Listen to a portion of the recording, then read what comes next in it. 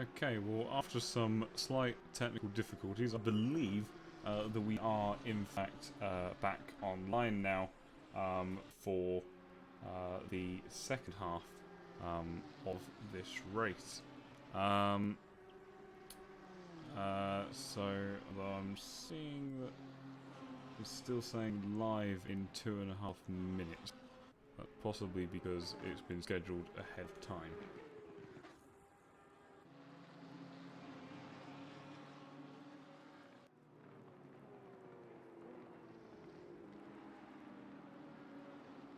Oh, no, I do believe we are, in fact, live now.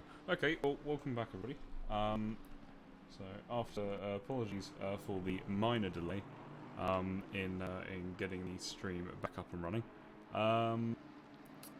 Just some standard Apex Online Racing endurance race issues. It would not be a normal endurance race event if it didn't include some problems, but now that we are back, let's resume immediately actually into a battle with Marek and I am sorry, I'm probably going to butcher that name, but Aurelian? I think.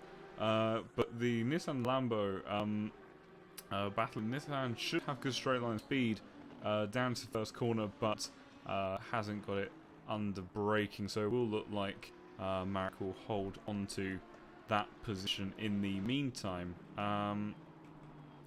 Let's see if we can find ourselves a good battle for us to jump on board with. Let's have a look.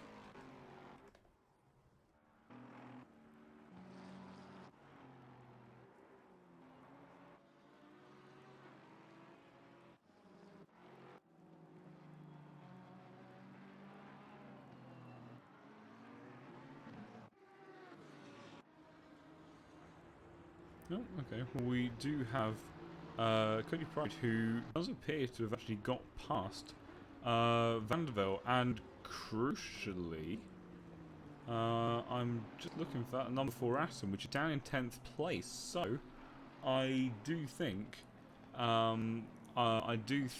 that that might put him in the overall lead again, and team slow enough back into the lead of Class 2. I'm seeing one comment in the chat. Yes, I'm personally not entirely sure whether or not it was necessary to divide up the stream, but I was informed of a 6-hour cap. So we decided to split it into 2 lots, and obviously with Brayden happened to disappear as well, it seemed like a good moment. Interestingly enough, P6 at the moment, Valentine Chorus in that Aston, when I can eventually navigate to him on track, has got himself a 5-second penalty. Now, I would assume that's been something that has been handed down to him by stewards, as he actually then runs very deep in towards turn 1. But he will continue on regardless, but I would imagine that that is perhaps to do with some sort of form of contact. But in the meantime, we have another interview ready and available. So I will just get him into the box. Apologies for slight delay, of course this has been organised by Brayden very nicely during the entire race up until now, but I shall move him in. So good evening, James. Welcome to the into the box. How are you doing? Hi guys, I'm brilliant. Stress levels a little bit high, you know, managing 6 guys, 3 cars. Understandable. Yeah, but yeah, we're pretty on it. Everyone's having fun. I've already got guys asking me, you know, when's the next race, where we're racing. So yeah, we're just trying to crack on with it. Yeah, fantastic. Yeah, having spoken to a lot of your team, it sounds like this has really been a really good team experience to get a lot of you guys back together, involved in something to do with motorsport. Obviously, given the challenges that the Former Student Project has faced in the last year. So from your perspective, obviously being a part of the team and then actually managing these guys. What has it felt like from your perspective in terms of has it been quite a rewarding experience? Obviously, I know a tough experience from management during the race, but has it been quite a rewarding one? Yeah, it's so rewarding. It's quite interesting actually to be on this side of the car for once. Normally I'm in the driver's seat in esports and stuff like that. But recently I was picked up by a real-world driver management firm called MSL Motorsport Consultancy, scouted by them from an E-Series that they were sponsoring. And, you know, they work at really high levels in real-world motorsports, managing teams and drivers. So I've just been a bit of a sponge, really, absorbing everything that they kind of do and tell me, and I've just tried to transfer all those skills to the shoe racing team, and open a door for these guys. Yeah, absolutely. I imagine that's been quite an incredible experience for you to go through so far, and it's great being able to then to share some of that with your fellow team members and get them on board as well. Now I'm aware that you have something that you're actually looking to compete in at some point next year. Would you like to say a bit more about that? Yeah, it's interesting because at the moment so as I just said, I was scouted from another E-Series that I was doing during when we were in complete lockdown. I did a bit of sim racing in the Mini Challenge E-Series. It reached about 3 million people, and the title sponsor happened to be a driver management firm, and they picked me up and they said, look, we'd like to put you in a real car next year in 2021. So that's what's happening at the moment. I can't say exactly what championship we're doing next year. It's going to be a major UK domestic championship on a massive, one of the most major, well, the most major motorsports package in the UK. But at the moment, I have quite a nice problem on my hands that there are a few different avenues we're looking at exploring next year. So I'm spending November testing a few different race cars, seeing what I suit, what I don't suit, what I like, what I don't like. And towards the end of November, we'll be able to choose a championship that suits us, and we'll move into that.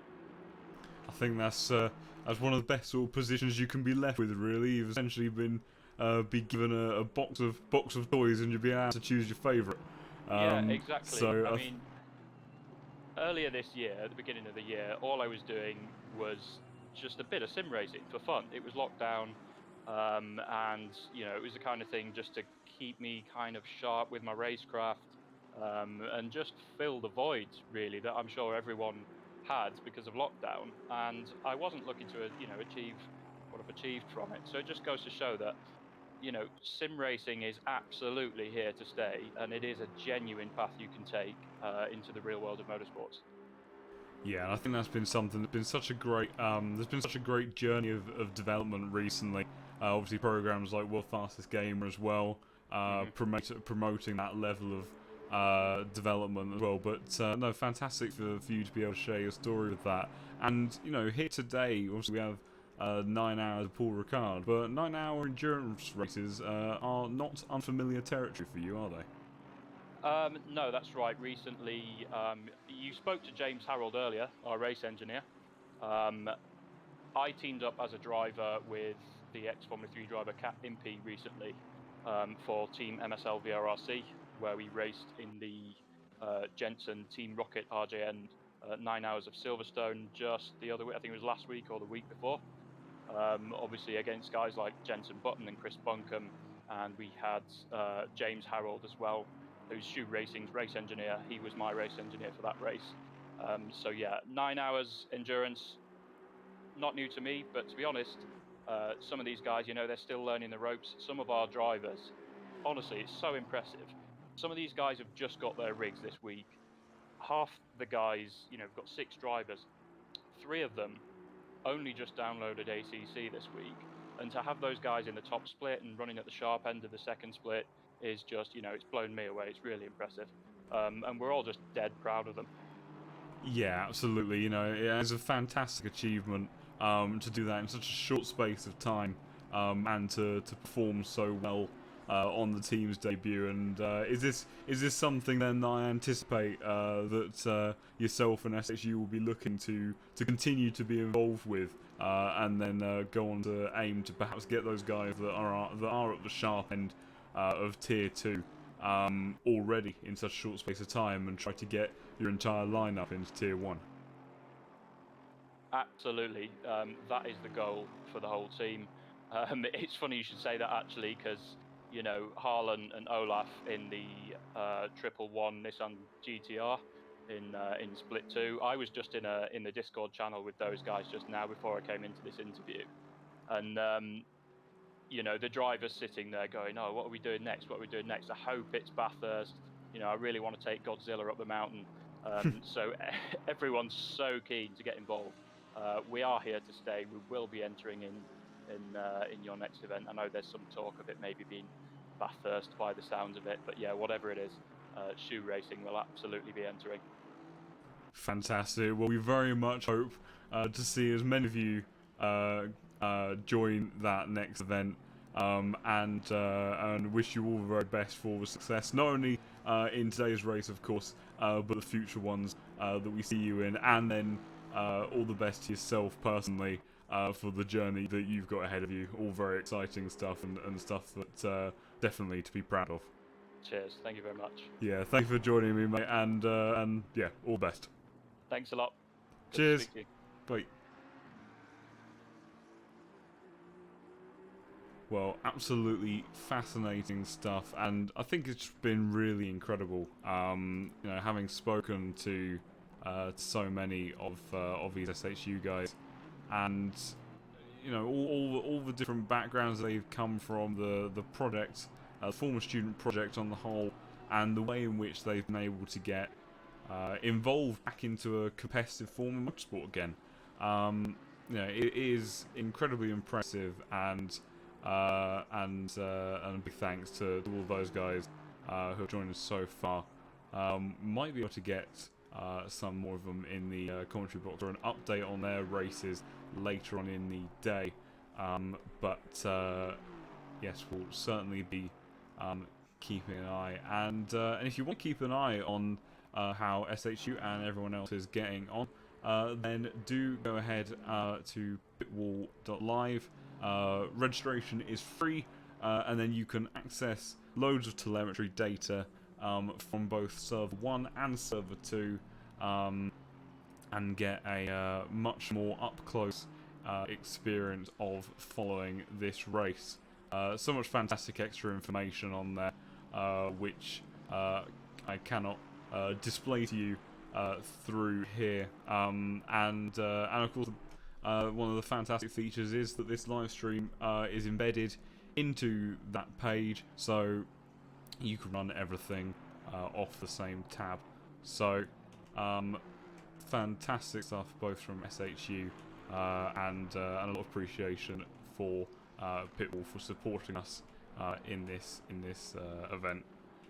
So looking at the race then, we've got some battles. We've got Ursan and Nicholas, both of which have penalties, and as someone has rightly pointed out in the chat, someone that I've been very interested in following all race long is none other than Cody Pride. He has been incredibly fast and impressive during the entire event, and as I go on board, the last lap was a 2:02.5. Now, unfortunately, I can't access a lot of, I can't bring up the pitwall information on my screen at the same time because I'm on one monitor, but doing what I can, our P2 car is going to produce an update this time, but 2:02.5, 2:02.2, very impressive actually from Black Gold Source. So Lamborghini making a bit of a resurgence, despite a nose being ever so slightly out of joint.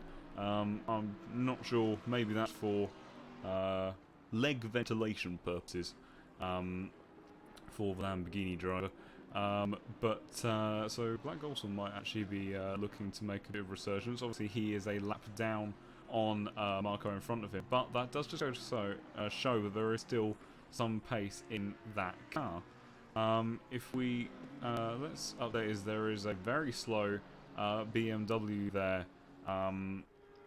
That I don't think that was all to do with blue flags. I think there may have been a mistake on the exit there of turn 7.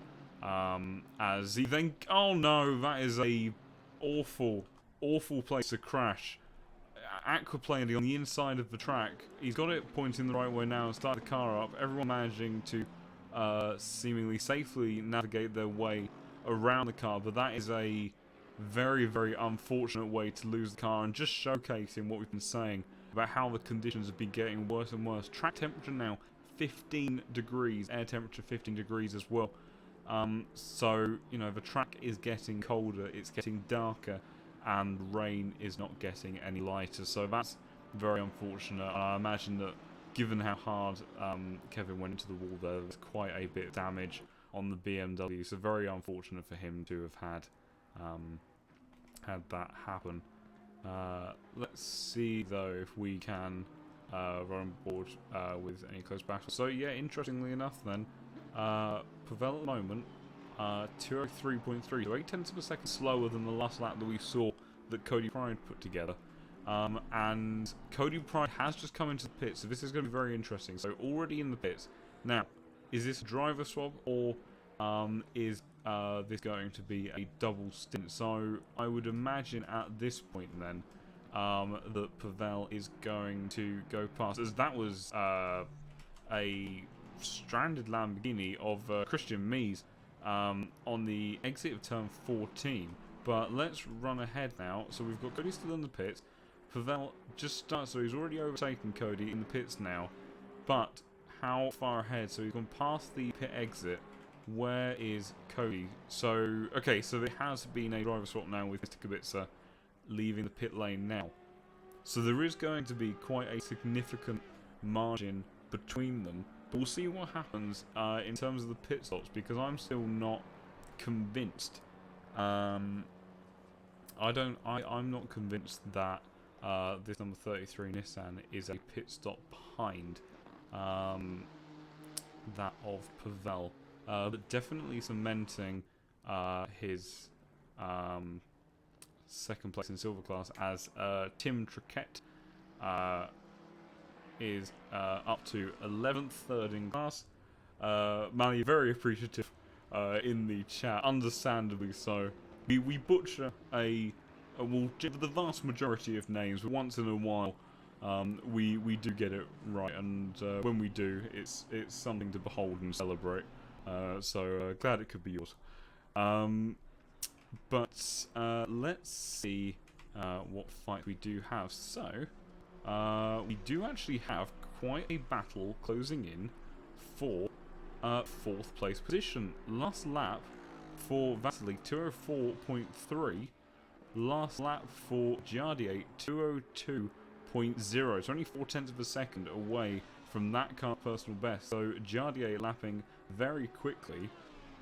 Let's try hopping on with an onboard Jardier and see if we can go through the process of how he tries to hunt down Vasily. We haven't seen many onboards during this race, but this could be quite an interesting one considering the rate at which he seems to be closing in. So let's do this then.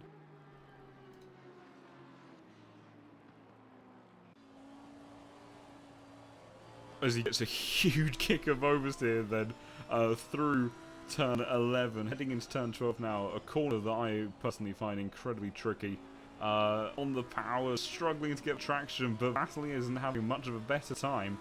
As then they go through this long right-hander, don't get too much over that curb at the moment considering how slippy it is, rolling it through turn 14 and then trying to line up for a really nice fast exit out of turn 15. Not hitting either of the curves, making sure to maintain complete traction. You see the spray. We had an on board earlier from Macaulay, and you could just tell the difference in the level of vision. Now, you know, Jardier is not even completely in the spray, but he's enough in the spray to really start suffering, and we haven't even started to reach the dark hours yet of this race. So let's see how he gets on through the first exit. The Aston Martin has been very quick in this portion of the lap. The Lamborghini very agile, and Jardier is absolutely wringing the neck off this car. So, going through turn 4 now, trying to get a good run through turn 5.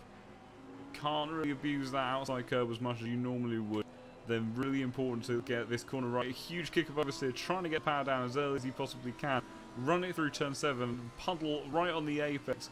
The pair of them having difficulty, but how close is he in this slipstream? The Aston Martins have been fast all day down this back straight, despite expectation. Can Jardier close that gap? You can see, you can hear it, the aquaplaning all the way down the back straight, and it's only when you go into an onboard like this and you realise how difficult it is for these guys. Does the context of some of these incidents, some of these spins, like that BMW that we saw only moments ago, have an incident? How easily done it actually is. Coming up on some traffic now, which could be a bit effective. Very poor run actually for Vasily there. So Jardier now right on his tail, as we're going to go to an outside spectator cam, because Jardier is absolutely on the gearbox of that Aston Martin. Did not seem to have any confidence in the back of that car going through that long left-hander, right-hander of turn 11. So what can Jardier do? He'll try and get a really nice exit, square it up out of here. Can he get a run down to turn 1? He might be able to. You know, he's got excellent drive out of that corner in the slipstream now. What does Vasily do? Does he try to defend this? Does he even bother trying to cover position, or does he think he's going to lose too much time? Jardier looking like he's trying to line up a move, goes to the inside. Vasily does not look like he's going to even bother to defend it. He doesn't. Has to make a slight avoidance under braking, but Jardier much faster at this point in the race, and will require that 4th place position, and will put Lamborghini back at the top of the cars that aren't a Lexus, that currently still occupy the podium. So very good stuff from him. Vasily probably quite disappointed to have lost that, but very consciously made the effort to not fight that one too hard, and potentially lose time. As Mr. Kubica gets a bit squirrely out of that last corner. 2:05 on the last lap, so did seem to lose a bit of time. And interestingly enough, Tim Triquet has got past Mr. Kubica. Now that is very crucial, because that, I believe, now puts them maybe effectively in 3rd position. I'm not sure exactly what the pit status is of Tim, so that might not be outright position, but even if it's not, that is probably going to be costing Kubica a bit of time, and hence I imagine the reason for the 2:05 on the last lap. We did see him start to put in some really good laps once he settled into a bit of a groove, and really started to sort out his driving in his 2nd stint, running a bit wide there, but we'll get not too bad a line out of there to get a good exit, but does seem to be struggling at this moment in time, so we'll have to keep an eye on how that goes for the time being. Wind also really picking up now, so that's going to make these cars a little bit unstable at some of these corners, as well as also potentially allowing new lots of weather to come in, so we'll have to keep a close eye on that and see what that all entails. As far as other battles on circuit go, nothing standing out particularly so far. Marco's still setting very good laps in the Lexus there. Black Gold saw lapping marginally quicker on the last lap to Marco. But even with that slightly misshapen nose, I have to say I was very disappointed to not see Mr. Black Gold saw Hello Kitty livery that he loves to showcase so much in the Mercedes that he drove in the main AOR league. Also, if if endurance races aren't your thing, but you think you might be interested in taking part in an ongoing championship, all championship and leagues that Apex Online Racing host is on the forums. We have leagues across many different platforms, many different games, and we welcome you all to join absolutely the more the merrier in this community. So let's see at the moment. There is the BMW of Kevin. I couldn't really tell what damage had been done visually before, so I'm not sure if he's been in the pits to repair that. Speaking of which, does appear to be Mike Shepard's currently in the pit for the V3 Porsche. Now, was that? No, I think that was just a slightly timely cut onto Pavel. I thought that was Pavel exiting the pit lane. I don't think so. I think that was just him taking the racing line. But we will keep an eye maybe on this battle for now. So we've got two Lexes. Darking, I believe, having freshly pitted perhaps after that 2:23 last lap. Darking definitely, you would imagine, to be the faster out of these two cars, and is certainly trying to pile on the pressure now. Going through turn 7, a lot more commitment from Darking there. Should get a very good run as they head towards turn 10. She's going to stay in the slipstream for now. Got to be careful of those puddles. We've already seen how disastrous that can go, but these Lexus definitely the best cars on track at the moment for dealing with these sorts of conditions. Darking not convinced about pulling out the slipstream just yet. Doesn't want to pull out of it and then lose the overspeed. So I think maybe running slightly more downforce than that of Halley at the moment. And no, Darking does not get the position on the run on the way up to turn 10, but Halley does run wide. That leaves the door open for Darking, who will go up the inside, take the position, and I imagine him will then go on to opening up that gap without any issues. So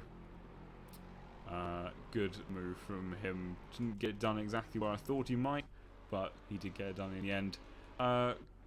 Currently on board or spectating Ivan, 203.6 on the last lap, as we have just broken the final 4-hour mark and barrier.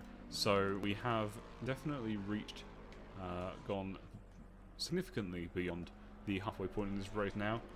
So as a general summary, Lexus domination in these heavy wet conditions.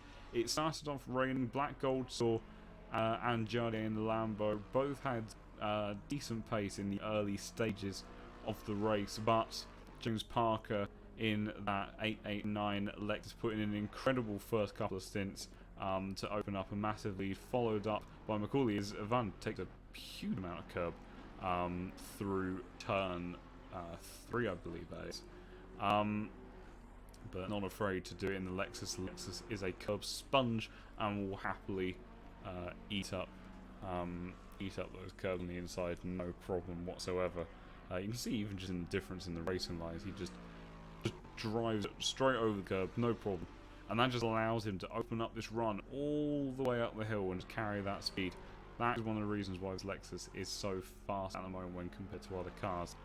But it's been an interesting race. This 889 car, once it got into the lead, it's never left it. Then there's been a good bit of driving from I believe Stefan, Marco, and I can't remember the other driver that is in that 514 lineup. Can I see it on here? Oh, of course, Martin Schumacher put in a very good opening stint as well. So yeah, that's how they found themselves into that second place position. Andrex put on a very good performance so far, and doing very well to work his way up to third place. Has just lapped very fast, very consistently, has kept his nose clean despite not qualifying very well. These conditions have absolutely suited his car, as they have with all the other Lexus, and allowed him to lock out that top 3 for Lexus. Jardier, up and down race for him, finding himself in 4th position at the moment. Vasily sharing that car with Igor, and Solostov, and Atlov I don't think we've had in the car yet. Has had probably a disappointing race, I'd imagine. Same goes for Valentine Courses. We have a yellow flag somewhere, but it doesn't last very long. Could not see where that was coming from.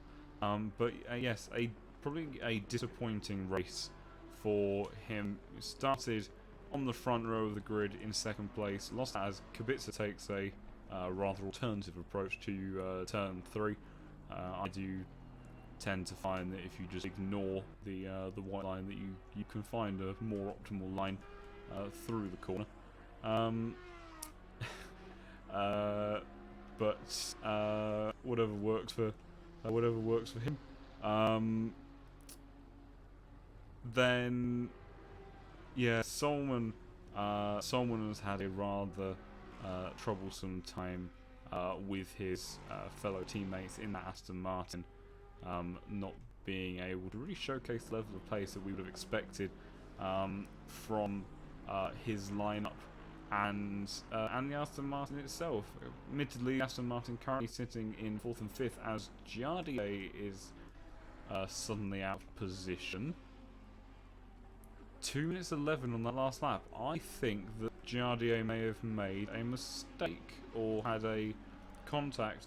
Leader has crashed into the wall in turn 1. Now, that's either a very cruel way to distract a lonely commentator, or something quite horrific has happened. I can see damage, some sort of scraping of damage on the car, but he hasn't come in. I would have imagined if he'd hit the wall, that he would have come in. Drive-through racing serving a pit stop, and sadly not a drive-through, so they have continued to betray us. Like and subscribe, YouTube team. Not a bad performance at the moment, but definitely not what they would have wanted. Our friends at SHU Racing, currently in 36th place, so driving very well, and it really is testament to how well these guys have done. In these incredibly tough conditions, in a car that is not ideal for these conditions, that they have managed to adapt as quickly as they have to find themselves in top server, and albeit a difficult race for these guys, it is still an exceptional effort from them, and I think it's a very exciting prospect for those guys taking part in more events in the future. McLaren 650S still running around in 12th position at the moment. One of probably the single oddest pick on the entire grid that we have today.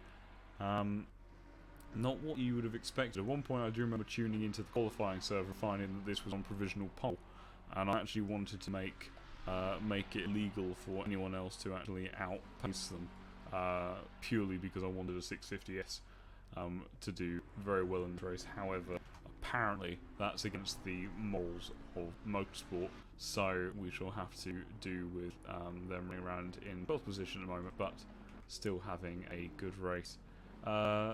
Manos Gerardis in the TF Racing bright pink Nissan. I was about to call it Mintzilla, but then realised it wasn't mint. A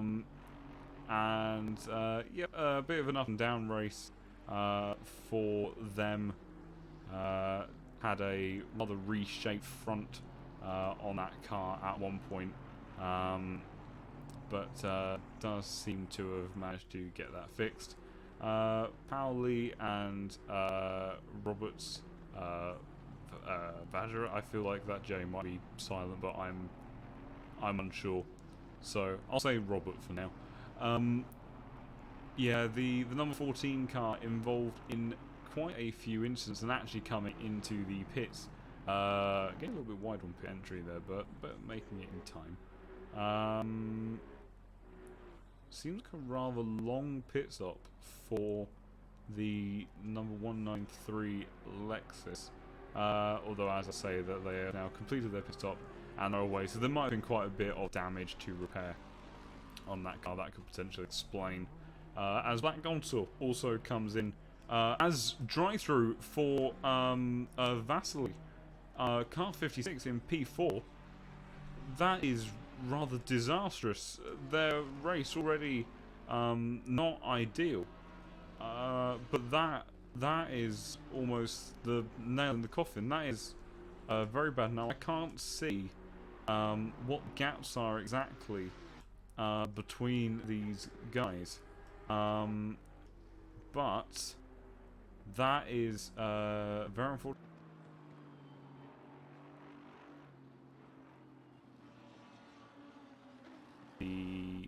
On his next lap, and how much is that going to affect the number 56's race? Because that's quite a chunk of time. Course is a margin behind, and also has a 5-second penalty, and I believe Jardier is a chunk of time behind him. So there's Course, with Rupert going off circuit at the moment. So Vasily does come in to serve his drive-through straight away. So where is Valentine at the moment then? I've gone the wrong way up the field. Valentine is also coming into the pit, so it made no difference. Brilliant stuff. What about Mr. Jardier? Jardier seems like he's very far away, which he is. So Vasily will still come out with that car 56 well ahead, by the looks of it, of Jardier. If we join back on board with him, no, they're making their pit stop. Okay, well that then. Okay, that does change things then. I turned away assuming they were going to be serving their drive-through, but instead. So Valentine's 5-second penalty has been added to his pit stop. So that's been served, and there goes Jardier driving past now. So we'll have to see, because I'm not sure now whether or not Jardier did actually do that pit stop. So yeah, by the looks of it, so they've swapped over to Antonov, and his welcome present to the 9 hours of Paul Ricard is a drive-through penalty. Well, I'm sure that he's going to be incredibly pleased about that. And that is going to drop him a significant distance down the order. So Jardier coming through turn 6 then and into 7. And how far behind then? So you can just see in the distance then that the red and black 56 Aston of Antonov now is quite a length behind, so that is very detrimental to their race. So let's see what else we have then in terms of battles. It doesn't look like Antonov is too far away then from Van der Velde in P5 with that drive-through penalty as well. Van der Velde is in a very good position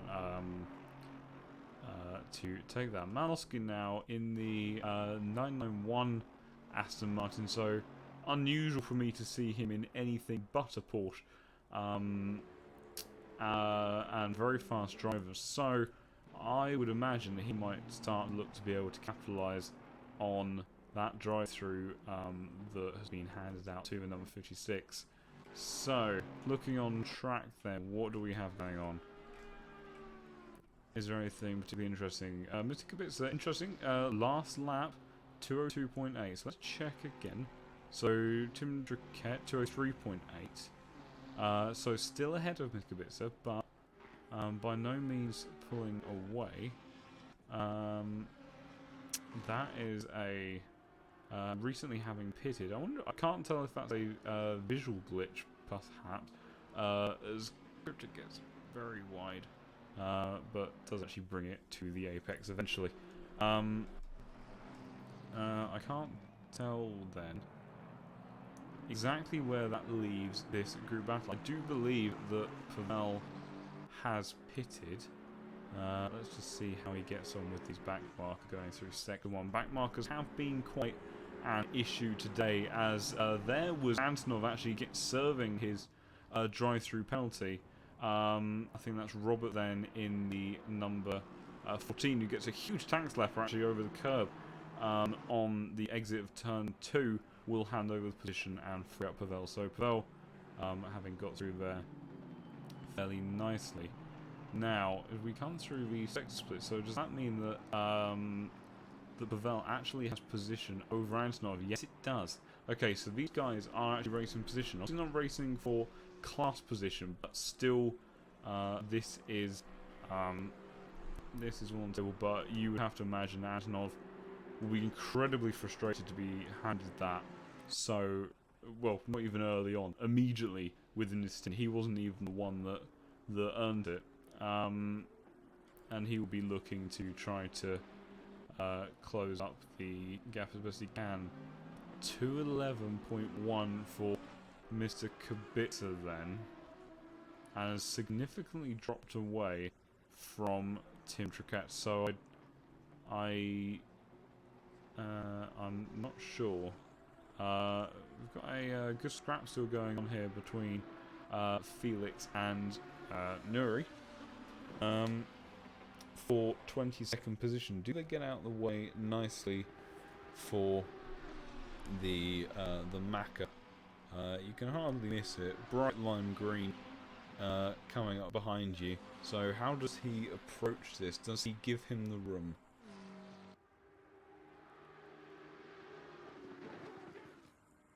Yes, it looks like a fairly easy move up the inside, but that is going to allow Rupert to be right on the back then of Nuri. So Felix sensing opportunity.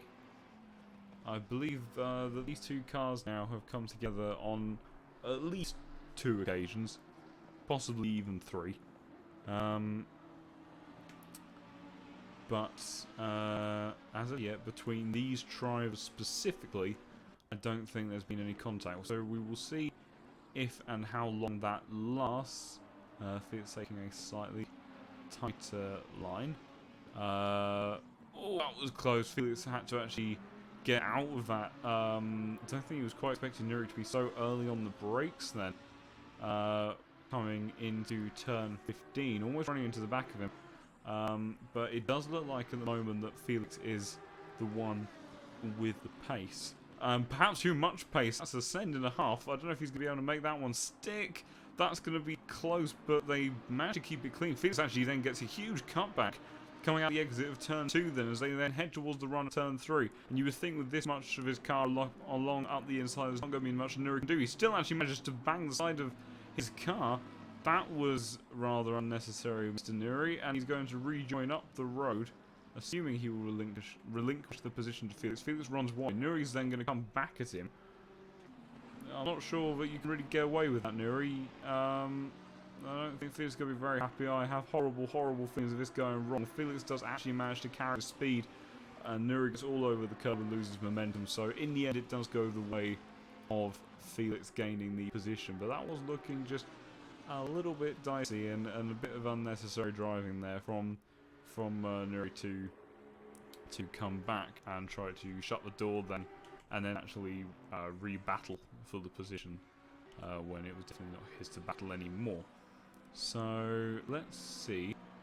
So James Parker back in the car now, and has rejoined in 2nd place. So here is the overall race leader, with 3 hours and 42 minutes to go, who's effectively been our lead car for an extraordinarily long time. And just going back past the back marker now, McLaren of SHU Racing having some sort of form of trouble up ahead. I'm hoping that he might get out of the way, and I think James Parker's hoping he'll do the same. There's going to be a huge speed difference. As they come through there, I could see that one coming. James Parker's gone straight into the back of the SHU Racing car, and I could see that one coming from a mile away. The SHU Racing McLaren, who was it in that car? Harry Dransfield, come through there, taking his racing line, which he is entitled to do. knowing the speed difference between these guys, I would have been tempted to pull out of the way before the apex, which is what James was encouraging. But that's, I believe, the first incident that we've seen involving our race-leading car. Now, will that be a penalty? I'm not convinced. I feel like that was a bit of a 50-50. Harry could have perhaps done better regarding the blue flags rule, although he was within his right to take that line.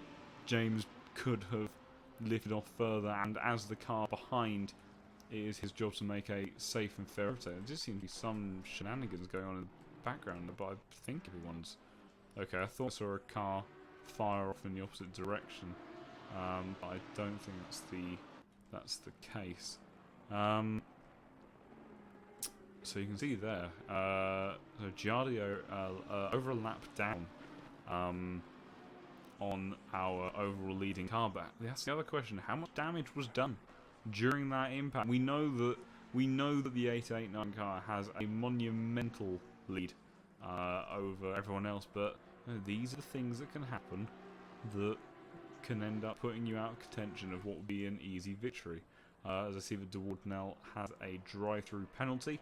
And it is difficult to try to stay out of trouble in these conditions for this long during the race, regarding corner cutting and general warnings. But, well, bit of drama then at the front, as there's Pavel all over the shop, coming across the exit turn 2, I think, and I believe that then is Antonov getting past for position then, as once the next timing line updates, that he will be classed as 6th position now, with Malinowski actually not that far up the road. So let's have a look at the lap time. Malinowski 203.3, Antonov 203.0, and a 203.4 for Pavel. So Antonov, yes, has been confirmed as gaining those 2 positions. Tim Fricker actually lapping at quite a decent pace. Let's have a look and see. Mr. Kubica right on the back of the Aston now. We've seen some bad and scary things happen before with the aquaplaning up here. Let's not have the same thing again. I have actually realised, Tobias, the last person that commented in the stream chat, if you'd add in a 0 to your comment, you would have been correct, because the leader did crash in turn 10, but not quite turn 1, so you were almost there on the legendary prediction, but not quite. But Mr. Kubica getting through them, trying to minimise the amount of time that he has to spend in this traffic. If he wants to try, well, if between him and Cody, if they want to try and reclaim this silver class win, then they are going to have to seriously push on. Marlon and Brayden at McLaren, then Connor Wright, not too far behind in the Aston, but at the moment not in a position to do a whole lot. Felix, having pulled away now from Nuri, definitely seem to have the pace advantage overall. Marco's still out front then, so when does he come into the pits then? What's the betting that, because I said that, he does it that lap? 202.2 for James Parker. Well, his pace certainly hasn't gone down, but what this strikes to me, there's either one or two things happening. One is that potentially the track getting drier, and two is that if these guys have been struggling with tyre temperatures for a long period of time, as the track and air temperature has gone down and the time goes on, it's possible that it might be easier for these guys to manage the tyre temperatures. So that could explain why they're starting to just lap a bit faster again than they were in that intermediate period of the race, when there was definitely a lull of the rare occasions of seeing that 889 car lapping in the 203s, and he's just so consistent. So where is our current leader for comparison?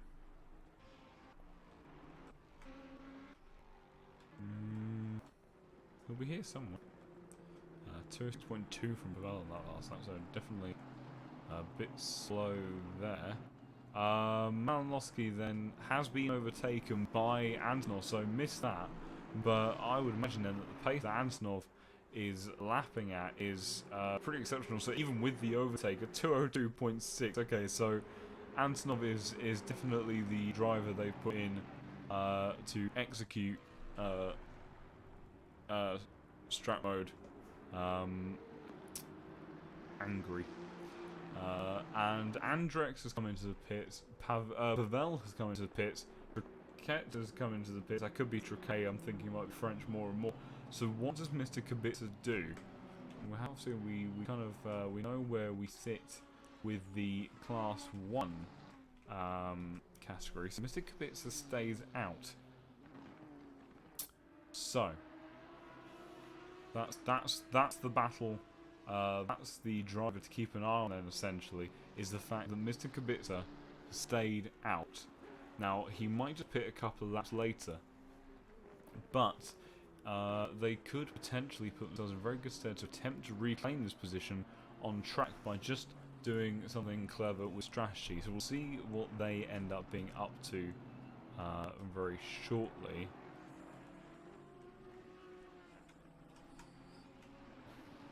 Nothing particularly standing out at the moment. Nori closing in a little bit again on Felix.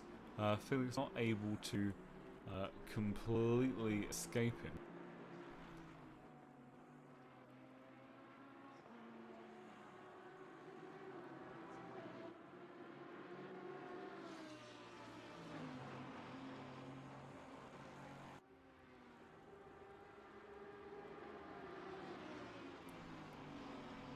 But definitely, as actually then that is a move for position there. So Mike Shepard's using that Aston Martin speed that we've been so surprised at the entire time to get the move down before they even get to turn 10. And by the looks of that Aston Martin, one would have to assume that Felix, you're going to be next. Yeah, 205.4. Felix had a very, very poor lap on that last one. Mike Shepard's 202.8. That's very, very quick now. That's very quick. Only half a second down roughly on some of our top fastest drivers in the field at the moment. So what can Mike Shepard do about this Lambo? He could ask him mentally to get out of the way for Felix and leave the door open. I'm sure he'll try setting up the cutback here. Doesn't actually get the level of drive out the corner that I thought he might do. So he will just have to try to be patient, stay attached to the back of that car for now, either try to pressure a mistake out of him or use the slipstream. So nothing quite yet, but we will keep an eye on that when they reach the back straight. Giardia actually lapping slightly faster than James Parker at the moment. Not that it makes a difference in terms of position, but I do believe it would get Giardia back on the lead lap, as opposed to what he is now. Doesn't look like we have a great deal. We've got Malinowski and Antonov currently fairly close to one another for 5th place. Dewald Nell has served his drive-through and is considerably further away from those ahead of him in terms of position. Martin Schumacher now back in the car with just over 3.5 hours to go. And we saw that Martin was actually able to very nearly almost match the level of pace from that of James Parker in the first stint. So it'll be interesting to see what he does here. So 202.8 in the first stint. Where is... And certainly doesn't sit him at the fastest at the moment, although it is very respectable. So a 202.2 then for James Parker that last lap. So James still putting in magnificent laps after magnificent, after a magnificent lap. That was effectively what I was trying to get at. Other than that, though, as it stands, we do still have this battle going on between Mike Sheppers and Felix Rupert behind him. Felix going a little bit deep into turn 1. That's going to allow Mike to carry a bit more speed through turn 2 and open up that gap on the exit. Also just slightly weakening the effect of that slipstream that the Lambo would conventionally be getting under any other circumstances, and that was a big slide from Rupert, but he does manage it to hold it and not lose too much time. So we'll keep an eye on that fight, but nothing that particularly stands out at the moment. So, and like I say, I do apologise for the rather clumsy navigation system. Unfortunately, it is genuinely the best I can achieve given the circumstances, but I do hope it is at least tolerable at your end.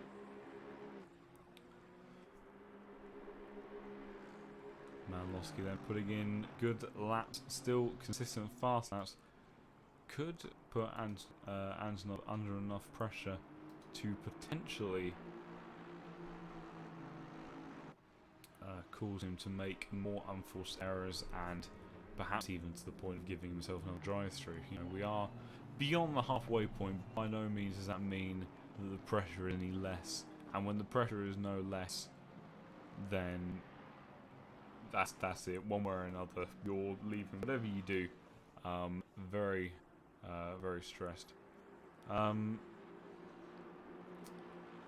So Malinowski then on the back straight, a bit far from Antonov to really do anything. Slipstream too weak really at this point as well.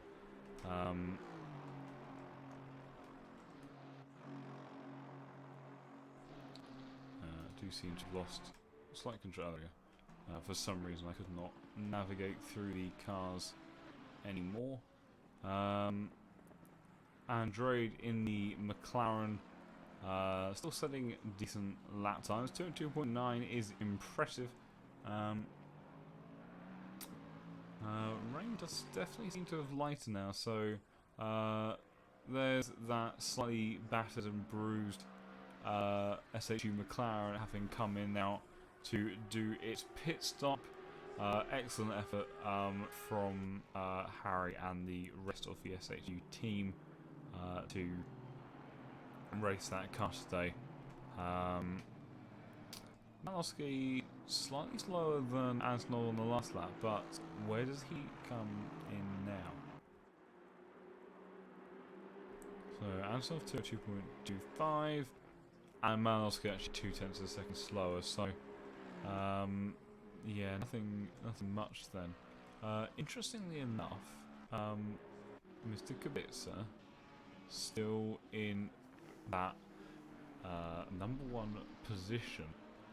We've gone past 3.5 hours left of this race, and definitely has shown improvement. 202.4 from Kubica on that last lap then. So when he is in free air and when he's had time to settle into the car, Mr. Kubica is doing very, very fast lap times, and I don't think those lap times that the likes of the number 4 Aston that has been in the lead of that silver class for so long, I'm not sure if those are lap times that they can particularly compete with. So last lap was a 202.6, but just out of curiosity, personal best is a 202.7, and the last lap that was done by Mr. Kubica was a 202.4.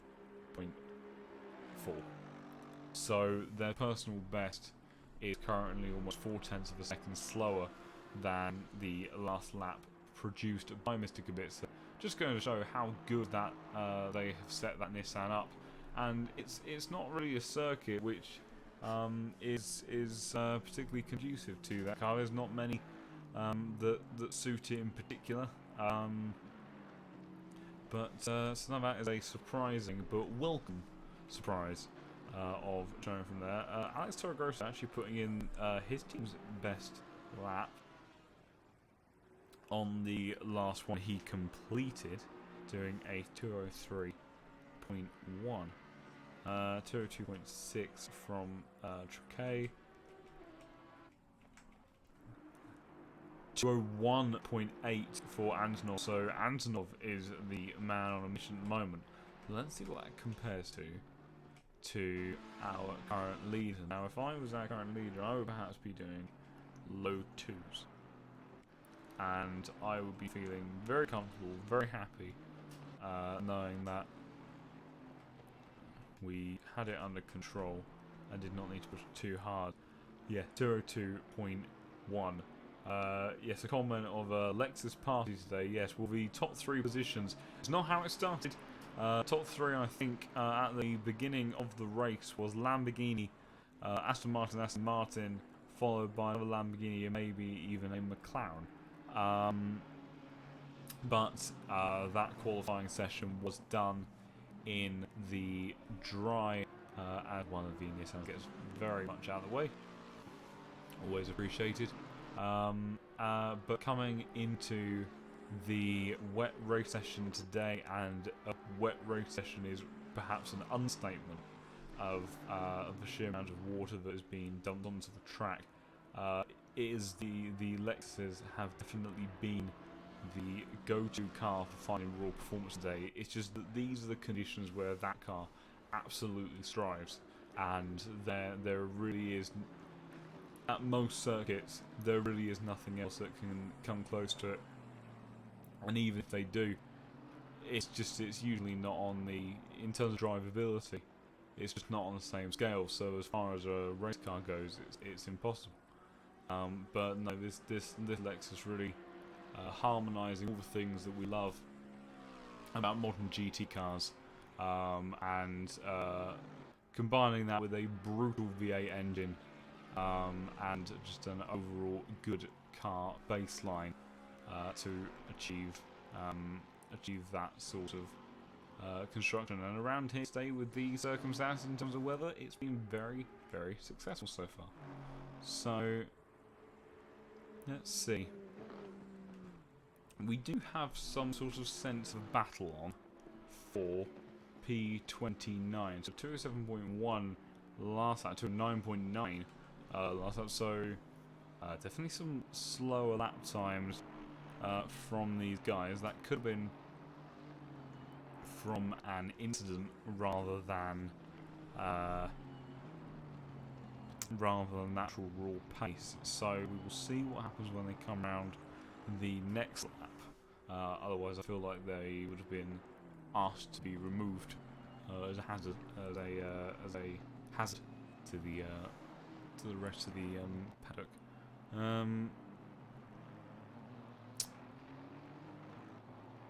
But let's see then. These laps come through now. 206.0, that's not so bad. I'm thinking being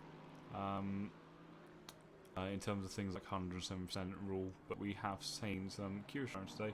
What's the gap between P1, P2 and P3? Unfortunately, I don't have access to that data exactly. If you want to get that data yourself, you can go to pitwall.live, register for free, and find out the information on server 1. But from what I understand, based on the last bits of information I had from Brayden when he was monitoring a gap, and based on the pace that has been shown by our top 3, is that James Parker currently in P1, lapping very quickly. I think something in the order of about a minute and a half ahead.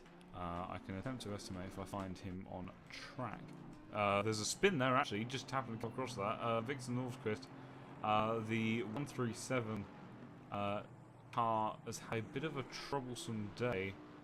There's Andrex. As he gets it pointing the right way and rejoins right in front of his arch nemesis of the day, Dominic, in car number 14. So that will be an interesting one. Car number almost managing to come together within its corner. Car number 46 has also suffered a drive-through penalty. Let's have a look then and find James Parker. So 2 at 1.7 now. So these conditions definitely getting better. So he is currently coming through onto the start-finish straight now. So let's see whereabouts then. The likes of Martin. So that's where Martin Schumacher is currently in second place, just coming into turn 10. So a very, very significant amount of the lap to go. And then we look for Andrex as well. Andrex is then only just coming out onto the back straight, so very, very large gaps between each of the Lexuses out front. So we did have some closer battles during the initial takeover from the Lexuses as they worked their way up the field and put themselves into contention to take these podium spots. But since then, the pace of the 889 car has always been that bit better than 514. 514 has always been that bit better than 55, and gradually, over the period of 5.5 hours, they have managed to distance themselves and spread themselves out quite a lot. And I think there's some issues up ahead in the final corner. I saw a brief yellow flag. I can't see anything in particular. 202.6 then for Mr. Kubica on that last lap, and I think he might have actually overtaken Kevin on that last lap as well. So that Nissan now up to P7, and I think, I can't be certain, but I do believe that is genuine position. If that is genuine position, then that is incredibly impressive from the pairing.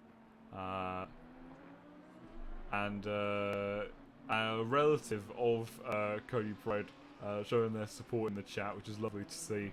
Yes, I would have to agree with you that if my understanding of the current where they sit in terms of pit stops relative to each other, it does look like Cody Pride and Mr. Klitzer have themselves very much in good contention to do that. Which after a very dominant start to that silver class race, and then running into issues in the first couple of hours, will have been a mighty recovery, considering the margin that they have over some other guys. We have Alex Leaf overtaking the BMW that we saw aquaplane on the back straight and hit the wall earlier, looking a bit less dishevelled now, but unfortunately sitting down in 32nd. These wet conditions would have been hell for this vehicle all day, and not very conducive to its very large, lumpy construction. Not the sort of circuit that is of benefit to this type of vehicle in particular. So I think we might have someone. I think we might have somebody waiting for an interview, so I shall just double check with them if they are ready.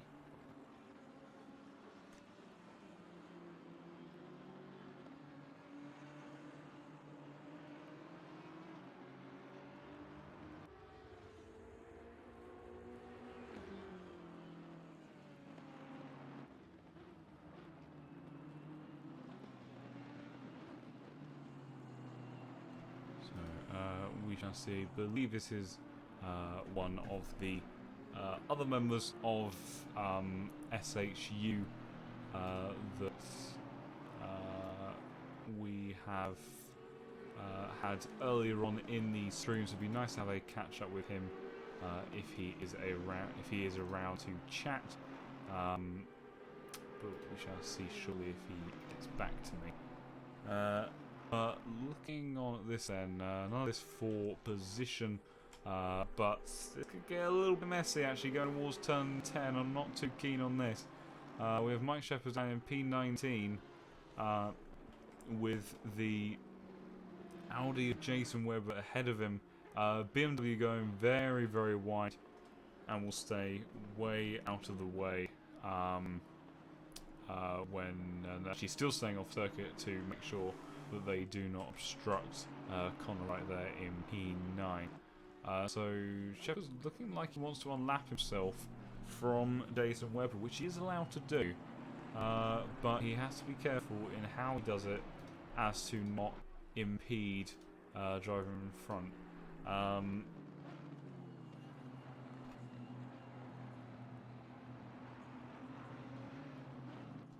So it looks like surely we will be able to have an interview with one of our return guests from the SHU team, and which will be good to catch up with them. Obviously, in this server, not having the most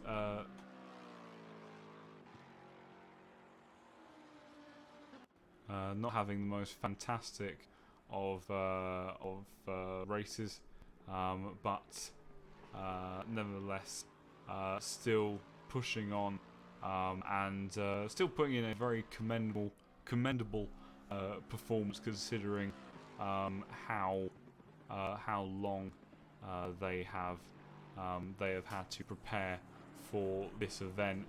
But generally, in terms of this race, it's certainly calmed down for the time being. Nobody really too close to one another. Javier trying to get through some traffic as quick as possible if he wants to escape the ever rapidly approaching car of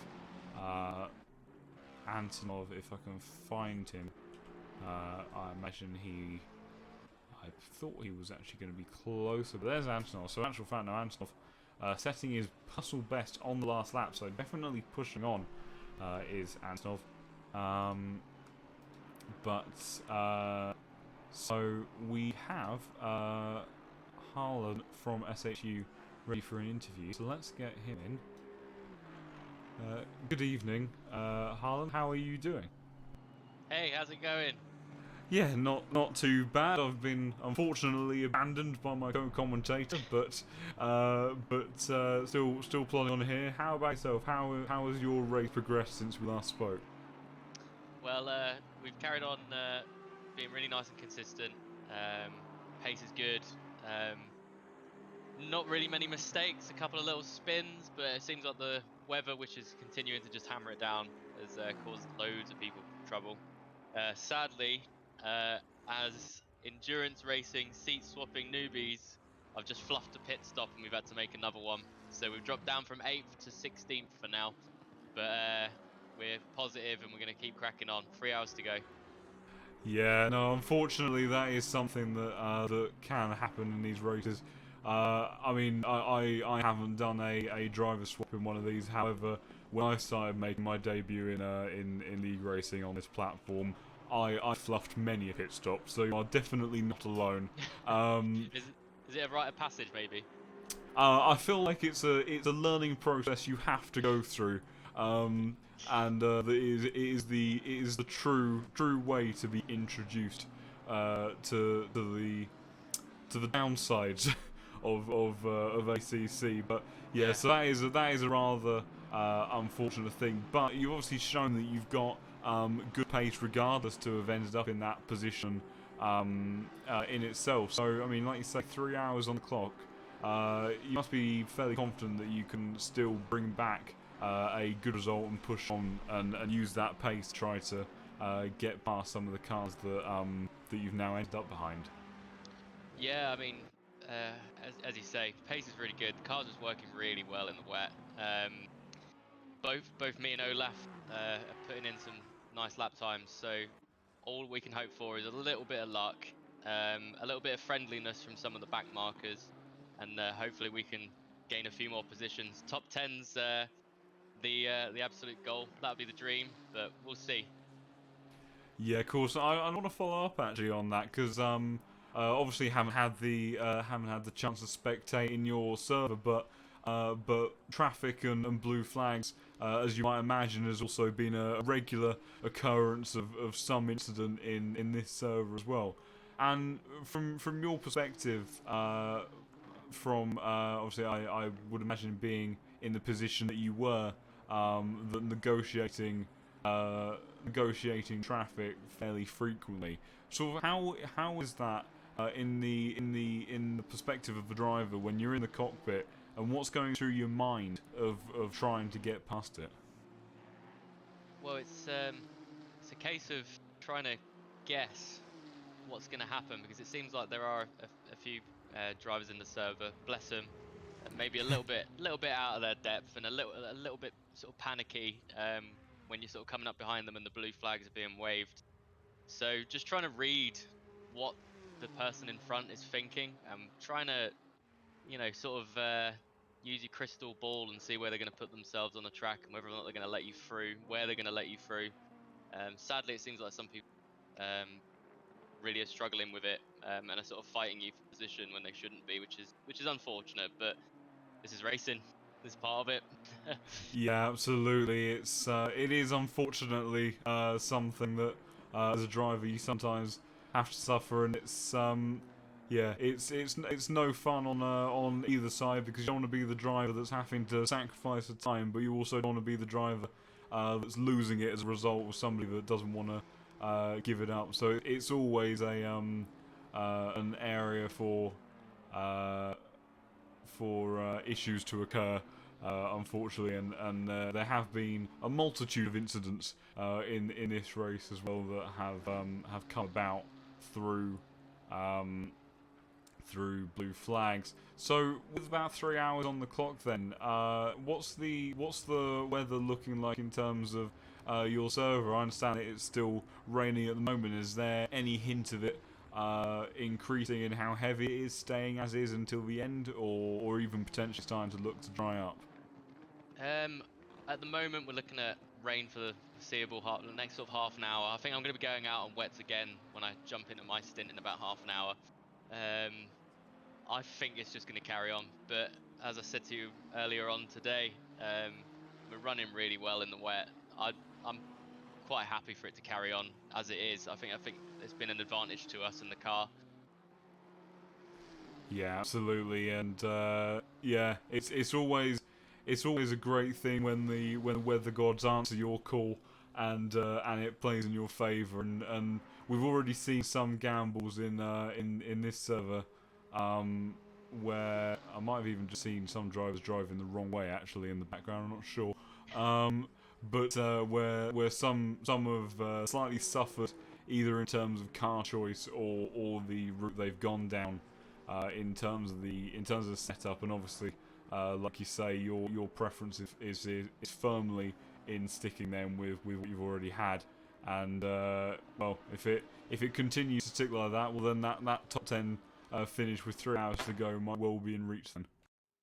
My fingers and toes are crossed. All we can do now, as we say, keep consistent, hope for a little bit of luck. Yeah, absolutely. It's you could always do with a bit of driving luck, but you have to put yourself in the position to capitalise on it, and it sounds like you guys have done exactly that. Unfortunate with the pit stop, of course, but all things to learn and carry forward into the future events that hopefully we'll be seeing you and the rest of your teammates being a part of in the future. Yeah, I don't think I'm ever going to be bringing up that MFD menu and not looking at fuel ever again, or tyres. So we live and we learn. Yeah, exactly. It's well, put it this way: having been in the position of not having your ignition mapped when you then try to leave the pit lane, you do very quickly never forget the thing that caused you the pain in whatever circumstances it was. Well, I shall leave you to get back with the rest of your team and regroup. And best of luck for the rest of the race and aim for that top 10 finish. Thank you very much. Take care. Yeah, and you, thanks for coming in for another quick interview. Appreciate it. Cheers. Cheers.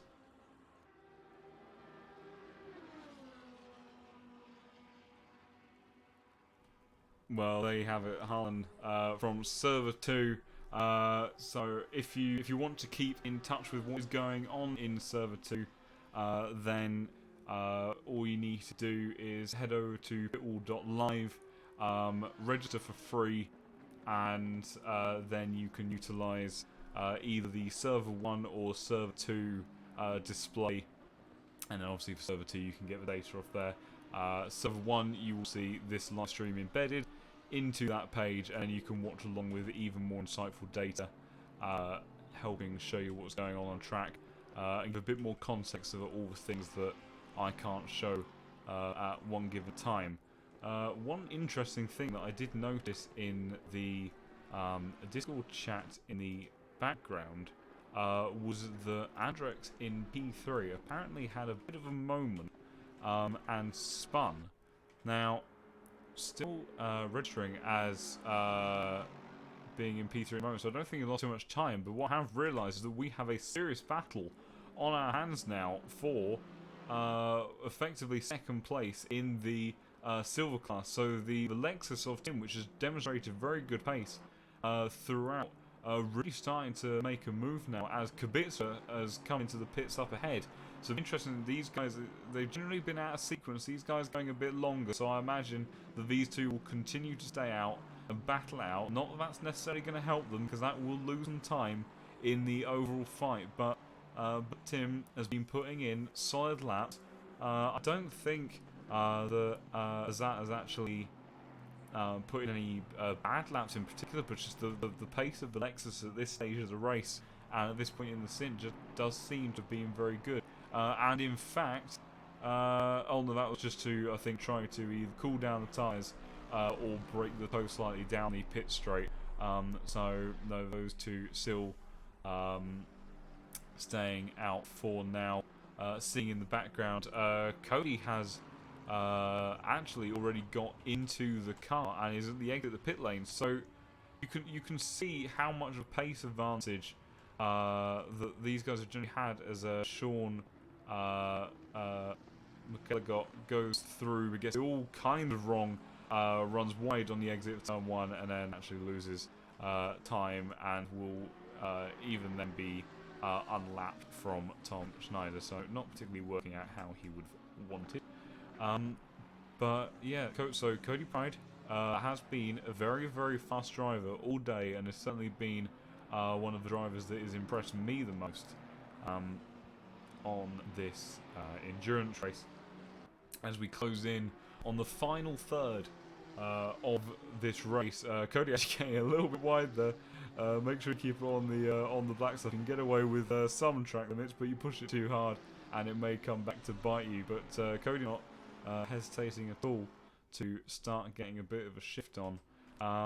And in all of that, had actually then slightly pulled from me, but on this lap it seems that Tim did get the pass done to go into net second place, from what I understand, of the silver class. Now, what happens in terms of pit stops? Is he going to come in now having got that position, or are the pair of them going to stay out? Because quite often they've stayed out for anywhere between 10 to 15 minutes longer than the 33 car of Cody Pride and Mr. Kubica. So what do? Tim firmly sticking to the left hand side of the track, and Azat doing exactly the same. So that is that's going to be very interesting in terms of how that plays out.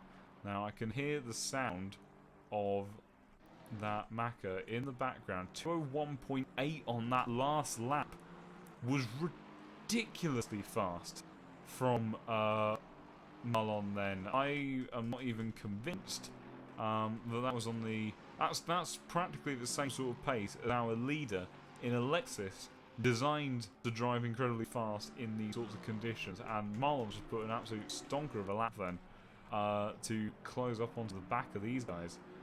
Slightly off his personal best, but performing very, very well in that McLaren. So let's see. I don't think he'll be close enough to really do anything up this straight, but whether or not, as that can put the Lexus of Tim under pressure, I think he's going to be a bit too far back as well. But Marlon then looking definitely to get stuck into this sooner rather than later. And it'll be interesting. Can he work his way up then to the to join that list of pros? So if you don't know, if you join the stream later on, the white tiles with black text next to the drivers' names on the leaderboard are in our pro category, and our silver class is those with the grey background and the white text next to their names. So here you can see 9th and 10th at the moment, effectively 2nd and 3rd in the silver class, as Pride has already pitted and is within a pit stop's distance to these guys. Marlon in the pro class, and definitely closing in, not closing quite so much on that lap. I don't think that was particularly due to amazing pace from these guys, maybe just losing a bit of time in dirty yellow. Though better lap from Tim there, 202.4 for him, 202.4 for that, but 201.8 again for Marlon in that McLaren. The McLaren has really good pace at the moment, and who would be thinking that the 650S would be competing with the likes of an Aston Martin and Lexus in very, very wet conditions around Paul Ricard, closing so much there in the first sector. He might actually be able to have a run up towards turn 10 if he can get it square and nice out of here. Running around the long right-hander then of turn 6, got to get early on pack. He's got such good traction through there. Could be right in the slipstream as he comes through 7. Keep it nice and square through there as well. Tucked right underneath the gearbox, underneath the rear wing. The Aston Martin making a huge hole in the air. That McLaren actually lower than the Aston Martin, so must be getting a lovely amount of slipstream there. He's already going to start to try to pull alongside, but does the Aston Martin actually have the legs on the McLaren in pure speed? No, so that McLaren is going to be well alongside before they get to turn 10. I don't think he's going to have the move done before they get to the entry of the corner, but Marlon with the extra speed, carrying it through beautifully, keeping it within track limits and taking that 10th place position. So fantastic overtake from him. I don't think it will be too long until he is firmly on to the back of that Lexus of Tim. Let's also have a look and see then what sort of laps we have Cody Pride doing. So the last lap then, 203.2, but he has just he has got a back marker behind him that is lapping not too dissimilarly, so it could have been that he lost a small amount of time due to that. So we'll see as Tom Schneider actually goes a bit wide in the background. So we will see what he is able to do. Let's just keep an eye on this. So Marlon already starting to gap, still a 202.2, and only lost a 10th of a second then during that entire battle to Tim in that Lexus. So expect that McLaren to be very, very fast, very, very soon on the back. And a 202.4 from Cody, so not quite on the same sort of pace as Marlon at the moment, but still lapping very nicely. And in fact, I'm sorry, I'm actually incorrect. Marlon was a 10th quicker than Tim on the last lap, despite doing that overtake. So that really goes to show the pace that McLaren has at the moment. I doubt that he's going to be able to do anything here, but maybe 2 more laps, I would say, and he might start to be within close enough distance to that slipstream to really start making a difference. Let's see whereabouts we have everyone else in the field. If we have any more battles going on track at the moment, it's looking fairly sparse for the time being. Tom Schneider there, I think, leaving the pits. Sean Elgato leaving the pits. I think that is Mike Shepherd in the background coming in. Connor Wright then just coming through 8th place, 202.5, solid place from him. So it doesn't look like... interestingly enough though, Darking 201.9 on that last lap, and has managed to claw his way back to 13th position. Now, I'm not exactly sure where he sits in terms of the pit strategy, but I think it might be slightly out of sequence because he might have had to repair damage in the early stages, but nothing suggests nothing suggests to me that he's particularly out of sequence.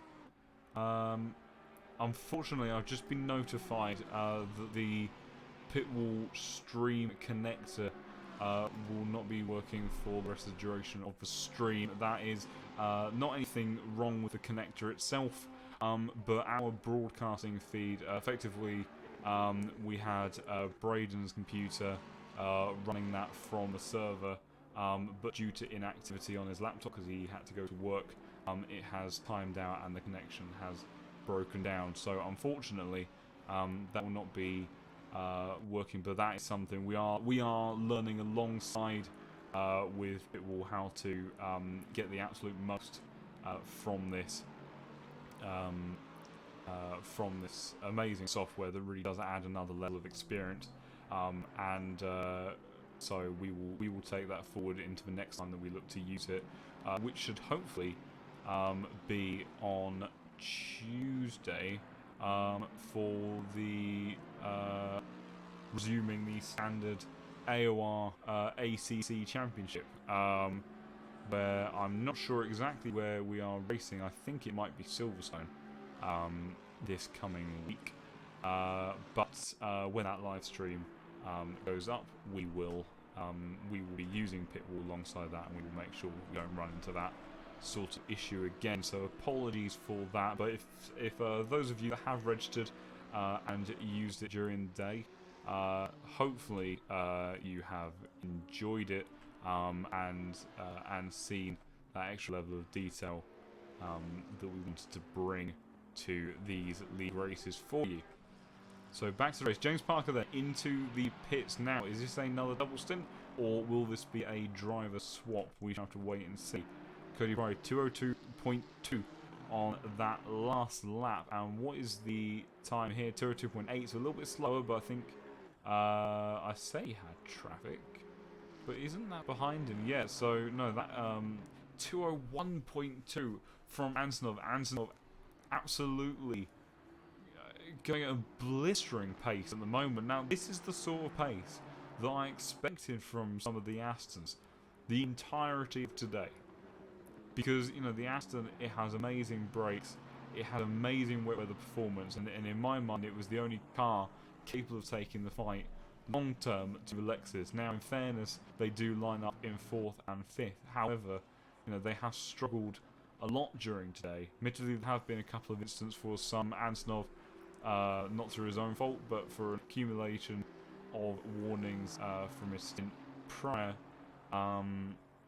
Had to serve a drive-through penalty, which was rather unfortunate. And Malinowski, I believe, when some of his other teammates were in the car, they did suffer some other incidents as well. So unfortunately, that did make the race slightly worse, but does not effectively does not justify the huge difference in pace that we've witnessed today between the Lexus and the Aston. But finally, with the presence of Antonov driving like a man possessed, setting personal best now in this Aston. And does that suggest then that the rain is definitely continuing to let up? And do we think that in space of, you know, there's still not much under 3 hours to go, that we could actually have some sort of form of, even if not completely dry running, that really awkward intermediate set of conditions where, particularly in ACC, because there is no intermediate tyre compound in this game, where you just get that wet track that has a dry line developing, where wet tyres will overheat into oblivion, but slick tyres are still not quite ideal. I'm sure Jardier would relish another opportunity to try making that cool, as Matt Schumacher actually was in a very impressive last lap there of 2:01.4. Been a while since we've seen him in the car. Obviously, he took the first stint for the 514 Lexus today, and I believe then didn't get back into the car until less than 4 hours to go. Decent pace also by Malinowski. Johnny as well, 201.7 from the Lamborghini.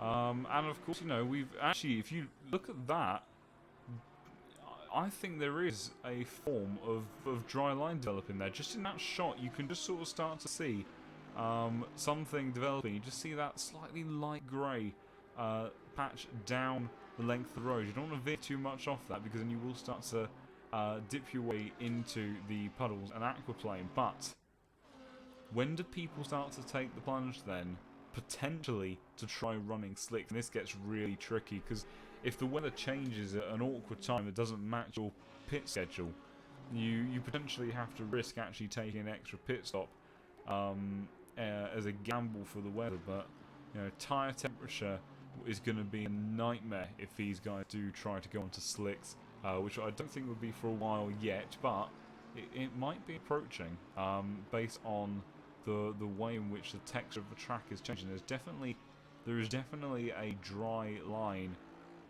somewhat forming, but with track temperature of 14 degrees, air temperature 14 degrees, if you go out on slick tyres, trying to get tyre temperature and pressure into them is going to be a nightmare, and will most likely end in hideous amounts of disaster, which could potentially make the end of this race very, very interesting indeed.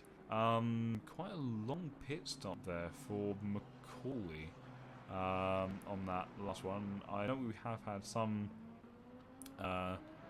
outlaps, I think, from pit stops that have been on the large side, but 310 does seem just high, so maybe there was a tiny bit of damage that needed repairing on there, but it does immediately then go back out and do a 201.7. So definitely. Oh, of course, this is the James Parker car, and that would have been repairing the damage from the contact with the I believe it was the SHU McLaren, if I recall correctly, up at turn 10 that they unfortunately made the collision with. So that would go on to explain why that pit stop was a bit longer then, but I don't think in terms of overall positioning that would have even come close to affecting their race. Yellow flag out, but only briefly. Didn't even get to see where it is out for, so all hunky-dory and okay for now. Let's see who else we've got running around. Andrex still putting in nice, clean, consistent laps. Just as driven this Rex Racing squad of Andrex and Alan today. I don't actually remember seeing Alan in the car, if I'm brutally honest. I'm not sure what the requirements are in terms of stint length for this race. I don't actually remember seeing Alan take control of this car, but regardless, the 55 Lexus has definitely put in excellent performance so far. Worked his way up from fairly low down the order, and has got himself into very, very good position. So we have battle for 26th. Almost together, so 2 3.5 to 4.2. Think if anything, I've actually got past Tom. I've actually got past already, so I'm not sure that is going to particularly develop into anything. We also have Sean McElligott, who will be trying to close down on Michael Wozniak. So we have battle for 26th between Tom Schneider, a car in the way, and then Alex Lee for life. I'm very sorry, for TDC Sim Racing. And then in front of him we have Michael Wozniak for Seawolf Net Race, being hunted down by Sean McElligott in the Lexus for Team Cheers Sons Crying. What fantastic set of names you have all provided us with for today's stream. I also see that right now we're on 77 viewers, which is my race number. So that is a small bit of good news. Kevin Niles, or TMG as you may know him, has come into the pits. So I'm not sure who may or may not be getting into that car. So let's see then what the effects, if any, that has had. So that's him. So after actually I'm not convinced that Tim has done his pit stop actually. And I might have missed then the point at which Marlon got as Connor Waterman has unfortunately had an incident down towards turn 3, I think that is, and has spun it around, but gets it going again.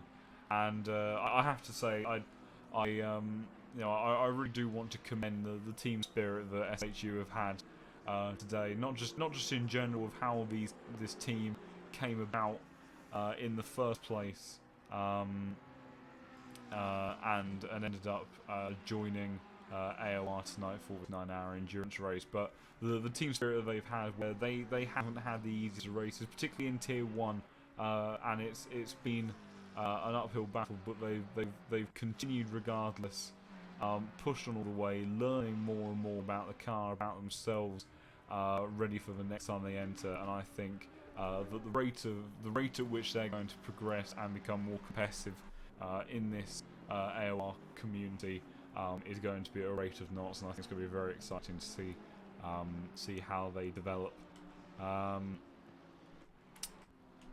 So 201.8 there for Cody Pride. So very, very good lap times then from him. Nico ahead of him, having just taken over from Cryptic. With that bonnet still pinged up in the air. So I'm assuming at this point that must be a visual glitch, because I can't imagine having the Lamborghini mechanics that would be completely happy sending out the car, I think about 5 times in a row now, with its face half open. I don't think that's something the Italian manufacturers are too happy about. Flashing to ask SSU to pull out the way, which they do, braking nice and early to inconvenience them as minimally as possible. 201.3 for Cody Pride in that last lap. Cody Pride is absolutely bombing it along. I think I just saw someone go a bit wide in the background, I'm not sure. That is half a second faster than Martin Schumacher out on track at the moment. Let's see what Joe McCall is doing. So we've got Toto dead by Jardier.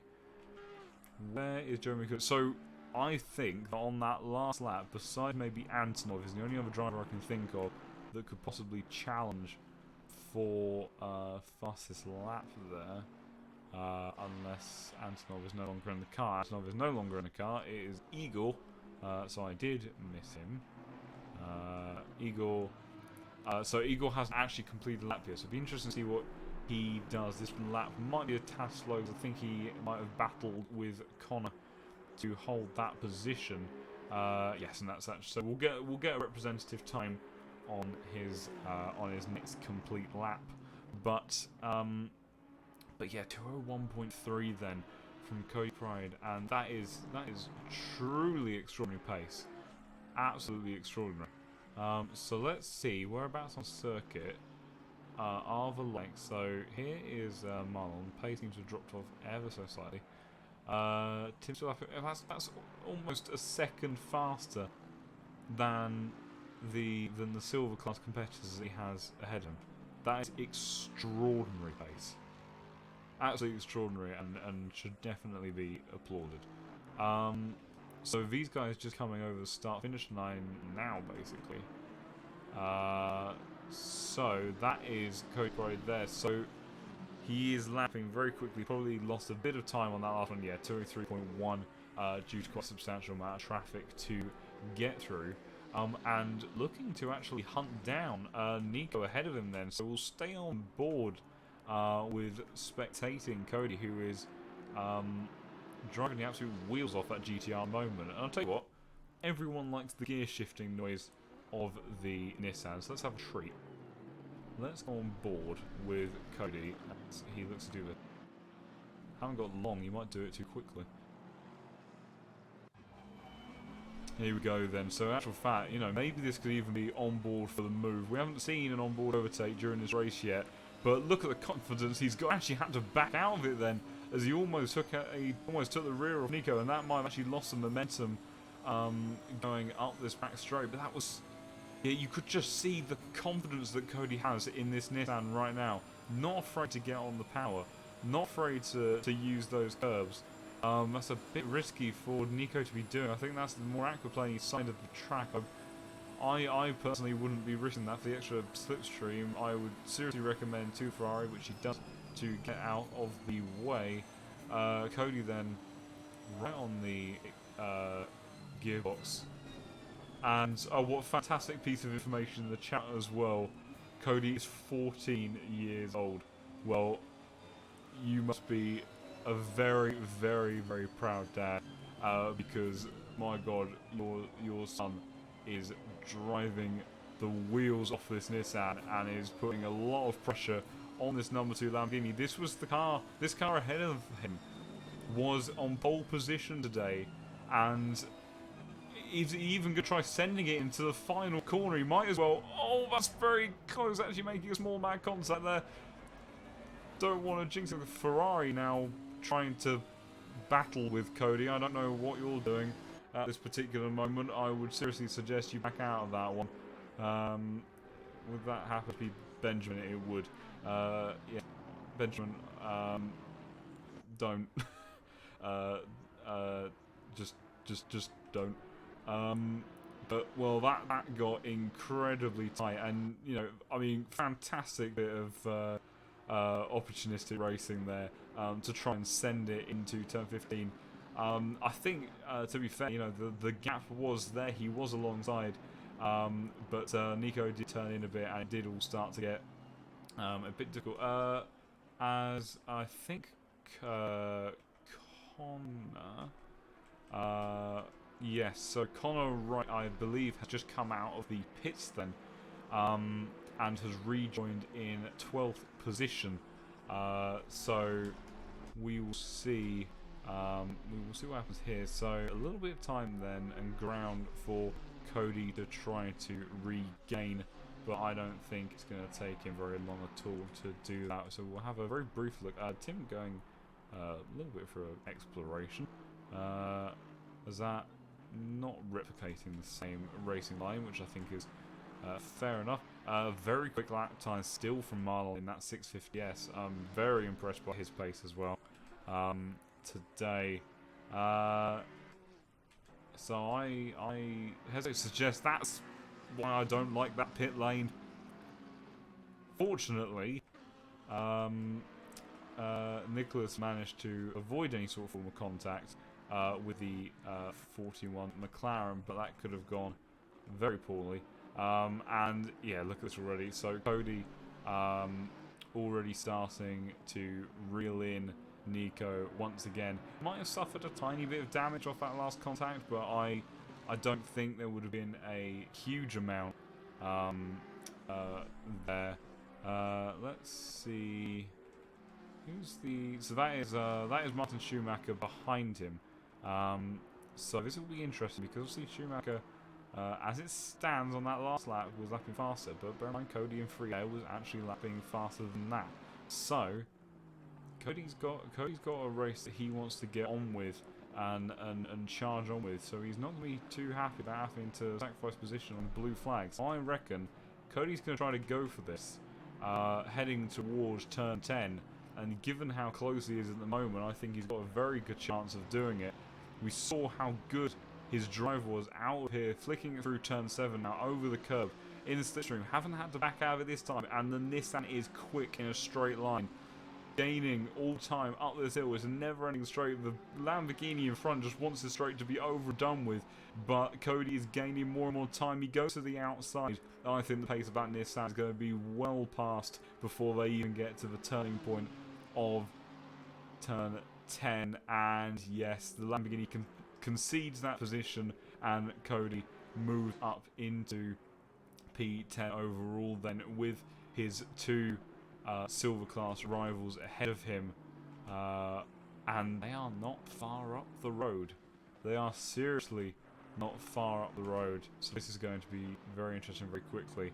What happens here then with Nico and Martin? So yeah, Nico gets out of the way then. I think the point at which Cody did his overtake, Martin was still a bit too far back, but after the battling throughout turn 10, Nico dropping back, yeah, was being shown the blue flag, and rightfully so gone out of the way as to not hold up Martin. So I mean, this will be an interesting little comparison here actually, because you know, Cody in free air early was lapping very very quickly, and I'm not. Oh, that's a 201.3 from Martin, so that is also a very fast lap. So Cody might have to get out of the way for Martin. He can probably get away, considering the fact that he's matching the pace fairly well. He can probably get away with staying in front of him for just a tad longer, which undoubtedly he will be wanting to do to make sure that he doesn't end up being too close in the clutches again of Nico. Not that I think Nico would have much of a response for the level of pace that's currently in that GTR. So really good stuff from him, and 2.5 hours on the clock to go, and it'll be interesting to see where this goes, because you go 202.9, 201.9. So is that definitely struggling at the moment? Cody, very very quick, very very quick. So I think this is going to be a very interesting next few laps. Marlon's still lapping very quickly in that McLaren 650S. And let's see what else we have going on track. We do have... so Sean McElligott did actually get past the Ferrari of Michael Wozniak then. We didn't see that, probably because we were too focused on the battle with Cody Pride at the time, but he has made up that position. So that is that over and done with. Danny Hendricks in the pit lane then. Tom Schneider a bit head on track, trying to chase down Stefan. Good margin of difference then on that last lap, if he wants to try to chase him down, although technically it's not for a class position, so it won't really make too much of a difference to the overall results here. Malinowski 201.8, Andrex 202.6, Darking 201.5, so good pace, pace that we know that Darking has, and his teammates in that car. Yeah, Mr. Van Orman, another very capable and fast driver that you would expect to see doing well up here. Good pace still from Igor up front in 5th position at the moment. Let's see whereabouts. So we've got Flo bringing in the BMW at the moment. I've just finally had a close-up of the side view of that BMW, and that is rather spectacular. So yes, a very nice livery indeed. So let's see, can we find... So here's Jardier then. Who's that behind him? So he has Connor right behind him, so Connor a lap down on Jardier at the moment. And then up the road from him is Nico. So that is, as far as Connor's concerned, that is Connor's next target. And I don't think he has the pace to stick with Jardier for too long, but he will probably just have faith and try to use Jardier to pull him along for a bit to close that distance. Martin Schumacher then, is actually still behind Cody Pride, because Cody is he's been shown the same lots of blue flags as Martin, and the pace difference is negligible, and as of right now I don't think it could technically be argued that Cody is holding up Martin. So we'll see how that continues, and we'll see what the difference is on these laps at the moment. So Cody coming up to the line then does a 2:01.5, and has Lexus pitted?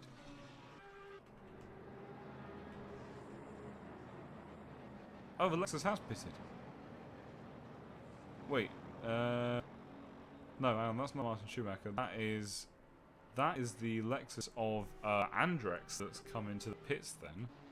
Oh, this is all very interesting. There's Tim. There's Martin. Okay, so Martin did actually come into the pits then. Okay, so Cody didn't even have to, in the end, relinquish the position. Marlon also then has come into the pits to hand over to Asias, who will take that McLaren away. Don't glide on the exit of the pit, lads. I feel like it's so easy to do, and I'm surprised that it hasn't already happened.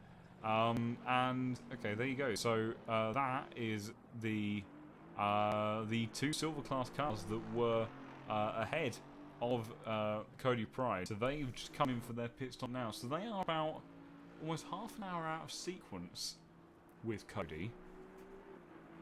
But regarding how that plays out for the final portions of this race, I'm not entirely sure whether or not that means that everyone can still get to the end on the same amount of pit stops, or if these guys will be able to do one less, because oh no, it's Nathan Pierce, so just running a bit wide into that section. But whether or not they can actually get away with doing one less pit stop, because see, that is the only thing as of right now could work in their favour in terms of trying to take that win away from Cody potentially. So Cody definitely with the superior pace at the moment. Whether or not, though, in terms of strategy, he is on target to, with Mr. Kubica, secure that silver class win, I'm still not 100% sure about. So we will see what he does over the next period, because these cars, for the most part, can only run about an hour at a time. And I think Cody came out of the pits at about the 3-hour mark. So you'd be expecting Cody to be having to make that 2 more pit stops. Got a yellow flag at turn 15 then. All the way near the beginning of the lap. If I can get back far enough, which I can't. I'm even slightly unsure as to where I am now. I think I eventually got there. Wasn't act though with a drive-through, interestingly. So I'm not sure what that must be for corner cutting warnings, as Merlin Cooper actually completely misses. That's not even the same country anymore. He skipped out most of the track. Technically there's still tarmac underneath you, but I think that's slightly bending the rules in terms of track limits. As gets sent up the inside by Stefan, who isn't wasting any time being held up in traffic behind these back markers. So Stefan not hanging about for anybody.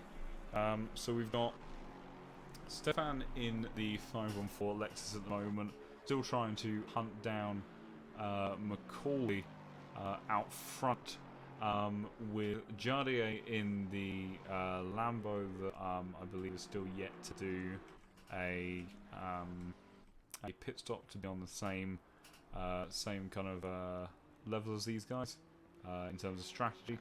And then Alan as well has come in, done his pit stop, so I believe all the Lexus is still in top 3 positions, but that Lamborghini hood has been fixed, but I don't believe it's pitted. So I'm very confused as to how that has happened, but we'll live with it. Johnny actually getting it a little bit wrong through turn 3 then, but last lap was his best lap, 2:01.1. That might even be fastest lap of the race. No, McCauley has done a 1:0. I imagine the likes of yeah, so low ones for a lot of these other guys, but that is especially at this point in the race, that is a very impressive lap indeed from Jardio. So Jardio is still showing that there is some good pace in that Lamborghini, despite the doubts that we have had almost continuously throughout this stream. But let's see if we can find a nice little battle at the moment. Nothing in particular going on. Doesn't look like we doesn't look like we actually have much in terms of on-track action at the moment. We've got, that's quite a gap between those guys. Yeah, it's pretty spaced out at the moment. We've got Wozniak doing his pit stop, not the drive-through. Andrex, you can't request to ban the Lexus. You're driving the Lexus, and you're currently in net 3rd position. I feel like if you do that, you're sort of doing a slight injustice to yourself. After I've been complimenting you for ages after being putting in a really good drive, and you're now trying to remove your own results. Okay, the track is definitely getting faster. Joe Cooley now on his last lap, almost for the first time in 6.5 hours, breaking into the 2-minute window. Will it be this next lap? Let's take a bit of things. We don't have any other on-track action. Let's have a look then at his onboard and see what it's like driving from his perspective at the moment then. Because he's definitely driving quickly. And I'm just gonna let you enjoy this run towards turn 10.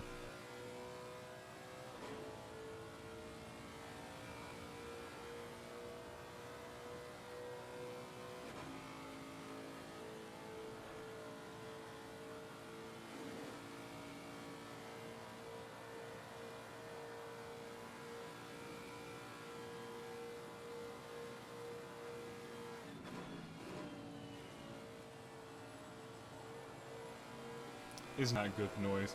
A couple of things in the chat then. One, no, that was not a bathroom break. I was just letting you listen to the Lexus. And two, so is Jade then actually ahead of you in strategy as well? I thought he perhaps still had to pit. So, oh, that is interesting. Oh, so I was right in thinking that Andrew, that you hadn't actually handed over until later on in the race. I didn't remember seeing Alan, but I'm glad at least that my suspicions have been confirmed. Coming across the line now, so no, it won't be a. It's still 2:01.8 on that last lap, though. That's just mighty fast. But he has got a clean air now, so let's actually see. Will this potentially be the first sub 2-minute lap? Potentially not with that sort of exit, but then again, what do I know? I am merely a commentator watching a car that has been driven to almost perfection during this race. The growl the torque as it then spurs up, putting the power down, and then letting it rip all the way up the start-finish straight. What a fantastic sound. I'm pretty sure they just took a NASCAR engine in it and shoved it in this thing. It is a truly phenomenal noise. But I think also, just interestingly, you can still hear the aquaplaning on that back straight, so still suffering with that. But as a visibility point of view goes, it doesn't look as bad as it did earlier. Yeah, you can still see that he's pushing, but he's very much in tune with the car at the moment. So going to be rounding out this lap fairly shortly. Not afraid to use some of those curbs. Really nasty corner in my opinion. It's one of those ones that goes on forever, and you never seem to quite manage to hit the point. Was that a brake bias change in the background? The sort of driver's hand move, in my opinion. He gets a little bit of oversteer on the exit. Actual fact, gets a hell of a lot of oversteer during that entire sequence of turn 14 and 15. So I don't think that is going to be the 2-minute lap. It wasn't far off though. It was a 2-minute 1.2. Maybe if that final sector had been a bit better, it might have been it. But yeah, just a nice onboard masterclass of how quickly Joe is currently driving on circuit. So let's take the limelight a little bit away from him then. But let's follow up on this then. After the recent information that has come to light. So we have Alan taking over from Andrex now with a rather enthusiastic Audi behind him that is attempting to race him for position. I am unsure as to why. What's next? I've just seen Stiles' drive-through, but he also still seems to be in the pits, which is a rather curious thing in itself. Whereabouts is Jardier then? So there's Joe. So Jardier is all the way up in turn 11, whilst Alan is working his way up the back straight. Well, that is going to be very interesting then, depending on how this plays out. So we've had a Lexus lockout for a very, very long time across those podium positions. So depending on whether or not what we choose to believe in the meantime of where Jardier sits in terms of pit stops and strategy, that could be an interesting duel to the end. So let's scroll down.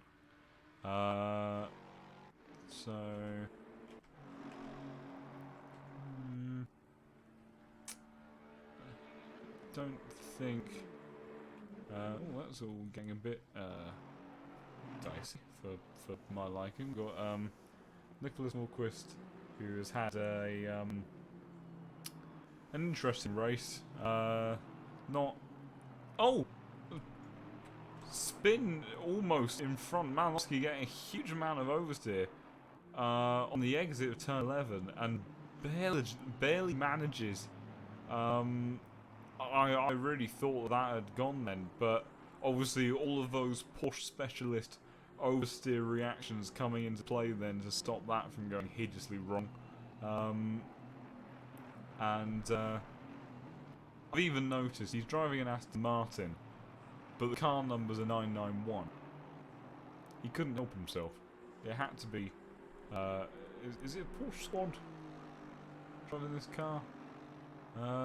Solomon Violet. Yeah, it's the Porsche squad driving the Aston Martin. So they only drove it because they felt like they had to because of the weather. But a nice touch about the car number. I like that. Yeah, just about managing to keep it pointing forwards in the meantime then, which is jolly good from his point of view. Let's see then. We've got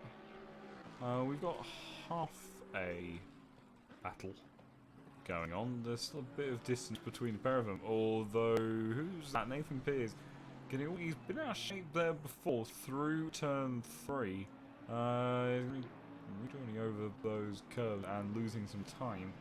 So has shown good pace at various points, but has been struggling. But it's getting dark. It's getting much darker.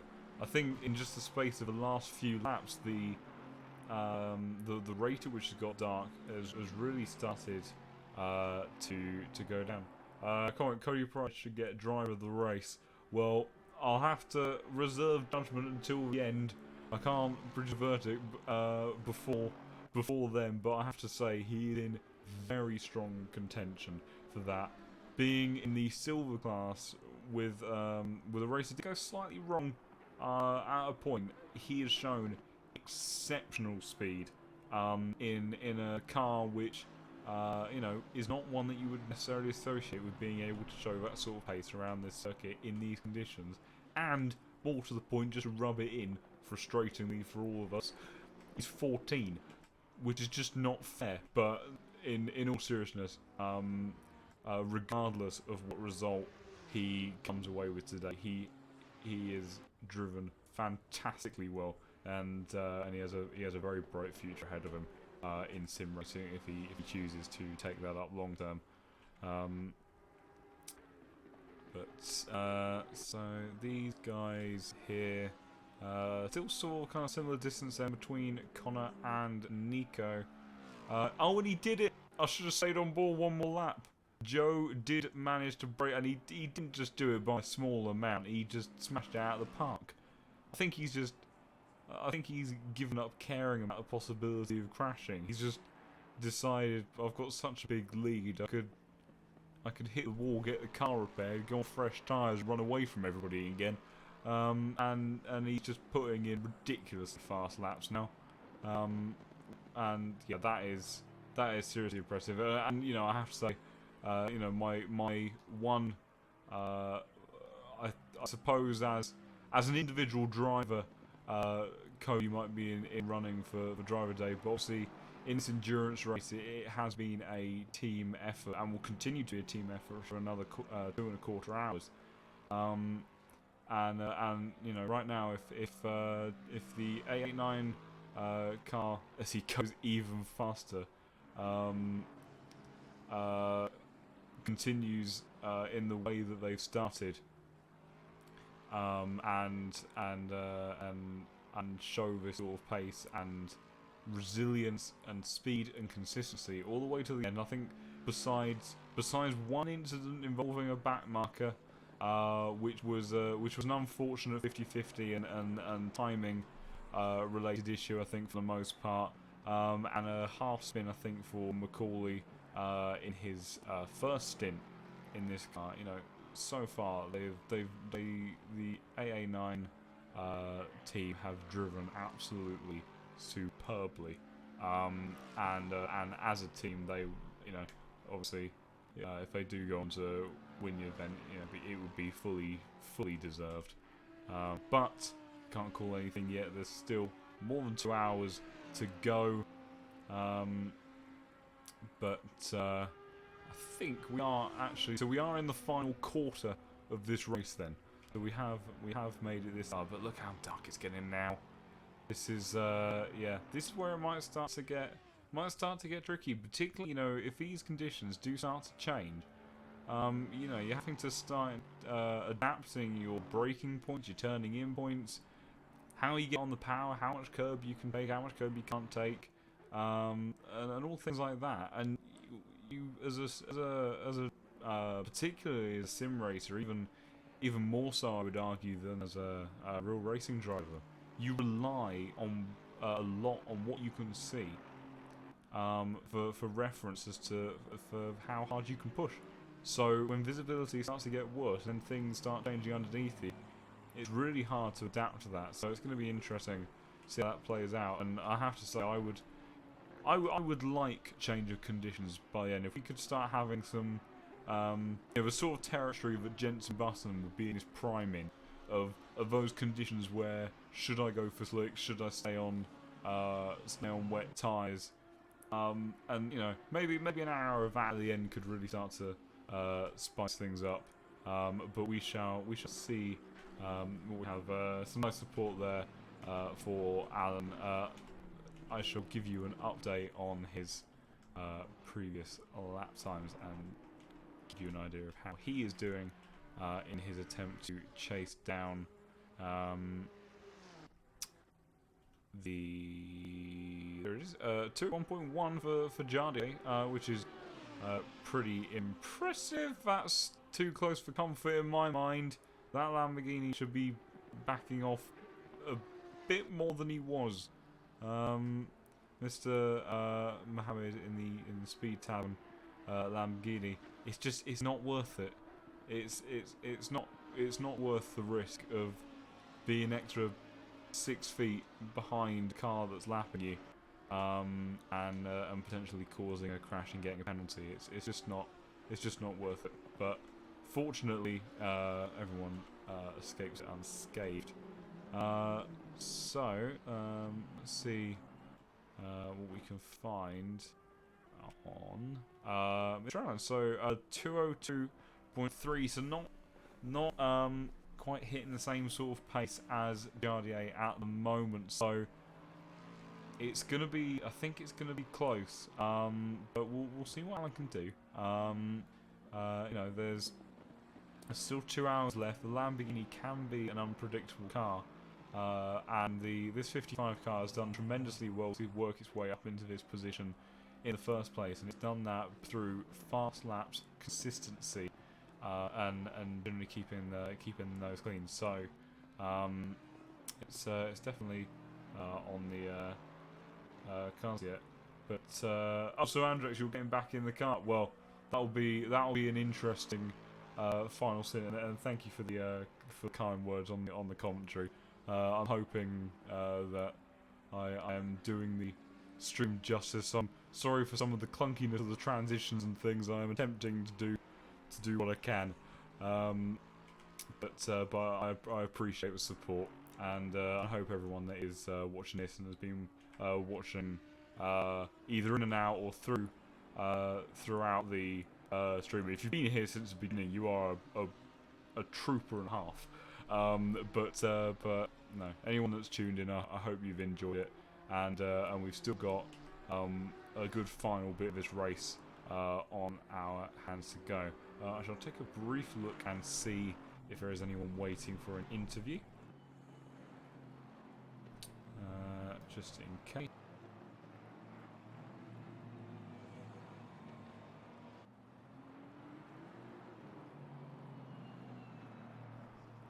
Oh, Andrex, I'm terribly sorry. By the looks of it, you've been waiting for an interview for about the last half an hour, and I had no idea. I'm so sorry. If you're out of the car before the end of the race, I'll make sure to get you in the comms box. I do apologise. That is rather unfortunate. Well, besides Andrex that just disappeared in front of my eyes, there is no one that seems to be waiting for an interview, but perhaps we'll be able to get someone like Alan in for his thoughts and feedback after he's completed his stint. So Stefan at the moment lapping okay. In second place, Manowski a lap down. That just also represents just the the difference, how over the course of these last almost 7 hours now. That's 6th place, and just up the road is 2nd, but they're up the road by an entire lap.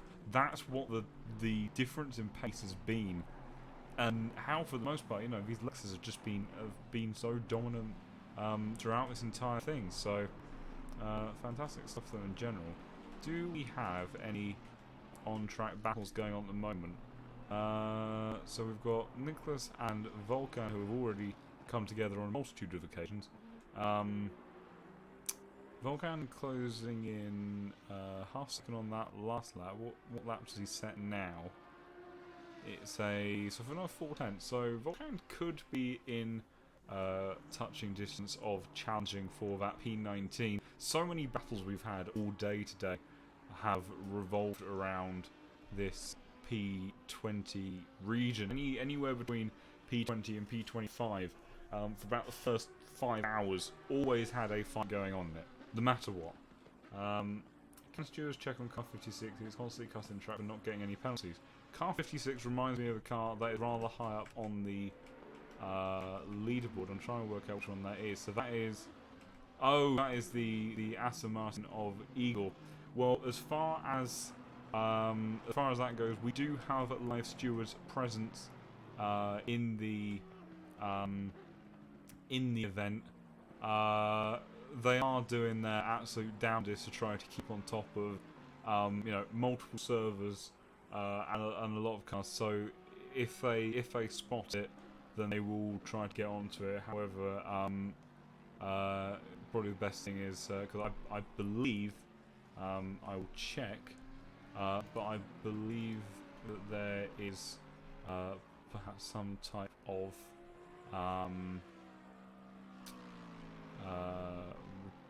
reporting room potentially.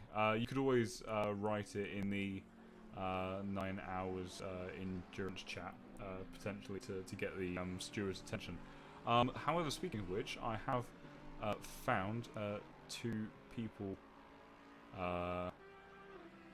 waiting, but they're in waiting room 2. I don't know if they're for ACC or if they're for Formula 2. I will ask them because I don't want to put people on the spot and then find that I've started interviewing someone for a completely different game. Particularly as this man contains the word F1 in his name. It could be a slight giveaway, but I shall find out.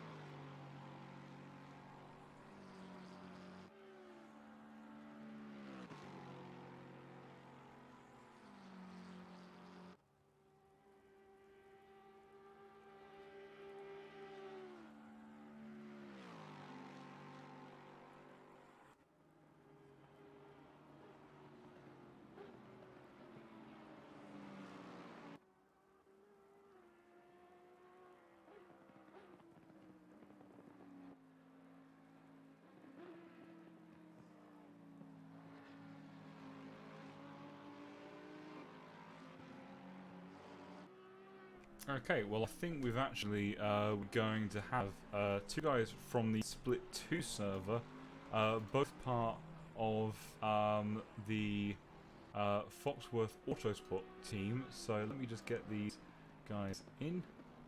So 1 and 2, and good evening to you two, part of Foxworth Autosport in server 2.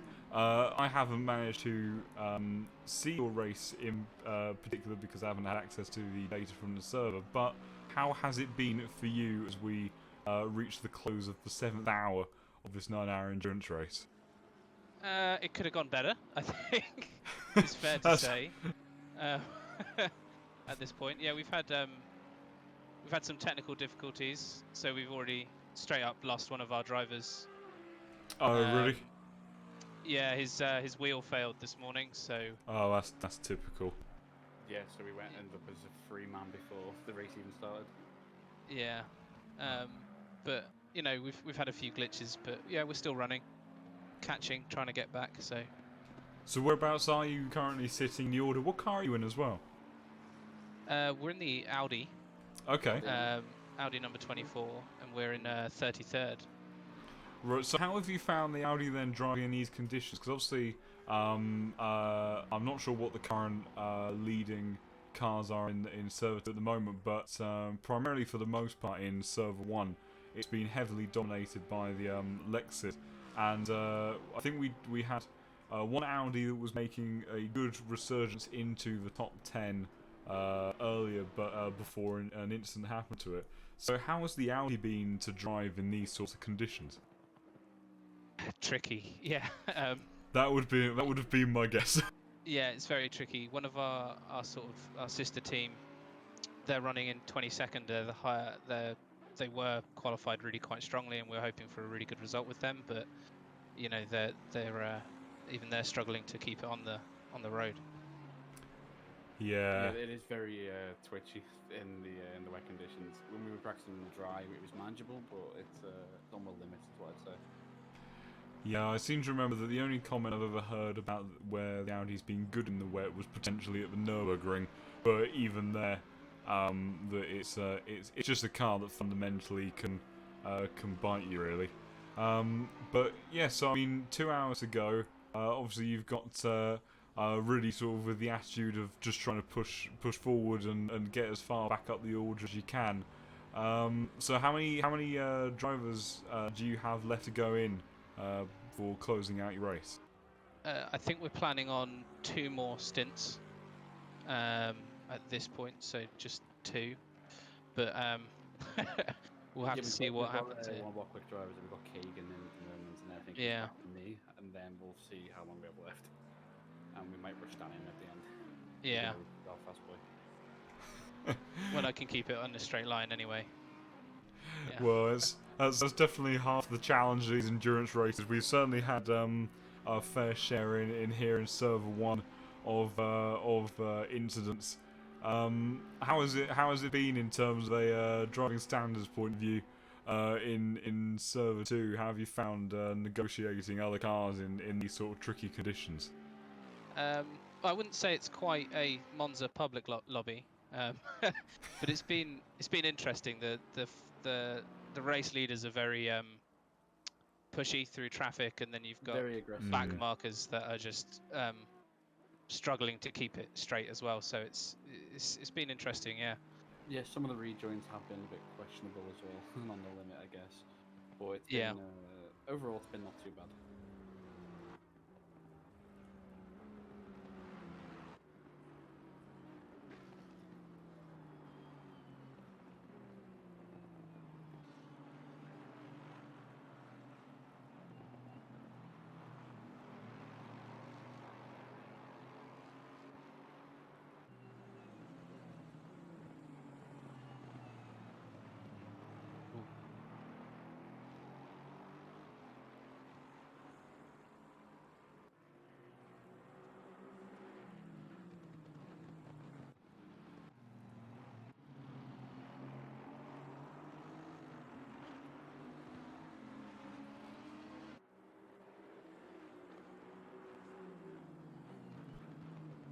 No, we're all rookies. Yeah. Yeah. Well, you've certainly been thrown in at the deep end then, as far as the conditions and the car that you chose to run with. So I suppose from your perspectives then, it really can only look up in terms of lessons learned and then taking it forward. So I mean, there'll be more endurance races that AOR will be holding in the future. Do you think that on the back of your experience today, that you'll be entering a few more? Yeah, 100%. Oh, yeah, definitely. We've been having a great time. Even with this race, we've been having just so much fun with it. So we'll be definitely coming to, as we learn more, to do more of these and hopefully get better results and get stronger as a team. Yeah, we're hoping to bring a second car to the next one as well, so there'll be 8 of us hopefully. Yeah, well, assuming that you don't have any technical difficulties second time round. Yeah. People put all their team manager Foxworth himself. He's had to manage our strategy for our car. We all planned before and had to last minute change it for free. So it's been interesting. Yeah. Yeah. Oh, well, that's good to hear. I'm glad that despite some of the trials and tribulations that you've had to face on your debut to what has been an extraordinarily tough track and conditions to negotiate, but you're still enjoying it and looking forward to taking it further in future events. That's great to hear. Because one thing we've been trying to emphasise over the course of the stream is that this is a fun racing community at the end of the day, and the more people that end up being a part of it, the better. So there's proof right there to all those watching. Yeah, no, it's been fantastic every minute. Yeah, huge thank you to AOR on these events. We're glad that we're allowed to come and join in the fun. It's been awesome. Oh, that's fantastic to hear. Well, I will let you guys get back to concentrating on the closing stages of your race and looking to try to make up as many positions as you can in the final portions of the event. So I wish you two the best of luck. Hopefully, technical issues free to the flag, and best of luck for the rest of the race, guys. Yeah, thank you very Yeah, much. Thank you very much. Cheers. Thanks for coming in. Cheers. Bye. Thank you. Bye. Oh, well, there you have it. So even more happy chappies from server 2. So seeing in the chat there, what platform is this? This is PC. I believe that there is also an Assetto Corsa Competizione league that runs on PS4. I'm not currently aware of social events on this scale or community events on this scale that run on that platform. But in terms of standard AOR leagues, I believe there is a PlayStation 4 one as well as PC. So if you're interested in any of those, or if PC is not a platform that's accessible to you, then you can have a look at those on the forums. But just in the meantime, I feel like every time I turn away from the screen for something and distracted by one thing for another, how much darker it has now got. This is properly the sort of scenes that you expect to see from that amazing period in the middle of the night of any long endurance race, as we watch Macaulay working his way through. Still personal best of a 2-minute 0.6 at the moment, but we do have less than 2 hours to go, and Jardier is now he has come into the pits, so let's try to regroup with him as we wait to see where he comes out, and crucially then, where is the number 55? The number 55, I think. That's the 514. There's Jardier. Where is the number 55?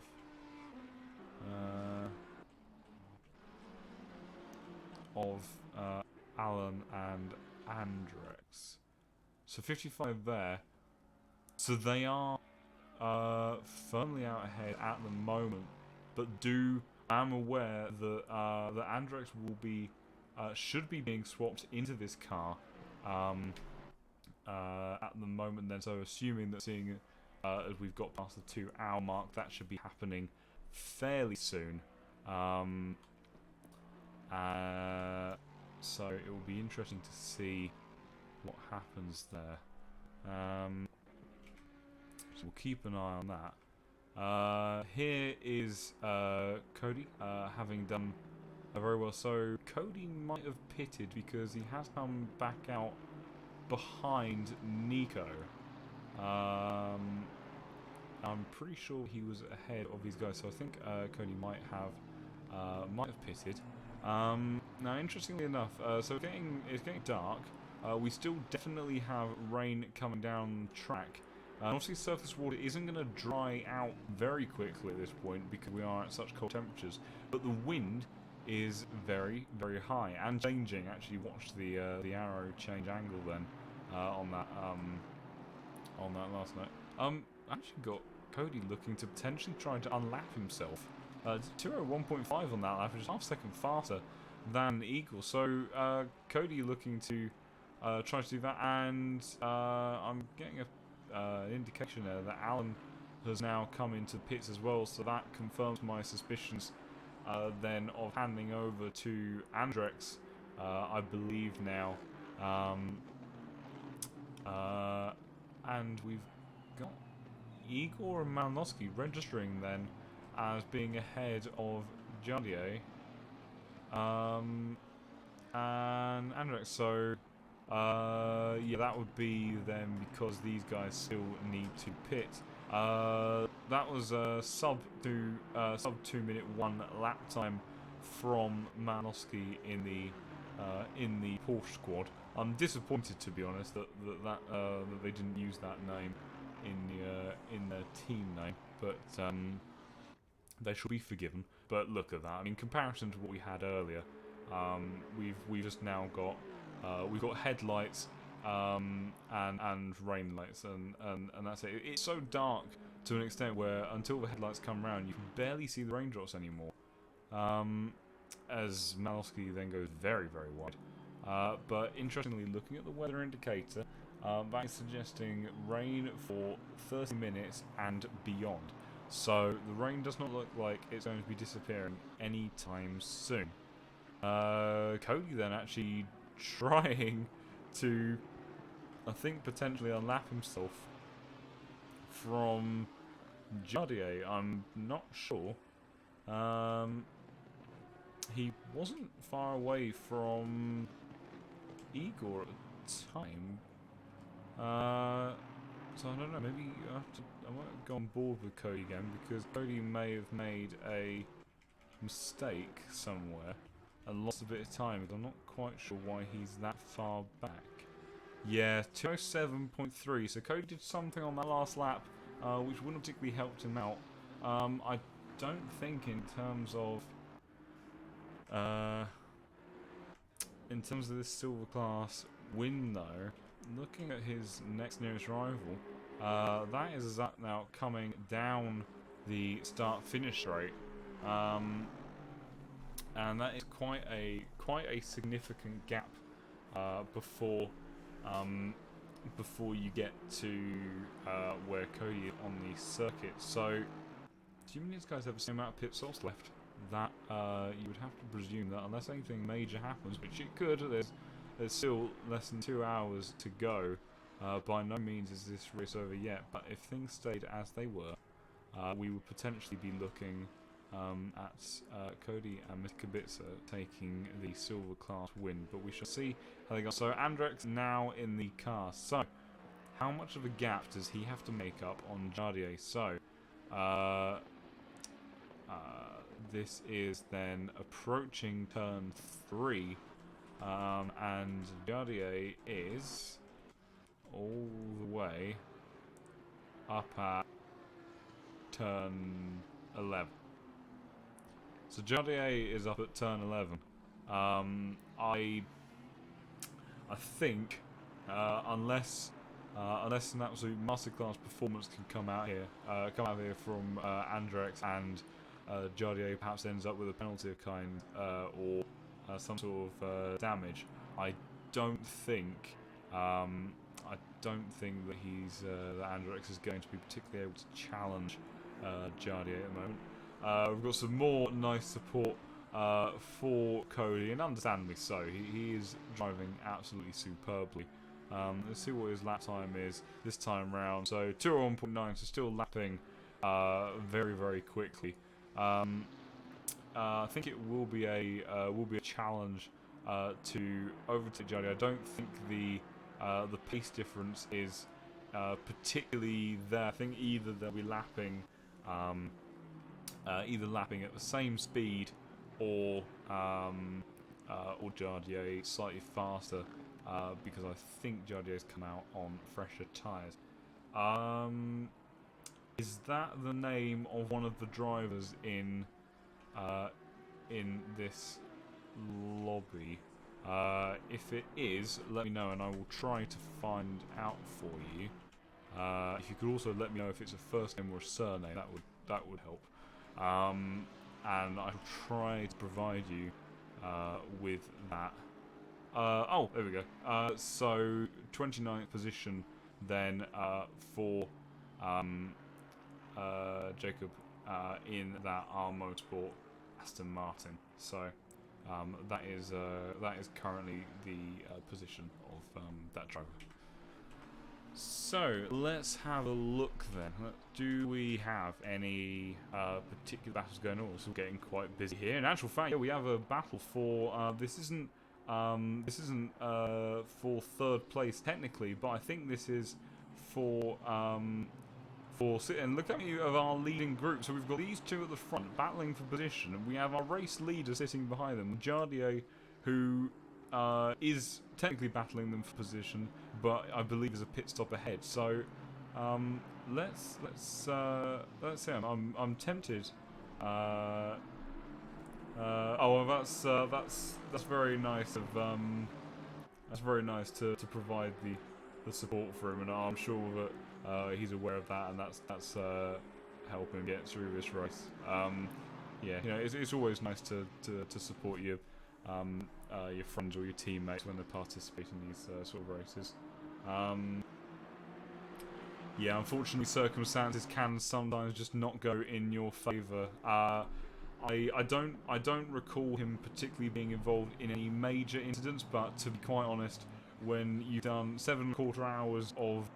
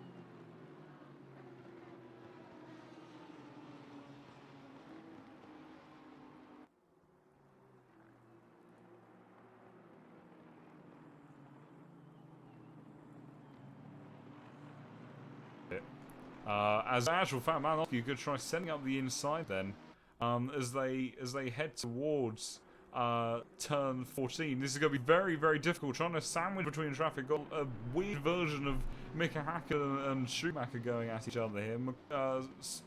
Stefan losing more and more time as they do this. Malowski then is going to try to get a really good run as they head towards turn 1. These guys continuing to battle. They shouldn't be doing this in front of the leader. As much as this is full position, and as much as it may not matter too much, they shouldn't be doing this, but they don't care, they're going to do it anyway. So Malowski trying to look for an opportunity around the outside turn 1. That's not going to happen. Can he get the cut back through turn 2? No, it's a bit weird over the curves there. That Lexus is bearing down on them, and he's going to be getting more and more frustrated, and if he starts flashing his lights, not only is it in these circumstances very distracting, but in my mind completely understandable, because he is losing time behind these guys as a result. But they do not care.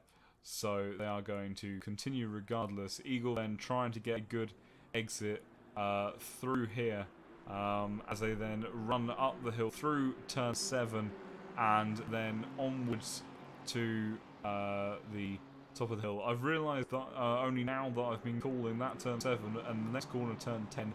The reason for that is because 8 and 9 would be the chicane, but we don't have the chicane. However, it's too late now, I'm committed. So the Lexus now is trying to get through the traffic, but the Eagle's defending the position,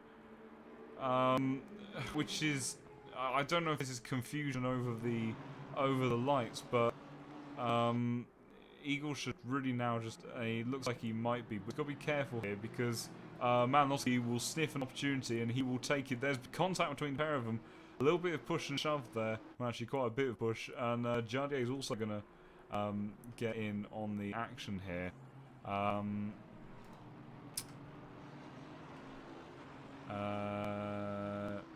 Yeah, well, this is full position now, although really it's only going to lose them time in long run if they continue to battle. Let's see what they decide to do. They're going to continue to stay out, which is, well, they are perfectly in the right to do it. They shouldn't have do that, but if we look at Stefan's last lap, in fairness, wasn't actually it wasn't very slow, but they certainly did lose time by doing that as a result. And you know, it's an issue that's come up on many occasions at many different championships about blue flags and how you should behave, and unfortunately it's one of those things where I think it's common sense really, but it's the pride of not wanting to have to sacrifice that time, which is understandable, but unfortunately that's not really their choice to make at that point. They've ended up in that position and they'll have to suck it up if they have to lose the time. Let's try going on board with Jaye whilst he tries to hunt down Eagle. Now, bearing in mind, this is still fundamentally not for position. You can hear the aquaplaning on the Lamborghini. The further it goes towards the right-hand side of the track, that is where more of the puddles are, because they haven't been washed out. And you can see the Aston pulling away on the straight. Eagle going a bit wide there, actually going incredibly wide there. This is going to be tricky. Doesn't rejoin the track in a bad manner. Might got a warning from that, though. Big extension. Jardier really pushing on, trying to get past now. You can see a lot of movement in the steering wheel.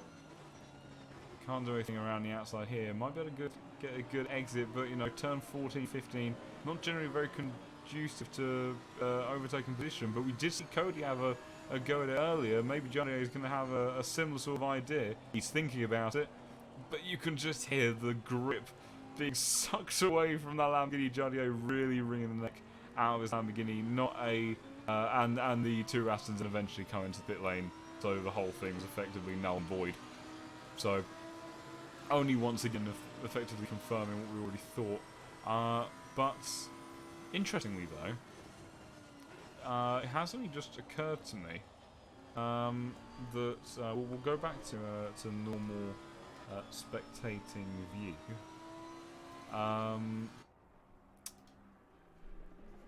Whether or not Johnny, because that is Stefan ahead of. Yeah, Stefan is a lap ahead. For a second I thought that maybe Stefan and Jardier were on the same lap, but they are not. So no, so that position ahead of him still isn't for position, and that will should be lost when Stefan comes into the pits. I believe that Macaulay handing over to Ivan has already taken place in sitting in P2 then, and 889 is on the mini-map just coming through turn 7 at the moment, so you can see only just the back straight separating them for the time being. Although interestingly, you know, Cody, he's still lapping very quickly and hanging on to the back of Jardier, which if nothing else is an achievement in itself. Yes, the Lamborghini is probably one of the, over the course of a long stint, it's probably one of the trickier cars to navigate around here at the moment, but it is mightily impressive what Cody's pace and performance has been today. And it's been a very good joint effort between him and Mr. Kubica so far as well. It hasn't come easy. So let's see if we have any other battles at the moment. So we've got 9th and 10th of Prendergast and Zat. So who was faster last lap? So last lap, Kieran was the faster of the pair. And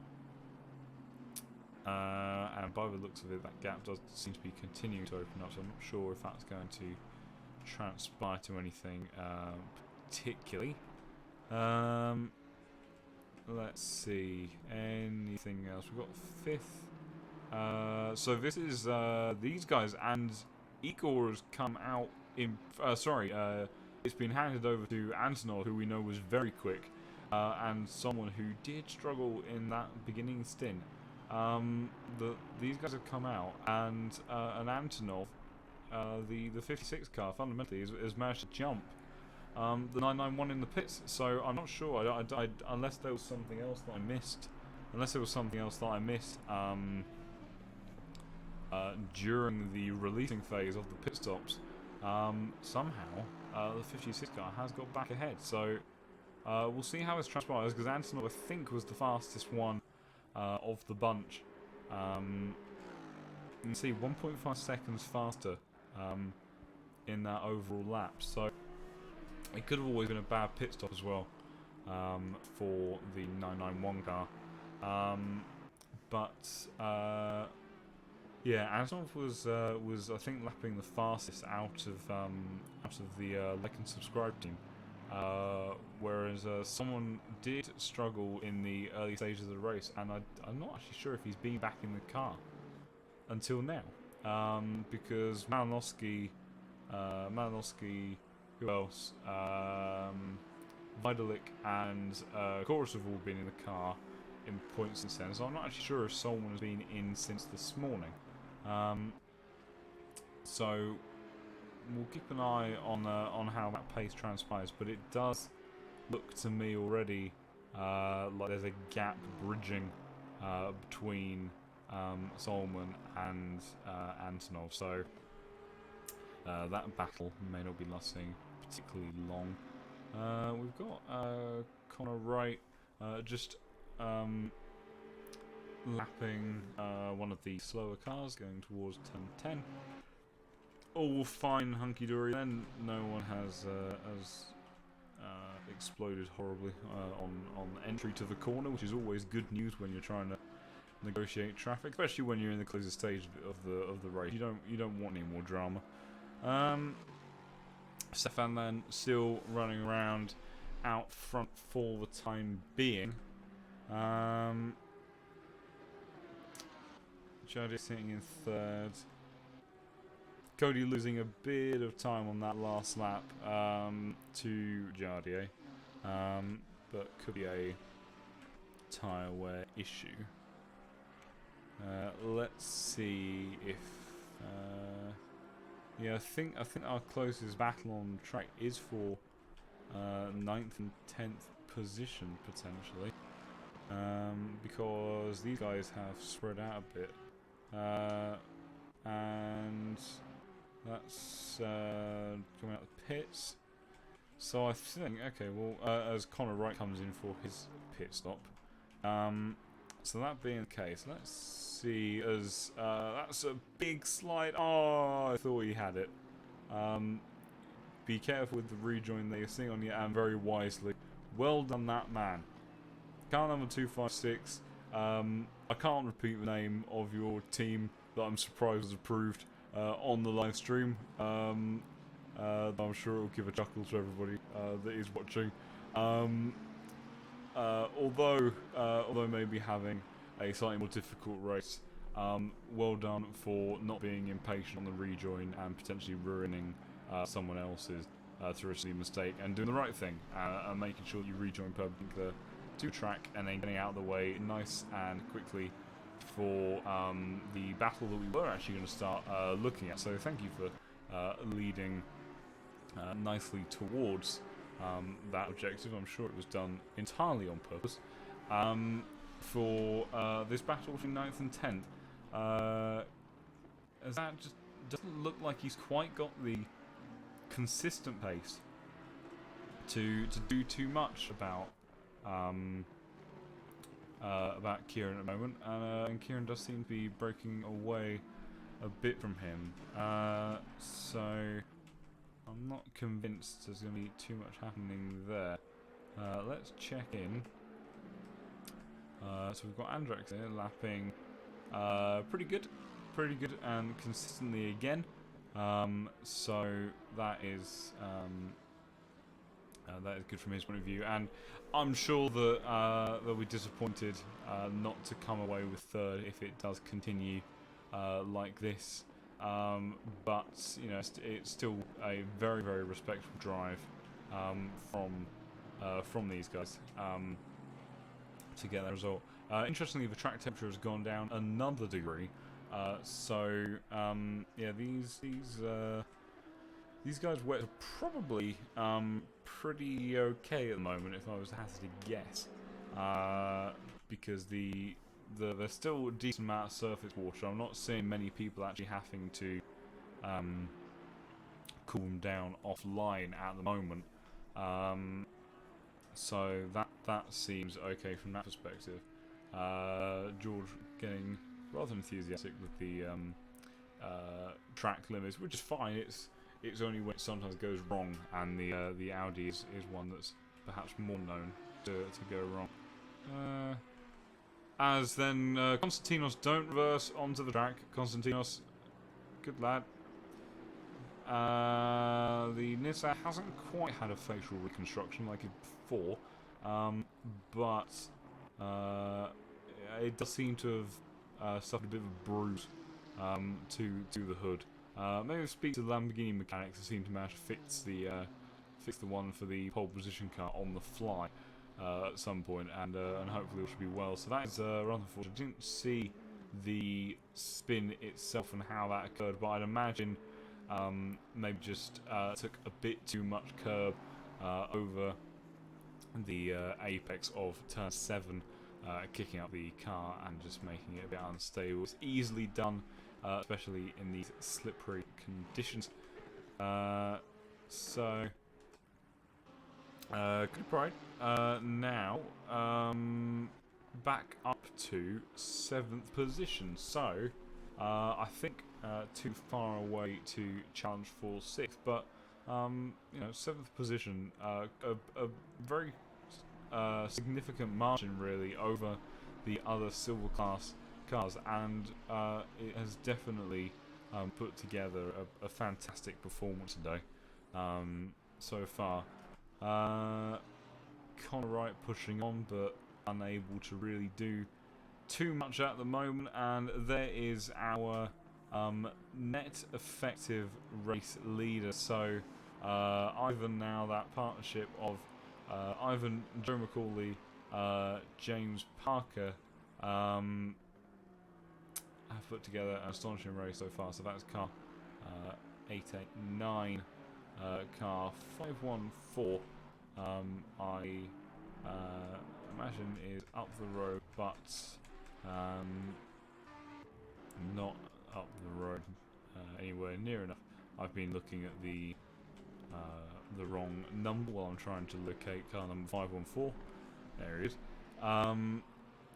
So 514 then is in the middle of turn 6, and 889, as you can see, barely just on that minimap behind car 89, is coming down towards turn 3 at the moment. So I believe that car 514 is still in need of completing a pit stop, and is effectively behind 889 by quite a reasonable margin. So Marlon still putting in a decent performance. You know, that McLaren is probably about the most out there pick. You know, it's not even one of these cars that can be fast in certain circumstances. It's just one of those cars, a bit like my rather brutal explanation earlier as to why the Honda NSX wasn't appearing in anyone's bucket list for the car selection process today. Unfortunately, it's just not very good.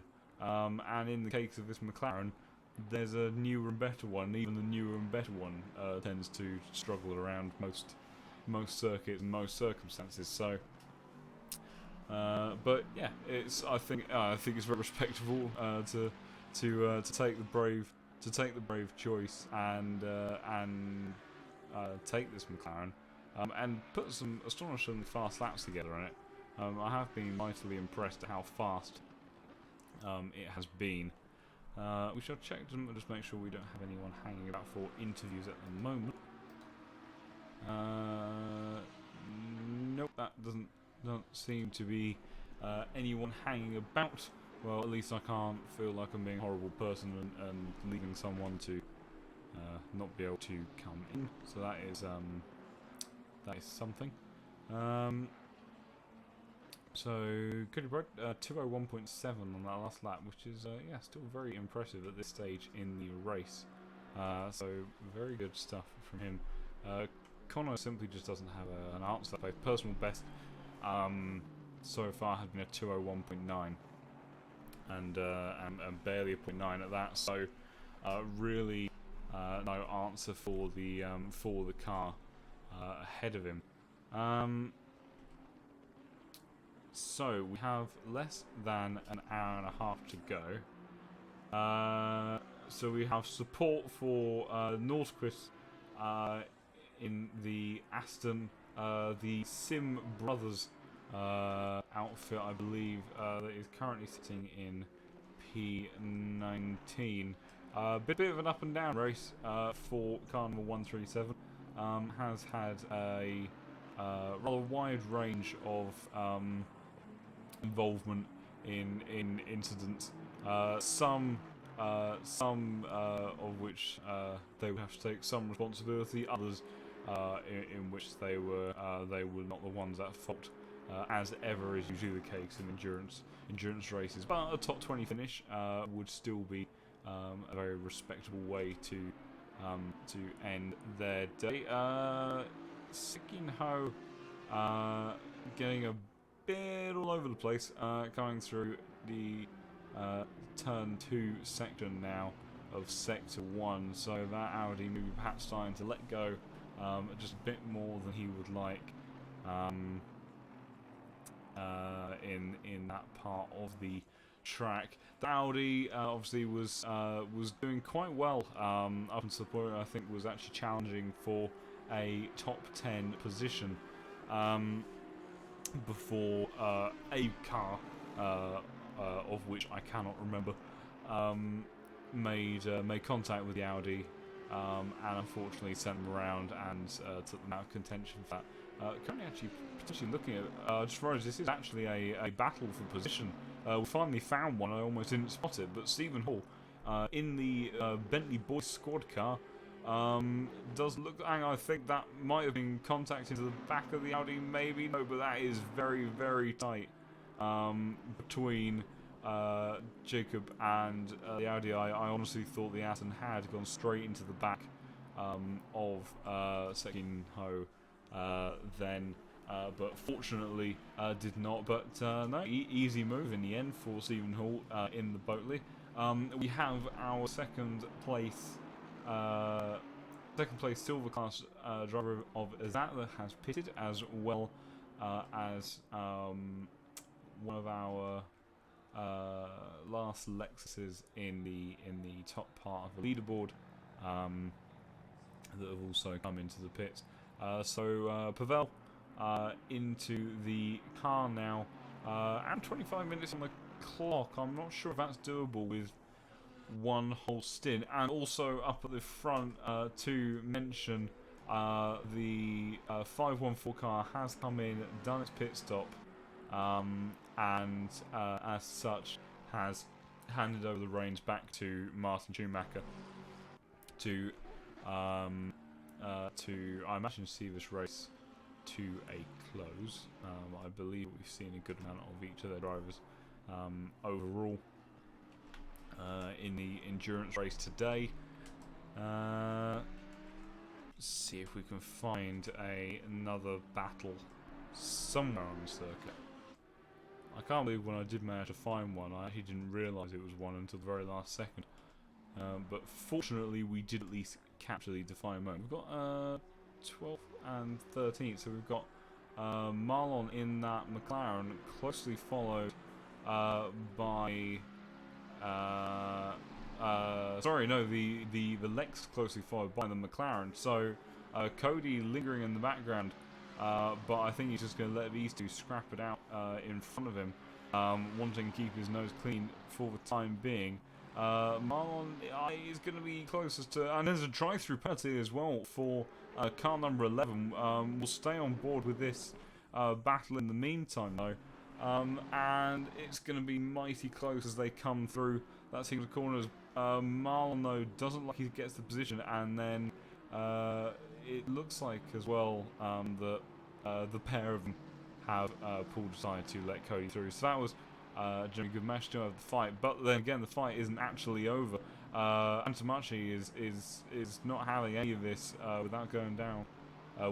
He's not going to go down without a fight. I'll get there eventually. It's been a long day.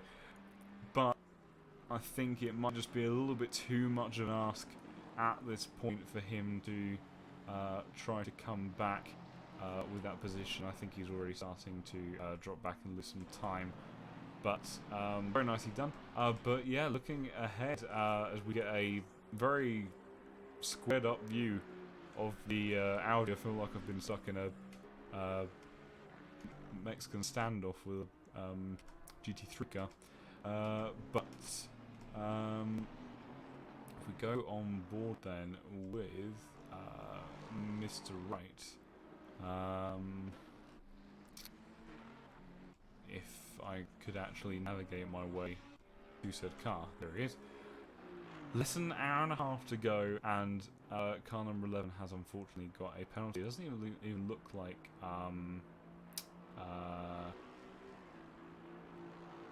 the last lap was very good, which, you know, is slightly concerning when they got a penalty. They got their final warning on that lap. You would have expected the lap to potentially be on pace and you get cut. I've just seen a message in chat. Is anyone from car number 8 in the chat? By the way, thanks for the push after the 15 minutes on the straight. So I'm assuming that you're trying to communicate with the people that are in the YouTube chat. Car number 8, I have come across car number 8 already. It did just appear. Oh, the Aston of Mr. Merlin Cooper. Not sure exactly what you mean by the thanks for the push. That might have been something that I missed, but it doesn't look like the message is particularly directed at me or stream in particular. However, if you have some context to provide, it may be enlightening to into the for the rest of the people here. Ivan's still quite happily cruising out front. No issues whatsoever. Connor right now with that drive-through penalty. Very, very frustrating for him. Be interesting to see where that brings him out after he served it as well. That's probably going to bring Kieran in contention. But interestingly, that's just occurred to me, but Kieran is behind right, and I'm pretty sure that was the other way around before. And car number 11 is quite far up the road from Kieran, so either I missed an incident that Kieran has had or been involved in, or Wright managed to corner cut the entirety of Paul Ricard in order to gain the position. So I'm not sure which one it is. It could be either, quite genuinely, but we shall have to see.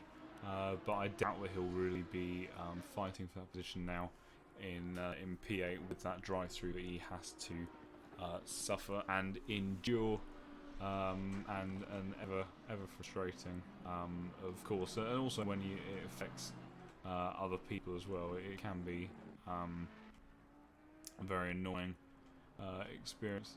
Martin Schumacher now making his way through the traffic as well. No problems for him.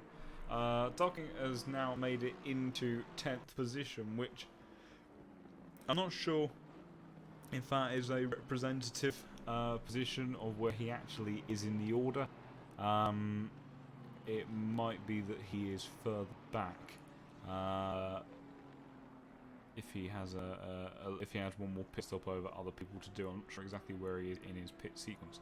But if he does recover to P10, considering the fact that I believe that at the beginning of the race he had to serve damage or something in the very, very early stages of this race getting underway. So I think he would have to be happy with a top 10 position if that's what he came away with.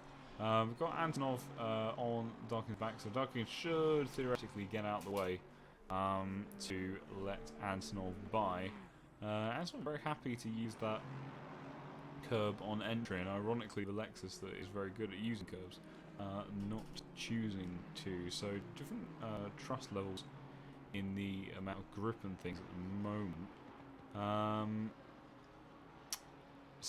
But that's an interesting fight.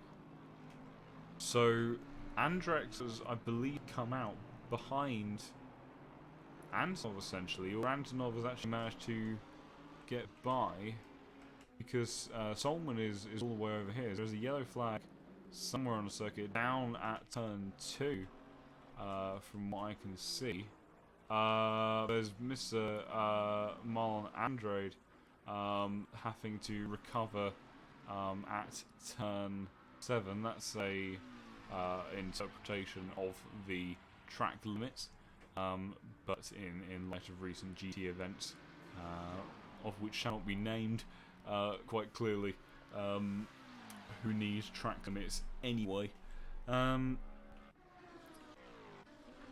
But That's interesting. I can't tell then, because I don't think that Antonov has the pace to have managed to have gained that much time over a fairly short space of time, to be honest. There's someone coming through towards turn 3 now, and Antonov is up here coming through turn 7. It doesn't seem right to me theoretically. But yeah, so Darking's still not getting out of the way, but it might be a case of forcing the issue when they get to turn 10. As far as Antonov is concerned, outbreaks him going towards the corner and makes it through nice and cleanly and smartly, so no issues there.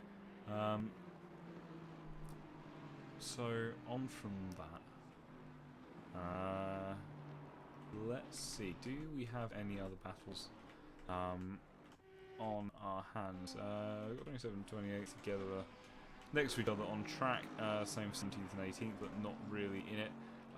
We do have the Aston Martin duel that's been going to the death for about the last 7 hours between the other of the Norquist.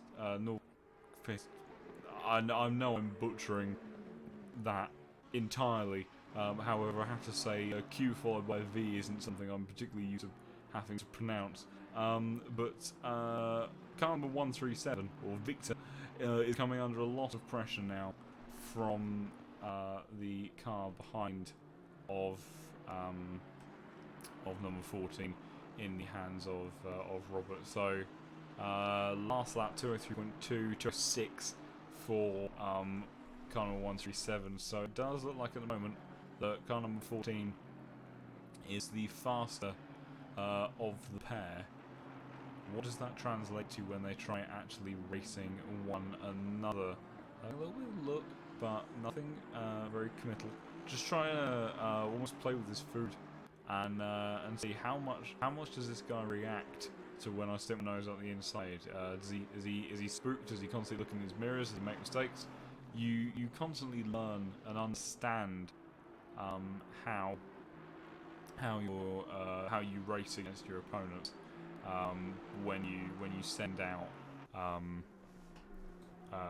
these styles of fake manoeuvres. So it'd be interesting to see how this battle transpires, especially considering the history that they seem to have had. But that actually might call it anyway, because Robert's going to go straight up the inside through turn 5, and I believe now he's got the momentum ahead of Norquist already, and yeah, that's unless Victor can get some amazing run off a slipstream, which I was going to say jokingly, but he is actually gaining at a surprising rate of knots. Knowing Victor, he's going to have a go at this in turn 10. Yep. So they're going to go side by side into turn 10. This won't be the first time these guys have gone side by side, but will it end in the same sort of level of catastrophe? Robert very easily concedes the position, actually, so Robert with all the work to do again.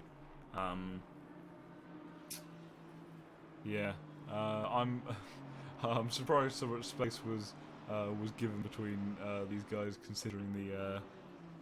considering things that happened earlier on in the race, but maybe it's a case of learning through circumstances. But for now then, Norquist holds on to his 18th position, whilst Robert will have to wait for perhaps another opportunity to come. He's actually trying to really getting on the back of car number 137 as they head towards the pit line, start-finish line rather. But Robert won't be able to do anything quite yet. So let's see if there's anything else particularly going on at the moment. Van very much out in front.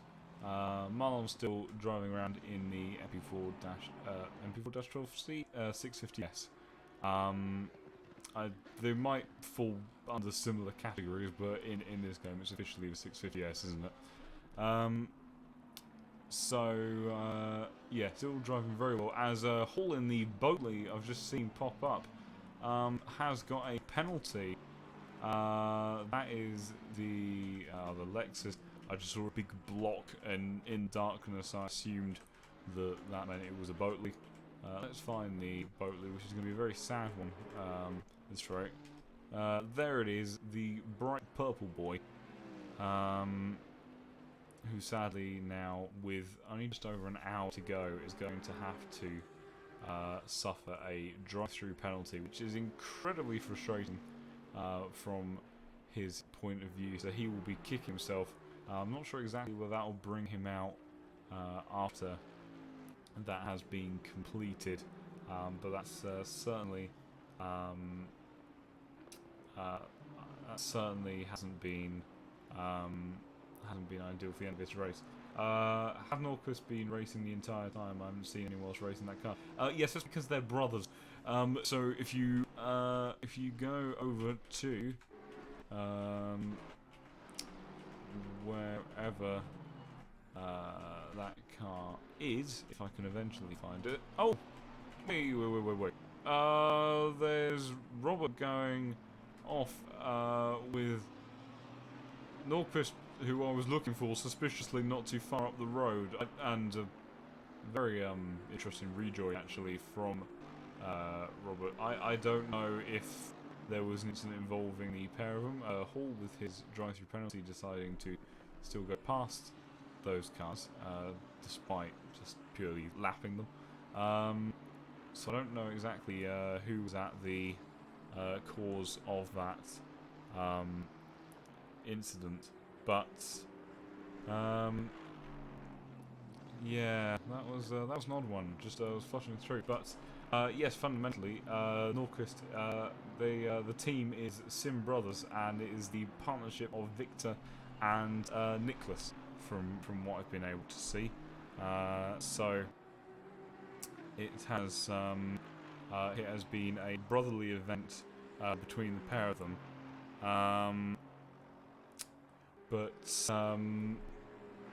Yeah, it's been an eventful one for the 137 car. I don't know if that one was also I don't know if that incident was also associated with them. I could not tell, to be totally honest. Let's see what else we have got going on.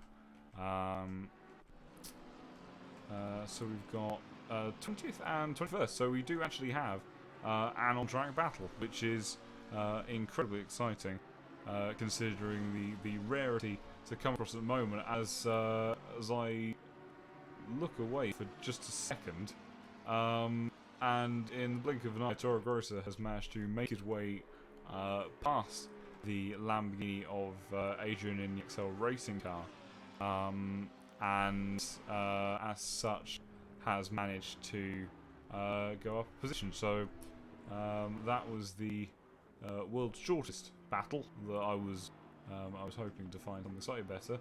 Also, there is a 5-second penalty that's been handed to the Aston Martin of I'm assuming that's meant to be Tyson, the JTP racing car. I'm not sure exactly what incident that was for exactly, but once again, not going to be helping their campaign at all for the final stages of this race.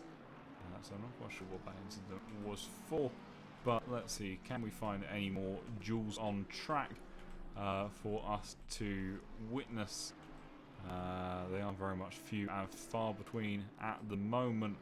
That BMW still plodding away at the back of the grid in 31st position at the moment, and you know, I still think it's a great testament to these guys. I know we have lost some drivers since the beginning of the race. However, the 34 that still remain in this race with the intention to finish, it is very commendable by no means, as the 83 Lamborghini gets another, not another, but another drive-through handed out amongst the order.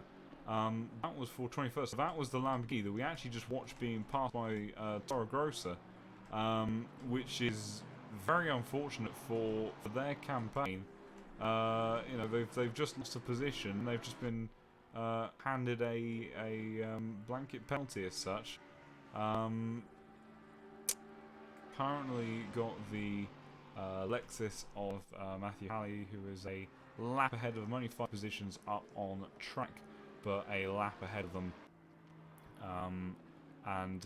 Yes, that's going to be very disappointing to have to serve that so close to the end of this race. So disappointing for them, and particularly, you know, if these guys, as he gets a huge kick on oversteer on the exit turn 11 there, but manages to just about keep it under control.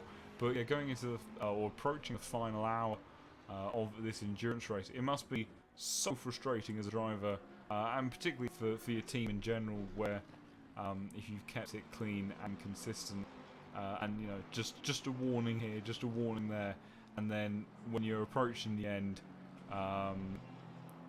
that's when it goes wrong. So very frustrating for them. We've got Conor Wright currently trying to get through traffic, making a big contact there with the 89 car. Currently down in 22nd. Also Martin Schumacher trying to get through this as well, and then we'll also blast past Conor right before they get to turn 1. So Schumacher not really being held up there as such, but a little bit of unnecessary contact there. Antonov still in 4th position.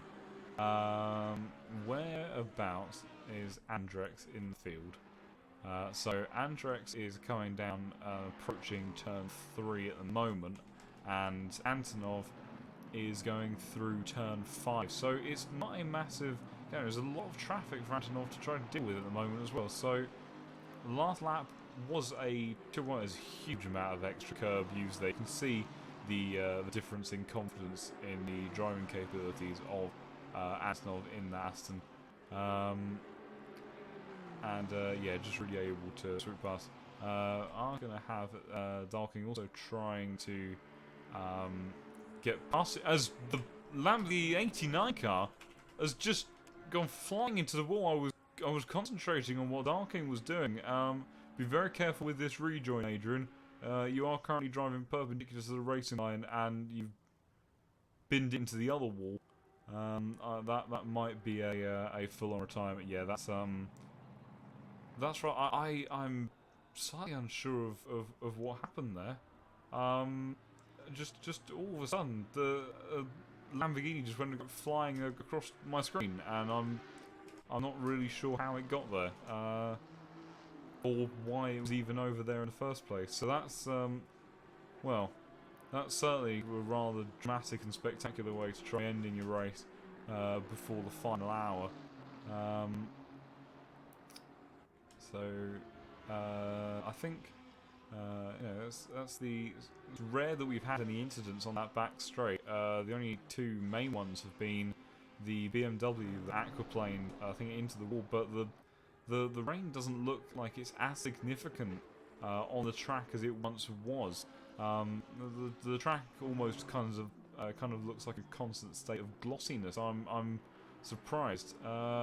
Maybe what we'll do, let's go to someone that's going to be approaching this sector. So we're on board with Martin. Go on board with Martin Schumacher. We'll see if when he goes down that back straight, if we can hear him still aquaplaning up there. And that'll give us an indication of the water level. You immediately heard it there. There's definitely a puddle formation through turn 7 as that brutal V8 winds its way uphill. And just every now and again you can just hear those little noises of the bottom of the car just scraping, aquaplaning. So there is definitely still surface water in that area of the track, and I'm assuming that it must have been something to do with that, and perhaps a coincidental timing of that and a last-minute steering input that caused the catastrophe. As we've got Connor and Darking were actually battling them for 9th position. Does look like Darking has actually got the overtake done. Looks all fairly clean as well. Managed to just grab a bit of camera work and footage at the very end of that fight, but that is good recovery for Darking. We'll see how everything transpires after the what I imagine will be final round pit stops soon. So I imagine in between in the next few minutes and the perhaps the next 20-25, we'll see the final pit stops being done for these guys as we approach the final hour of this 9-hour race, and that is Darking now up to 9th position. Martin Schumacher still putting in lap after lap and doing very well at controlling his race pace. So I don't think there's a bit too much distance between the JTP racing car of Tyson with that 5-second penalty and Hall, who must have already served his penalty but is in a battle potentially with Marlon, and 205.6 on that last lap for the McLaren compared to a 203 of Stephen Hall. So we'll stay watching these guys for just a minute and we'll see how this pans out. We'll just check and see if there are any other key battles going on. I might keep an eye on this anyway, because this is just sort of generally awkward. They're heading towards turn 10 with the second place car that's in 4th, one that's in 9th, and one that's in 10th. 4th has gone flying off the circuit and is currently recovering back from the Shadow Realm. I thought Darkin was actually going to go back in, go into the back of second place there. I'm not sure that Antonov is going to be too pleased about Darkin going past him there, but what is the current pace of these two guys? So, and Darkin's actually then run wide, immediately lost the position back to Antonov. This is slightly unnecessary because Connor's right on the back of them, of Darkin, and that's who he's actually racing. As Darkin has now gone completely off the circuit, so I have no idea what's happened to him in the space of about 3 corners. It was all going pretty well for and he's come into the pit, so that may be just the final last bit of those tyres gone, or maybe even a puncture might have come on in the in those closing few corners. So we shall see what happens to his pace when he comes back out of the pits, but did end up behind Connor again after that slight mishap near that final part of Stint. So we shall see what happens. Cody still doing very well. Has got Maximilian behind him. I imagine that was Cody just lapping Maximilian there. Still driving very well himself. The next second class, the still class category that we have, Pavel in 11th place. Still driving fairly solidly. Where is Anton Martin in all this? Darking is now coming out of the pit. Looks to be rejoining in potentially 11th, maybe 12th place. That was very close, and he's right in the middle of the Aston Martin sandwich that has been of the 137 car and 14 car that has consistently been involved in the vast majority of incidents that have taken place in this race. Darking then showing his anger, as then we're going to have side-by-side action again of these two guys. I'm not sure if this is going to end too well. 14 car sticking his nose up the inside through turn 5. They're going to try running side-by-side through turn 6 now. And yeah, the 14 car is going to get it. There's going to be extra speed carried though by 137. Can Victor get a good run out of here, use that slipstream. The slipstream behind the Aston does seem to be almost abnormally powerful compared to other cars, despite being quite a small profile. But Victor might be just a bit too far away.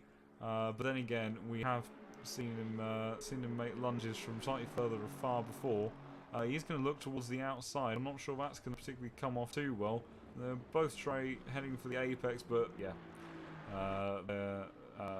Number 14 with Robert at the wheel is going to hold that 18th position. So, in the complete saga of Darkin coming out of the pits, the result was a swap in those two Aston's position.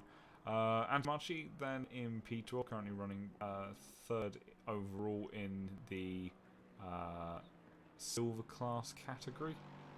Still quite a way off of both Pride and Pavel. In actual fact, I think Pride is actually is looking to be a lap ahead of Pavel at this rate, which is remarkable. Really, if the besides the fact that Cody's now come into the pits, which means that won't happen. But it does show though that the pace that Cody has had during the day. It'd be interesting if he does his final set. The yellow flag somewhere on the circuit down at turn. There is the car. It's the BMW again of Flo Brakov having another off in turn 12. Tricky corner to try to get right, especially in these like dark and greasy conditions. And BMW obviously already mentioned during the stream that car is not particularly fond of these conditions or this track in general. So, but it doesn't look like too much time or damage was lost or damage was caused in that incident, which is good. Kind of 137. So Victor has handed over to Nicholas now, who will do the final stint for the Sim Brothers team.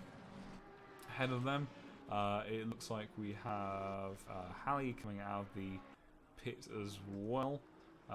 So Matthew Halley still in the pits there.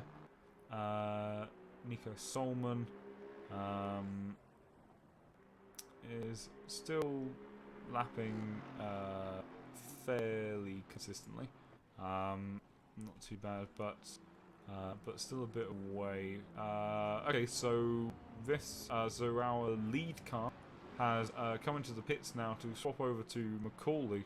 I think from Ivan to do the final stint for the 889 car. So we would presume that Martin Schumacher should come into the pits fairly shortly. Where is he on the circuit at the moment? As there's a recovering Ursan there in turn 12. Once again, very tricky corner. Is one of those corners where the tarmac doesn't exactly fall away from you, but you are constantly leaning on those outside sets of wheels and asking more and more from the car the further round the corner you get. So it's a very, very tricky one to get right. But let's try to find Schumacher. Mr. Kubica then letting Andrex by, so that is not full position. But Mr. Kubica then has done the final pit stop for the number 33 car, and crucially has come out ahead of the number 4 Aston Martin in the hands of Pavel, who is currently running around, if I can locate them, in 10th position down the back straight. So there's quite a significant gap between those two. So that does look like as there is a Lexus wandering a bit over there. That's Matthew Halley going exploring on the outskirts of Paul Ricard. Let's see if we can find our race leader. Martin Schumacher, there we go. So Martin Schumacher still hasn't come into the pits then, coming through turn 6 now, and then through the kink of turn 7. yeah, still doing very well, but will presumably have to come in. So Jardier has just come into the pits. I can see on the leaderboard as we see Isaias making a move there through the turn 1-2 section, I think, just on a lapped car. Yes, so Jardier has come into pits, and drive-through for Solman, which is, this stage is rather disastrous. So someone currently sitting in 6th position, if I could eventually find him. So 6th position, currently on the back straight. Where is Prendergast in that number 2 Lamborghini? So Prendergast he's just started his next lap, so Kieran is on the start-finish straight now. I'm not sure whether or not Kieran has done his pit stop yet. If he has, then between a final pit stop, possibly for Solman and a drive-through, that could jeopardise that 6th place position, but Puffy has the feeling that he might have it covered anyway. But yes, in the closing stages of the race, you need to be just as careful, just as alert of these track limits and not getting these penalties. So that's very unfortunate for his race campaign. 34th position, Connor Waterman still driving for SHU Racing. Difficult race for them, but you know, it's been great to hear the enthusiasm from the team, the meaning behind what this really is for them, and the rate at which we can see these guys making progress. A really good day nonetheless for those guys. Darking in 11th place, not battling for position at the moment. Antomachi a bit too far away for that. So here is Brenda, the man that's probably got the best chance at the moment of capitalising on someone else's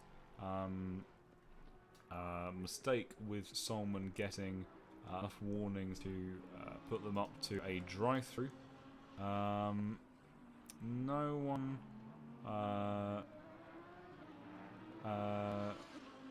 one has come up for a potential interview, but we shall keep the interview box open. I see a yellow flag. I can't see wherefore. It's been cleared up. I'll see if by quickly scanning my way through if I can identify anything that has happened, but it looks like by this point whatever it was may have recovered. So fortunately doesn't look like it was too big an incident in itself anyway. So Martin Schumacher still out at the moment in that 1st place position, with 49 minutes to go. Now I'm assuming that Martin Schumacher still has to pit. That this 514 car is a yellow flag, again down in turn 11. See if I can get down there. That is Aurelian in the 77 Nissan, who appears to have had an incident. I'm not sure if it was contact with another driver, as there's now contact down in with Sam Butters in 26th position. Looks like he just got the car started in a very odd place to go off, actually. I don't think we've seen anyone go off actually blinding lights. Got to be careful not to cut the nose off Solman on the rejoin, but seems to have perhaps lost it on the exit of turn 1 and gone towards the wall. Fortunately, I think the runoff's so extensive that he hasn't made contact with any barriers, but a few mistakes starting to creep in from these drivers in the last 45 minutes. But as far as the race goes, so Andrex has just come out of the pits then, I think, and he could be one to capitalise on that drive-through penalty of Solman, but I'm still waiting to see. Aurelia now in the pits. I'm assuming that's not a retirement. I think this might be a battle for 14th, actually. Yes, it is. So we've got Stephen Hall and the Aston Martin with the 5-second time penalty of Tyson. So if he wants to keep this position after battling for it, then he's going to have to take it. I am going to have a quick swig of water, but hopefully no moves will be made during that time.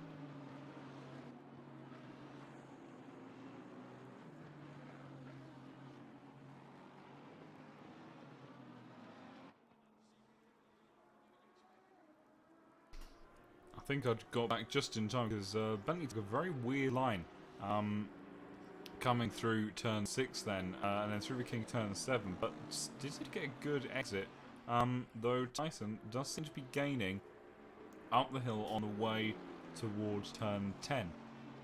So Aston very much in a straight line, does seem to have the potential, a huge amount of overspeed actually from the Aston as they come towards turn 10.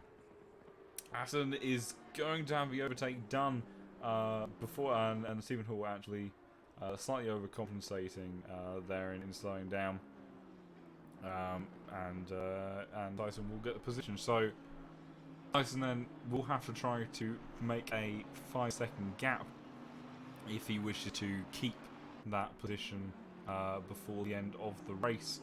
But good last-minute move from him, and all nice and clean.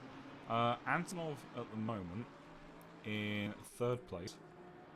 I am assuming that is because he has not done final pit stop, which, if that is the case, the same would be applied to Schumacher. So a little bit of ambiguity still. And there we go. So Antonov in for his pit stop. Schumacher still out. So Honzik will go back into that 3rd place spot, and Solman has served his drive-through penalty. So where has that brought him out? So he's in 5th and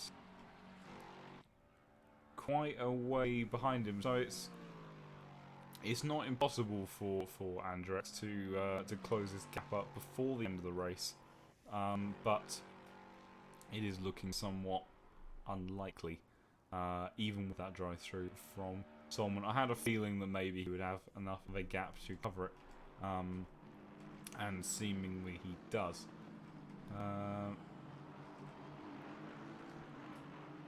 Someone now lapping the SHU Racing McLaren, as Antonov now comes... actually no, I'm just getting a second notification I think for some reason. So I'm going to have to have another sip of water. I've got something weird going on in my throat. Excuse me.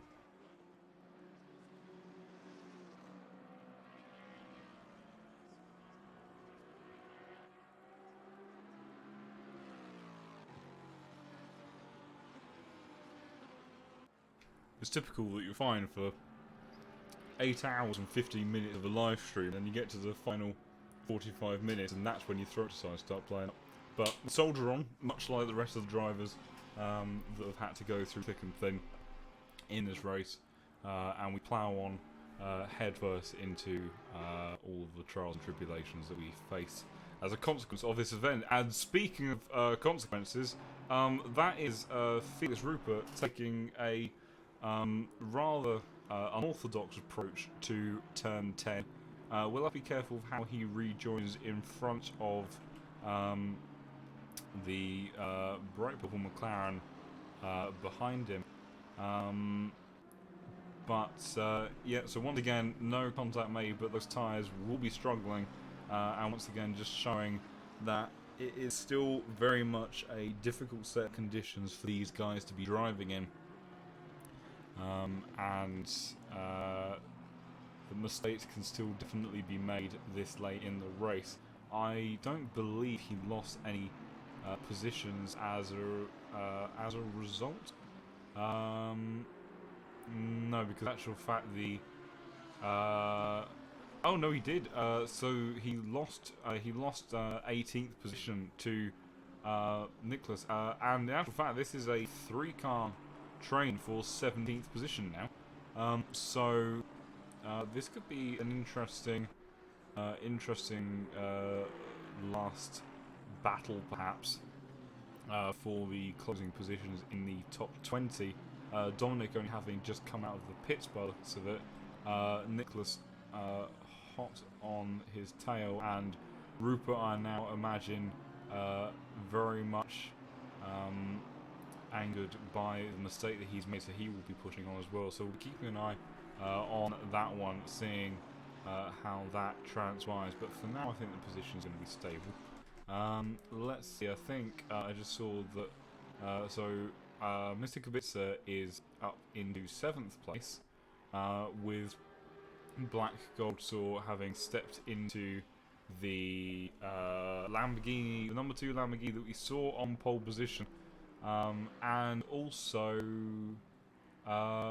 where is the Lexus?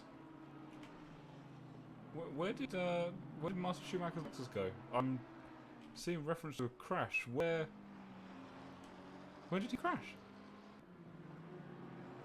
I can't find him. Or did he just disconnect from the session as a result? Well, that's an unexpected way to possibly set 40 minutes to go of the session left. And the driver that I was contemplating whether or not he was actually in contention to win this race, of whether or not the stint would be completed without having to make another pit stop. Unreal Engine crash. Oh, right. For context, for my own stupidity, the game engine is classed as Unreal Engine. Right. When I read Schumacher with Unreal Crash, I just assumed that there was a car in the wall. Right. Thank you for the explanation. Oh well, that is a massive shame. You know, they've been in this race for 8 hours and 20 minutes, and besides the 889 lineup of Macaulay, Parker, and Ivan, they have driven exceptionally well all day long, and that is incredibly disappointing. Well, that is going to have an effect on some positions then, quite clearly. So now promoted into P2 will be Jardier in the Lamborghini, then closely, particularly closely, followed by Antonov, if I can find him. I know he exists somewhere in a distant void, apparently. How is that battle getting on? So Dominic has lost the position actually to Norquist, so it's all kicking off right in these latter stages now. So Dominic losing position to Norquist, but Rupert not there to challenge. Well, that is that is rather a shocker. We've also got a battle here for 10th and 11th actually between Darking and our second in silver class, number 4 Aston Martin of Provence. So can Darking force Pavel into a mistake, put him under pressure, and try to get back into that top 10? It's been a real charge from the 338 squad of Darking and Mr. Vanneman, but I think they would have to be pretty happy if they came away with a top 10 after the way that this race began for them. So we'll see whether or not he is able to put Pavel under pressure most likely using that run up towards turn 10, but Pavel, I think, has gone a bit deep into turn 1. That will give an opportunity, possibly, for a run from Darking towards turn 3, perhaps. We've seen some late lunges from him before. Is there going to be one again? That's looking like it's going to be a yes. That is a very late lunge, and somehow has actually kept it between the white lines. I was convinced that there was either going to be contact or that he was going to be going straight across a runoff. Admittedly managed to use the small excursion there. But Darking then doing a standard Darking send and managing to get that top 10 spot. So assuming that he pulls away now ahead of him, then that'll be a good result considering where they've had to come back from. So let's see, we've got the Hub Auto Corsa Ferrari having a little bit of trouble running out on the outskirts of turn 6, I think that is. Antonov then finding himself promoted up to P3 now, and likely to be unchallenged by Solman, who is about he's about half a sector behind, so I don't think Solman's going to be able to do a whole lot here. Darking still. Martin Schumacher's reappeared on the leaderboard. It says that he's currently pitted. Okay, so here is Martin Schumacher. Now, bear in mind, of course, he was actually on the lead lap, and was very much far ahead. Whereas a lot of these guys that he's coming back out with were down. So I think actually he is racing these guys. As Darking, I think, has actually then lost the position back to Pavel. So this all of a sudden is actually going to get very interesting very quickly. So we've got Pavel and Darking still going at it as they head towards turn 3. This is where he made the move the first time. Much less of a late lunge as they go into turn 4 and then wrap for turn 5. But look at Martin Schumacher already starting to close in on this group. Now, I believe, as we come through here, the scoreboard is actually going to adjust. I think Martin Schumacher's in 13th, potentially. I'm not sure if he's actually racing the McLaren ahead of him. It would seem to be the case that he is, but I've got a feeling that Assetto might actually be a lap down anyway. But Martin Schumacher then going to go up the inside towards turn 10, which I'll switch camera and then easily gets the move done before the corner has even arrived. So now on to getting past the back marker of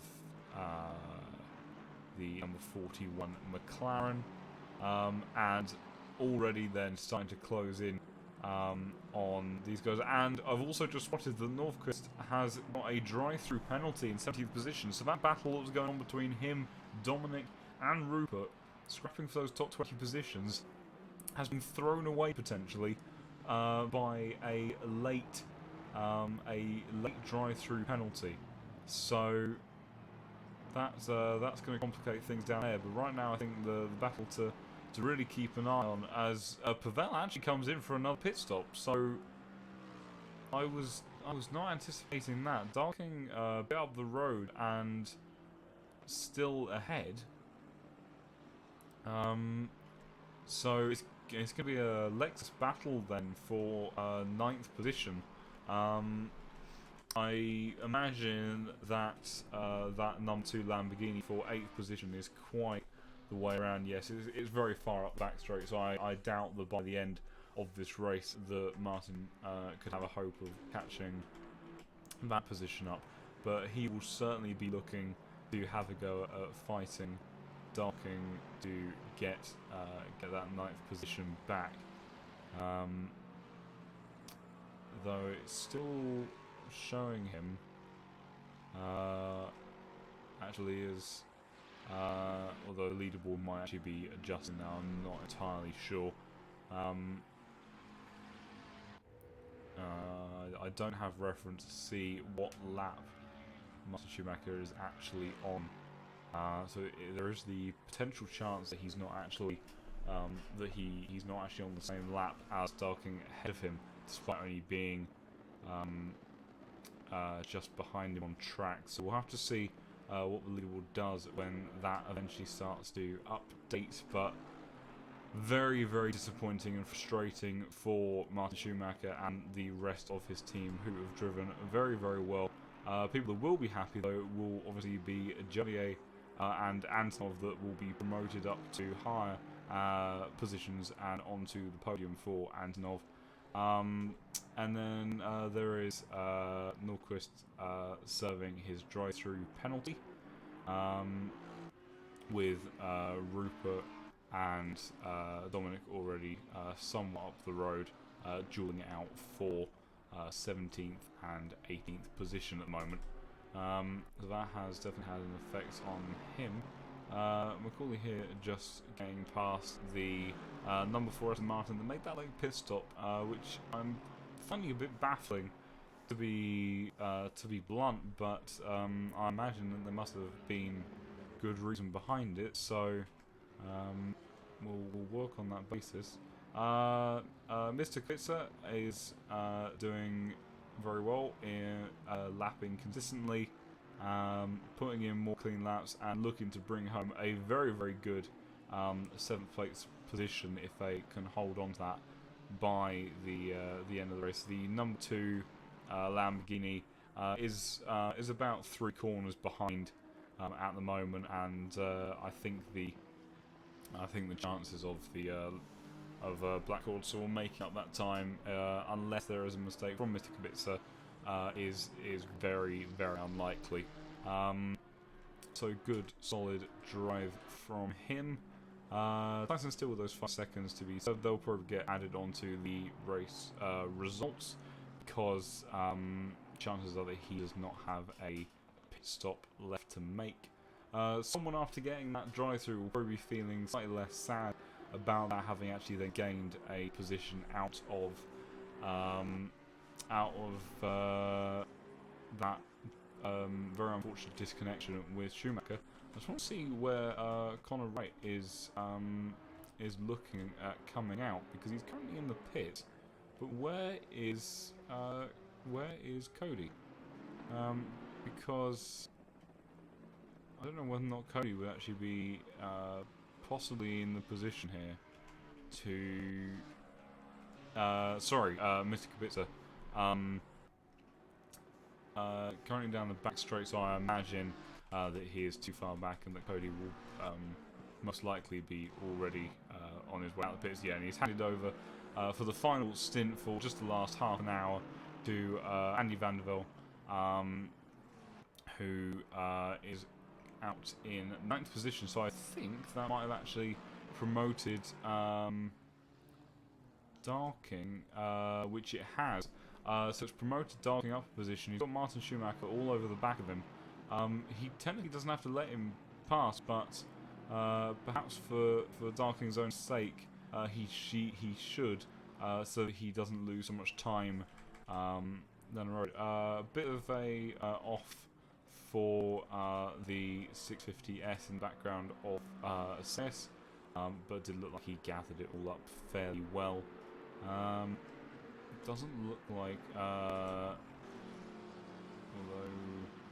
BMW quite slow out of turn 7, but this is not the position. This is just in general. Martin Schumacher right on the back actually of Darking, approaching turn 10. So definitely not hanging about, and definitely not playing particularly safe either. I suppose at this point you have nothing to lose if you are Martin Schumacher.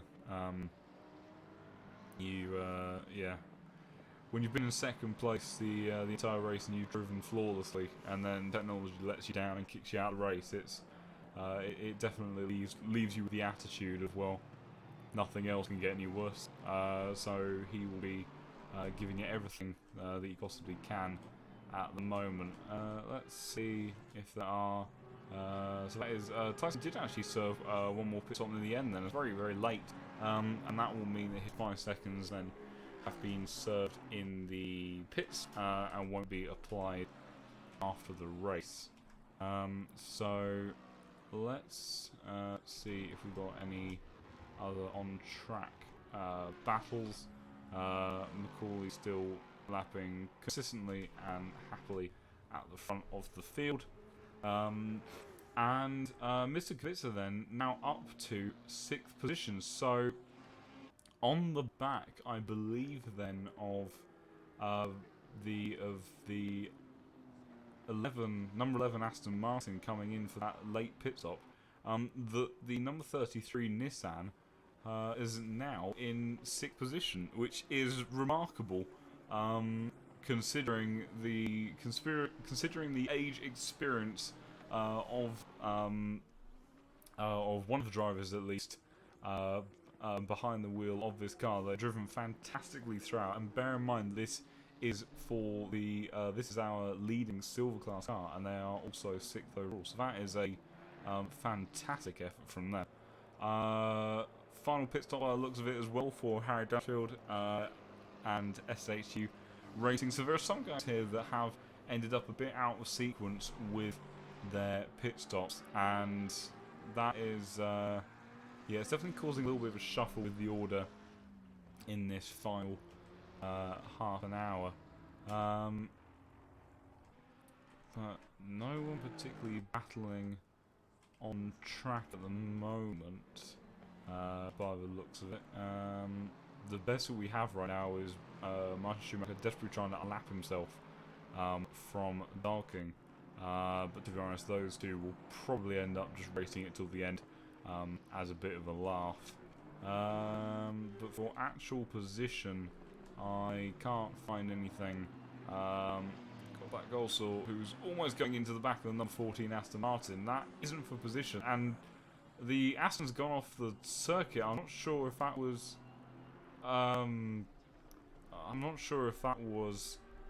contact or not, but it has brought the Aston and the Lamborghini very close together, all over the curbs of turn 7. Felix will definitely be having a look up the hill as they go towards turn 10. Deep in the slipstream now. Can he get a good enough run as they head towards his fast right-hander? Yes, he can. He's going to pull out probably to the outside. There's no room on the inside, so he's going to go towards the outside now as they head towards this fast right-hander. Don't let us end in tears, boys. There's 25 minutes left. There's been enough contact between these two cars already. They're just about giving each other some room, but that was, yeah, that was a little bit ambitious there from Felix. Good clean racing between the pair of them, but yeah, that was likely never to happen.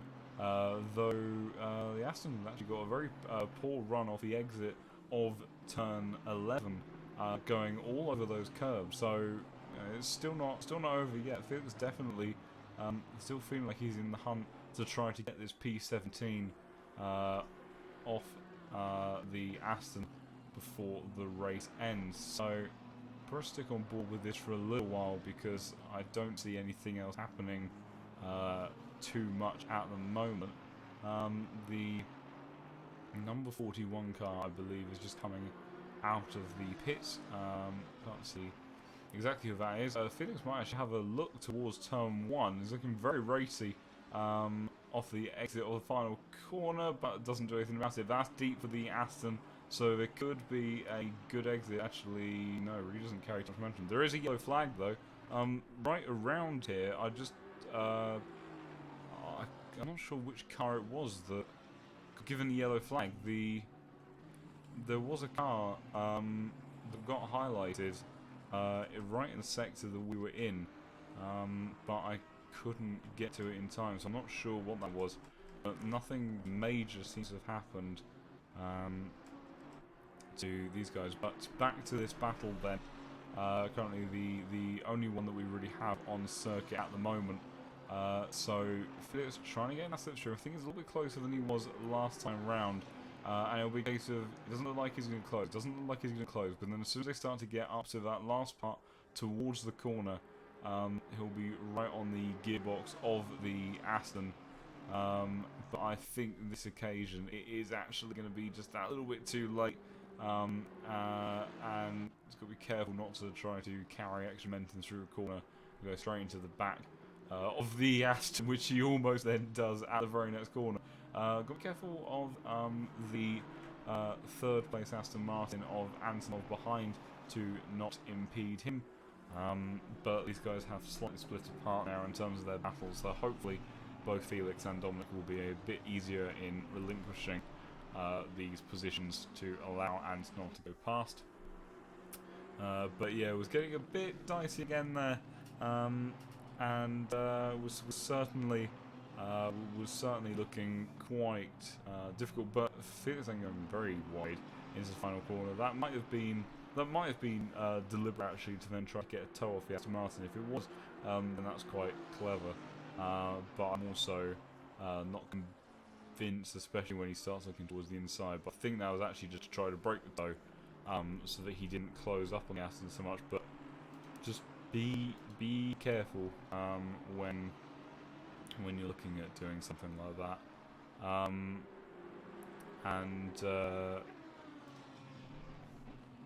Yeah, you have to be very careful not to run into the back of the other car if you're going to try and do something like that. It's all well and good making use of the car that's lapping you so that you lose the minimum time possible, but you also have to be aware of the fact that then you haven't been racing with these guys during the race. You don't know exactly how they drive, what lines they take, and where they brake.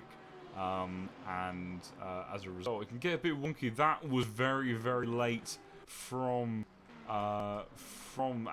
I don't think number 14 car really did anything wrong there, but Antonov, I've got a feeling that's almost was a repeat of what we saw BMW do earlier, of being on that right hand side of the circuit with all the puddles, and using the extra bits of track there into towards turn 11. But I think just got sucked into puddles and then went pull out of it because it was going to hit the back of Dominic's car, and then all of a sudden found that he had no grip whatsoever and almost fired into the wall. So that almost was another potential podium finisher gone in a heartbeat. I'm sure that was quite a big concern in the Team 56 like and subscribe squad watching him do that. Don't believe, like I say, Martin Schumacher has got past Darking eventually then. Not that changes anything for position, and I imagine not that Martin Schumacher will particularly care, because what he came here to do has already been lost and taken away. But it does look like overall that the only proper battle that we actually have on circuit for position is between those two other cars. There's a small distance between.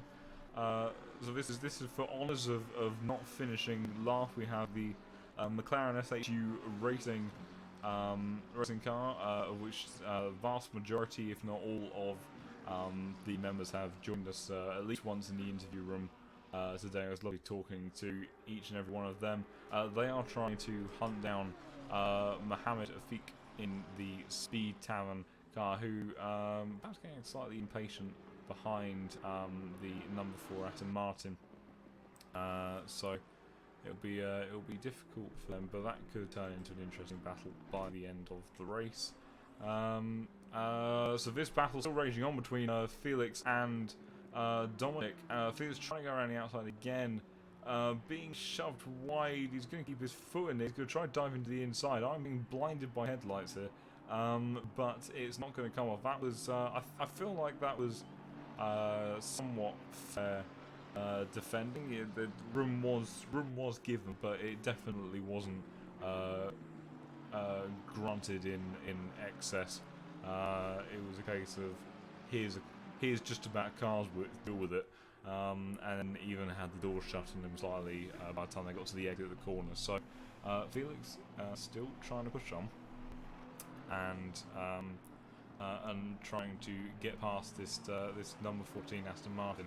This number 14 car just seems to have managed to, one way or another, be involved in something at some point, almost during every hour of the race. I think it's got a good run. I don't think he would look to send it at turn 1. No, he doesn't. But he might look to try to set up a move towards turn 10 again. I think that's going to be his best bet. It gets quite a bit of a wiggle on the exit of turn 2. Which stops him gaining quite so much time in that sector. Tries to brake very, very late into there, which does actually work out for him better than I anticipated, considering the Aston has better brakes. But see what happens. See if he can get a good run, not using so much the exit curve as they then go through turn 6 and up to turn 7. There is a yellow flag somewhere on the circuit. I didn't catch where that was exactly. It was cleared fairly quickly. I think it might be car number 256. Just very quickly have a look. That is the purple McLaren. I saw them cutting across the track at turn 2. Felix now firmly in the slipstream. Can he do anything before they get to the top of the hill? Just all of a sudden just seems to gain that extra bit of speed right as they're about to arrive. Dominic defends again, but actually runs a bit wide as a result. Felix is going to get a better run. He's going to cut back towards the inside as they then come towards turn 11. Felix is always going to get very tight. Don't shut the door on him. He definitely had right to the line, but then I think Dominic actually got spooked round to the marbles and then lost all grip. Although he is coming back a bit in the final couple of stages. I think the rain is actually starting to come down heavier again. I've now gone from having just rain and a cloud symbol to rain, cloud and a plus symbol, which I'm assuming just means more rain. Taking the most technical approach, of course, and breaking that down. Yeah, but this battle not over yet. The number 14 Aston, we know that these Astons have actually been pretty fast in straight line all day, contrary to normal. So I don't think he'll be able to do anything in towards turn 1. He's lost quite a bit of time, but then again, Felix has gone wide, so that's going to give an opportunity for him to start closing the distance through sector 1 again, and then perhaps be in with a better opportunity as they approach the back straight and then towards turn number 10. So let's see if he can get anywhere near to Felix in these final set of corners for the sector to set up that run onto the back straight. I think he's going to be a bit too far away. I think the slipstream only really starts to come into effect properly when you're within just a few meters of them, and I think that's just a bit too much. Feels like looking like he's trying to break the toe a bit. I wouldn't try doing that too much.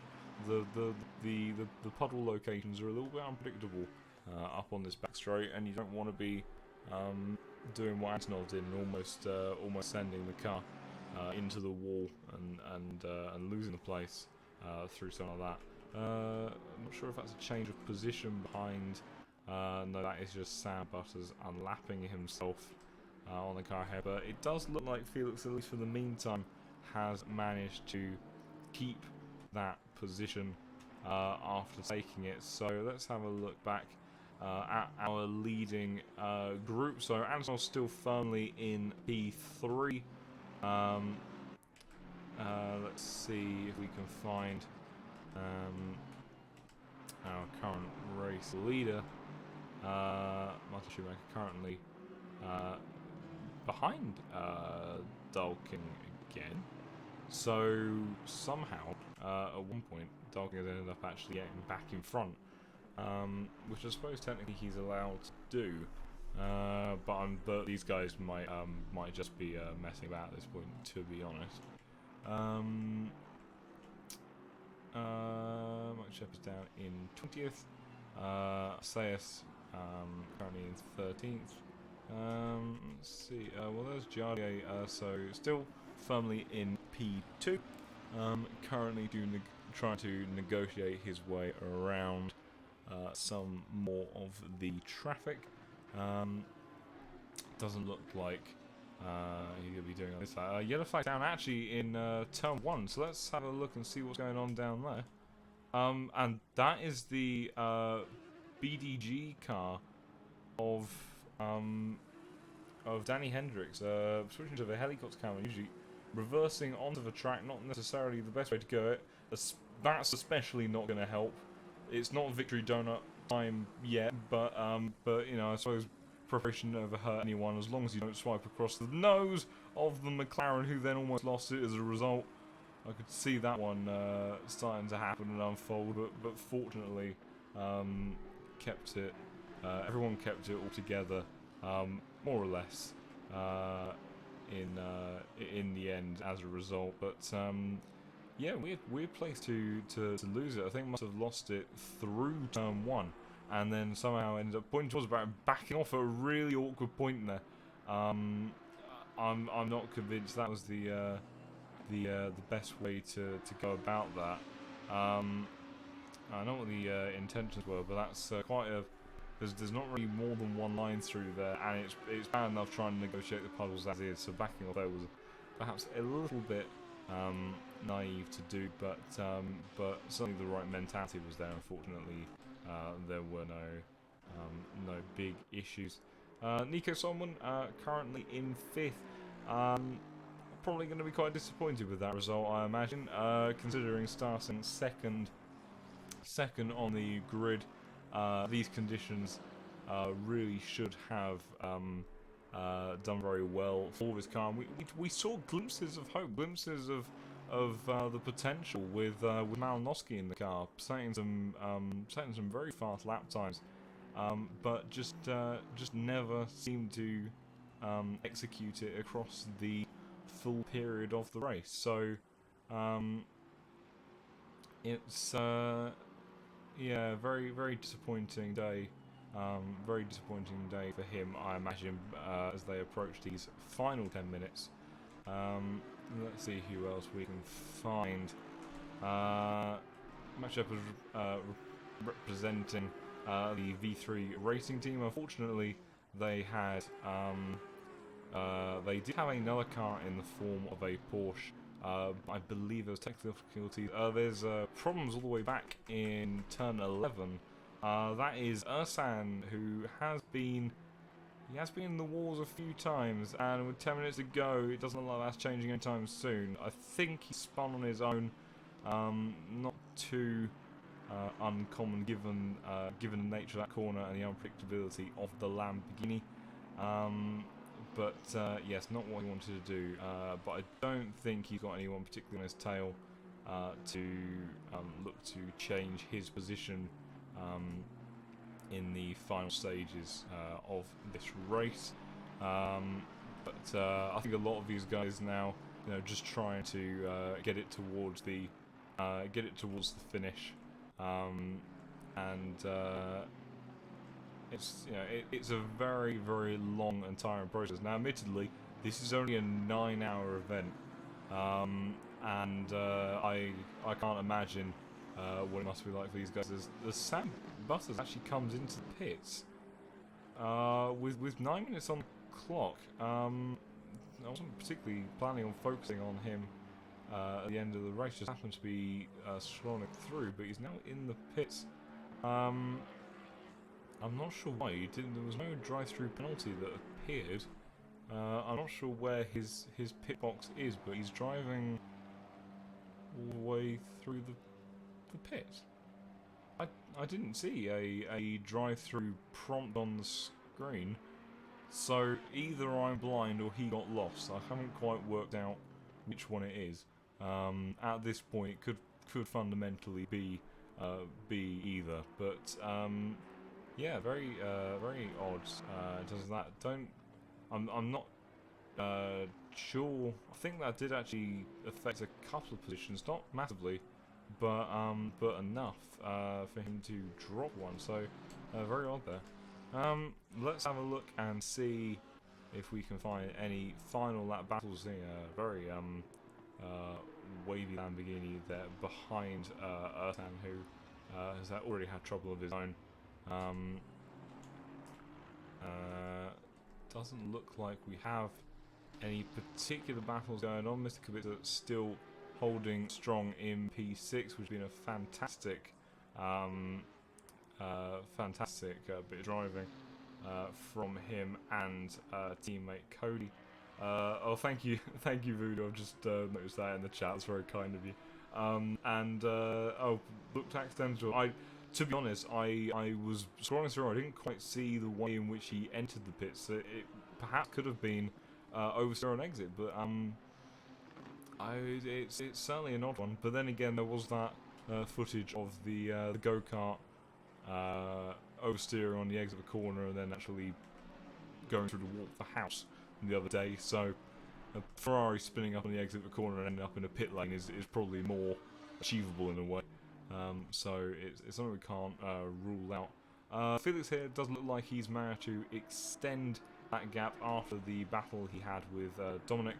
We've got a little bit of a battle. It's probably the closest battle we have for position at the moment between Manos Gerardis in the TF Racing Nissan that's still got a little bit of a place and a bit of a mistake there actually from the McLaren, and that can leave them vulnerable as they head towards the back straight because the Nissan is very quick in a straight line. He's very close behind, and I think there's not going to be much that the McLaren can do here. The Nissan using all of the track and more just to maximise it. We've got Norquist behind him, but I don't think he's involved in this forward position. No, he isn't. He's actually a lap ahead of these guys. So what can the Nissan do is going to go to the inside quite a way before they arrive at the corner. Norquist is trying to look at potentially getting involved in this, which is I suppose he's in his right to do. A little bit awkward for these guys though, but Manos does get the position. So yes, the McLaren there just left himself a bit vulnerable through that first sector. Manos actually backing off very nicely to give room to Norquist, perhaps a bit too nice, actually running quite wide there, but will, I believe, retain the position. So not too much loss, but very, very clean move and just use the capabilities of the car to its maximum, really. Although he's gone wide now into the final sector, and he's actually given the position right back. So after doing all the hard work, he's then got to do it again. So 41 McLaren has one more lifeline then at managing trying to keep this position. So let's see, can he hold off this Nissan on this occasion? Bit of a half-hearted dive there from the 46 car. That was never really going to come off. I think maybe just trying to scare him, but in doing so actually lost a bit of time. But well and good trying to use his tactics. I thought he was going to go for dives. He yellow flag somewhere on circuit. I can't see whereabouts. I think that's in turn 12. Yeah, so it's Assayas in the number 12 McLaren 650S who's gone around, and I'm not sure if that's changed anything position-wise, but this is the battle that really we're focusing on at the moment. It may only be for 22nd position, but it's what we've got. I'm also getting recommendations to watch P17, 18, 19. I shall check that momentarily. But it does look like Maus is going to get the run up on the McLaren as they head towards turn 10. That was aggressive. I think 3.5 minutes to go. I'm not sure you necessarily need to do that, but he does seem to get position for now. Gets a bit of a wobble on the exit. I'm not sure whether or not that's going to leave him vulnerable through turn 11, but it does look like he's secured position for now. So let's have a look then. Okay, so here's the battle then for 18th and 19th. Rupert still looks like he got ahead of all of that, but Norquist, after the drive-through that he suffered, then does seem to have then made up the position on Dominic, as Rupert then goes actually very wide, but just about keeps it together on track. Dominic then losing out to Norquist. These guys having been really going head-to-head for the vast majority of the race, not necessarily always in the most gentlemanly of fashion, but in this scenario it doesn't look like there was anything that was particularly poor driving. So that was those two little battles. I think it's a shame I didn't quite catch the move for that position, but let's see if I can hunt around. We've got 26, 25th, but they are about a millennia apart on the circuit, so that's not going to help anyone. A lot of curb taking there, actually. I'm surprised, considering how unstable this all is, with greasy conditions, and I'm surprised, but touchdown of feeling confident enough to do that anyway. Black Castle, currently in 7th place. That's a team that will be very, very disappointed. Started on pole position, showed great promise, and I imagine much like a lot of the other guys here today were hoping for more changeable conditions. And I'll tell you what though, people have only just about escaped something, because if you look at the weather predictor, in 30 minutes time, thunderstorm was present with the lightning bolt. So if anything, maybe some of these guys should be counting their lucky stars that this wasn't a 12-hour race, because if it was, I think the track would have been flooded purely with the drivers' tears, as opposed to the rain. I'm being recommended again to look at the P17, P18 battle. I am just trying to navigate to it. So this is Norcus trying to hunt down Felix. I also need to keep an eye on where our leader is. So they're not quite close enough at the moment. Let me track down our leader at the moment. So our leader 889. So this will be, I think this will be the final lap. They're on the back straight, so I will keep an eye on that 889 car as they come round. Let's see what's going on between these two. Felix still quite a decent amount of advantage at the moment then in front of Nicholas, and given that this is the last lap, I'm not convinced he's going to be able to get him, so I'm going to have to head back towards our leader, just coming past Assetto. The lights already flashing in celebration then, and the team of Joe McCauley, James Parker, and Ivan have driven supremely today, and it has just been an extraordinary drive from all of these guys. They will never even touch a ball, and they will win the 9 hours of Paul Ricard in fantastic fashion, and celebratory crashing into the wall is completely understandable. Let's see if we can find... so Antonov will be the next one of our podium finishers. By the looks of it, that will be coming across the line in formation finish with the 96 car. Antonov then coming home in P3. I think after quite a rocky race, he'll be pleased with that. Let's see where some of these other guys are. So we've got that battle with Northquist, and but Rupert on the last lap seems to have got a 5-second penalty. So in actual fact, Rupert is going to lose that position, I think, to Norquist anyway, and potentially even Dominic. So that answers that question. Where is Giardier, our last podium finisher? So he is coming through turn 12 at the moment, through into 13, and then around 14 to complete our podium, and I think he'll be very pleased with that one. You know, given the conditions, the rain, and the fact that he took a dry setup before this race, second place finish will do him absolutely fine, and he will be more than pleased with that. So that is your top three. I'm not sure how many people we still have out on circuit at the moment. Do we have number 33 still driving around? No, we don't. There's very few cars actually still out on circuit. Let's see if we've got any mentions. Solman going to be disappointed. I think that whole group is going to be disappointed with that second on the grid and has not come away with the sort of result that they would have been wanting. I can't actually hear the engine running, but that will be it because they have already crossed the line. So it will be the AA9 of the Lexus, 39 Lamborghini, 56 Aston Martin, 55 Lexus, 991 Aston Martin, 33 Nissan. Also your silver class winner. The number 2 got Lamborghini from Goldsor. That was our pole position car, and they'll be disappointed with that, I imagine.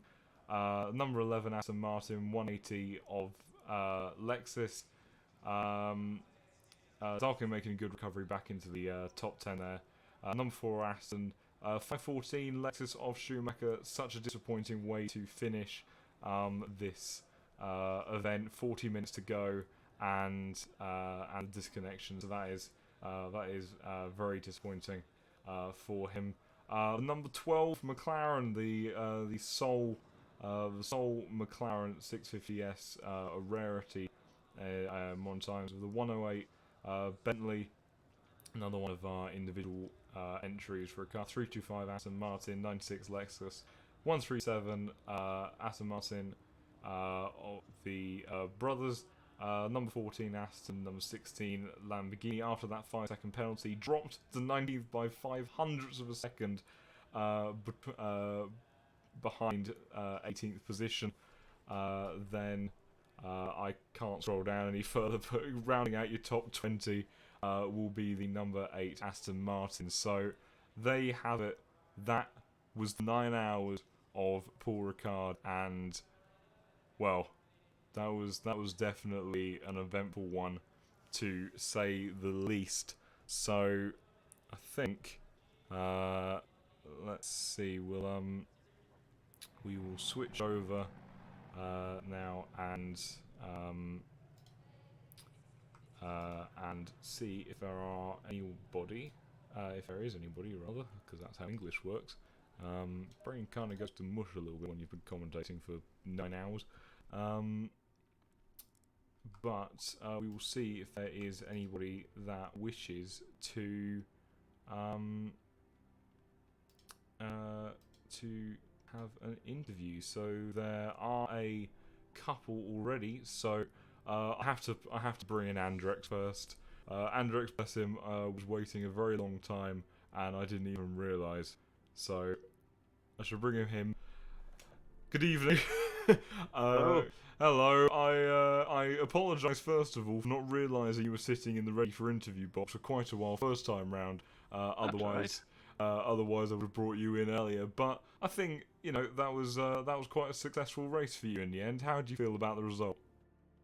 It's insane. I was like, what am I doing up in fourth? I came into this thinking top 20 would be awesome. I'm just trying to do the full 9 hours. See what happens.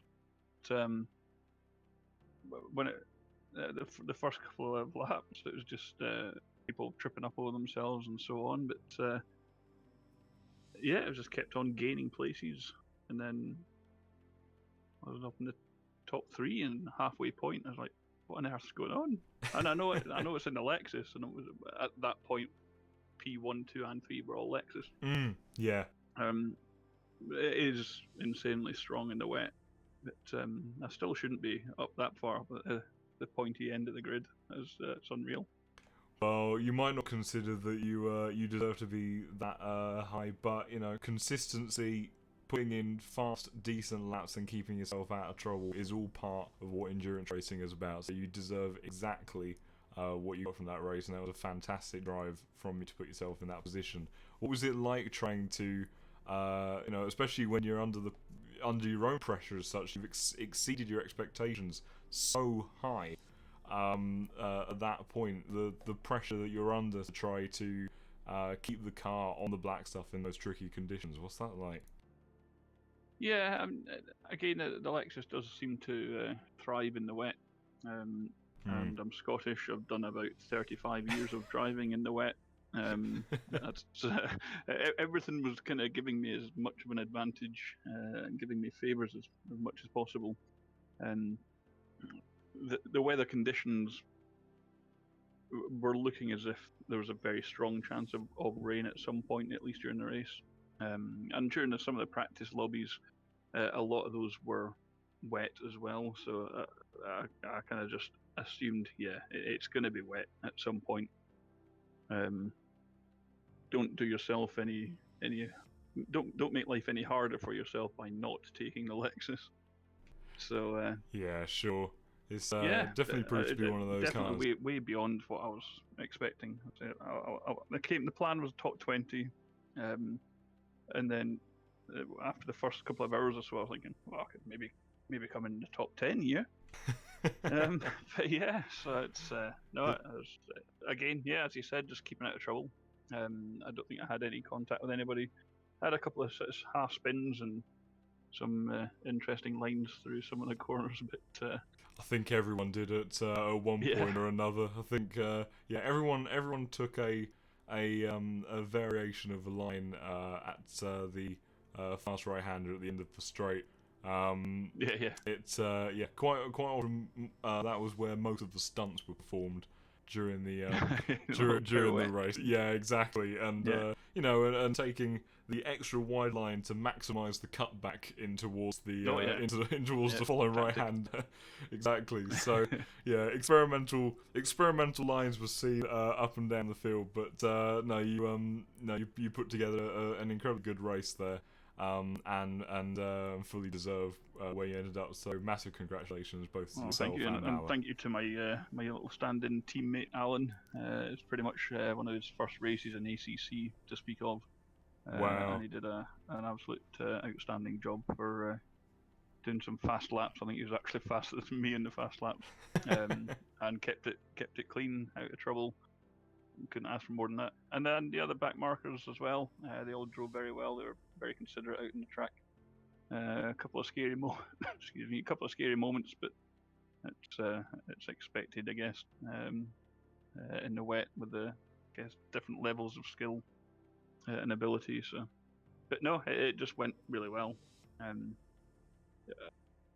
never really thought the podium was really achievable, and I knew Jardy was coming, so like yeah, I'll just let him go. He was definitely pushing on in the latter portion of the race. And yeah, but well, you know, you exceeded expectations before, and you came within touching distance of a podium. Perhaps maybe at the next endurance race that you enter, maybe we'll just go that one step further. No, I think I should hang my gloves up, retire retire while you're ahead at the end. Yeah, you know. Well, either way of how you end up following up on the back of this race is definitely something that you can look back to be proud of a really fantastic performance. So yeah, huge congratulations to yourself and Alan for coming away with such an amazing result for the pair of you. Thank you, and thank you for doing the commentary. I look forward to watching that back.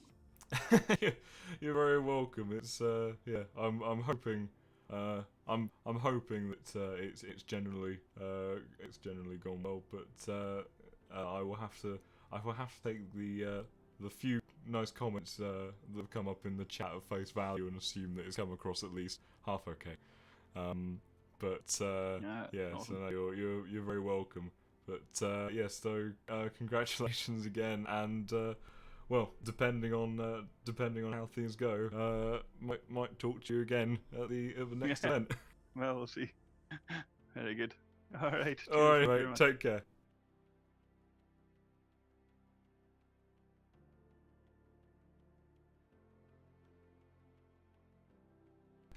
Good evening.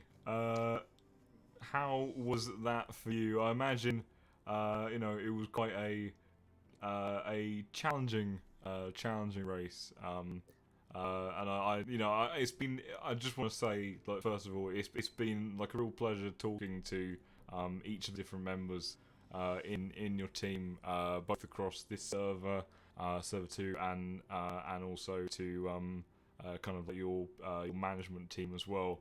And it's been really nice to hear how this has all come together for you guys. But yeah, in terms of how like your thoughts and feelings are after finishing off the 9-hour race, how are you feeling after that one? Ugh, super tired. Just mentally draining, especially in the second half of the race when it starts to get dark. It's super tricky to spot your braking zones and entries to the corners, especially with all the spray and trying to get out of the way of faster cars. So yeah, super tricky. Yeah, I can imagine that was one of the comments that that I was making during the stream. The level of concentration that you require. It's the amount of time. It's the pressure of the other cars around you, and also just the conditions themselves were really tricky. And then when you start to lose your frame of reference, particularly obviously in sim racing, because a lot of what you base your judgment off is what you can see. Yeah, but no, I mean, I think as a debut, that you did very well, and it's something that you want to follow up with then in the upcoming AOR events that will inevitably end up being held. Yeah, super proud of the team for getting through the 9 hours. It's our first entry, of course, so it was a big challenge to stand up to. And luckily, I believe we didn't have any retirements in the cars. I think they all finished. So, yeah, even though it was last place, it was a huge experience to learn off. Big thanks to everyone in the server that bared with us through the race. But yeah, super excited to hop back in another time. Excellent. That's what we like to hear, and yeah, and hopefully there are people watching this stream. They're thinking about whether or not it's something that they should get involved with. I think it's hearing from experiences like you guys have had of coming into this as something fresh, and just the result in the end wasn't the main thing. It was the experience of going through all that together and then building upon that for the future, and that's really great to hear. Yeah. And yeah, well, congratulations on making it to the end of your debut endurance race. It was certainly a tricky one to be thrown into the deep end with. I would suggest very tricky conditions, and a track that really some people might think that it's a track that because it has so much runoff that it's less difficult for you to drive, but I would argue that that's very much not the case. It's especially because of the extra runoff, that will get us very greasy in these sorts of conditions, and makes it quite a challenge. So just managing to get to the end and enjoying the whole thing is I think a fantastic debut in itself. So you should be really proud of yourselves and all the rest of the SHU members. Cheers, thank you. Just like to thank our sponsors once again, Solvay and Idea, for supporting us through development of our car, and big props to Shoe Racing Team for finishing the event and the marketing and managing that went behind the scenes to get us into this race. And lastly, thanks to yourself and AOR for having us. Well, we're very pleased that you could join us, and our pleasure. So we hope to see you again in future events, and look forward to seeing how everyone at SHU develops, and start building upon a really good foundational result from today. Cheers, thank you. Yeah, cheers. Thanks a lot, and well done.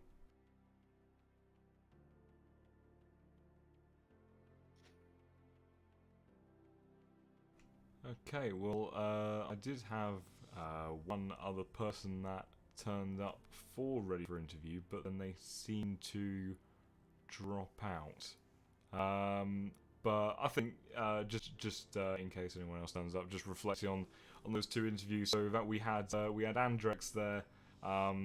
No, speaking about his journey in terms of the expectations of that top 20 expectation and hope turning to an amazing 4th place, which was fantastic, and the whole SHU story for how his team has come together, partly as a replacement and a thing that can be done in place of former student given the difficult times at the moment, is really great. It does look like we have another person, so let's bring them in.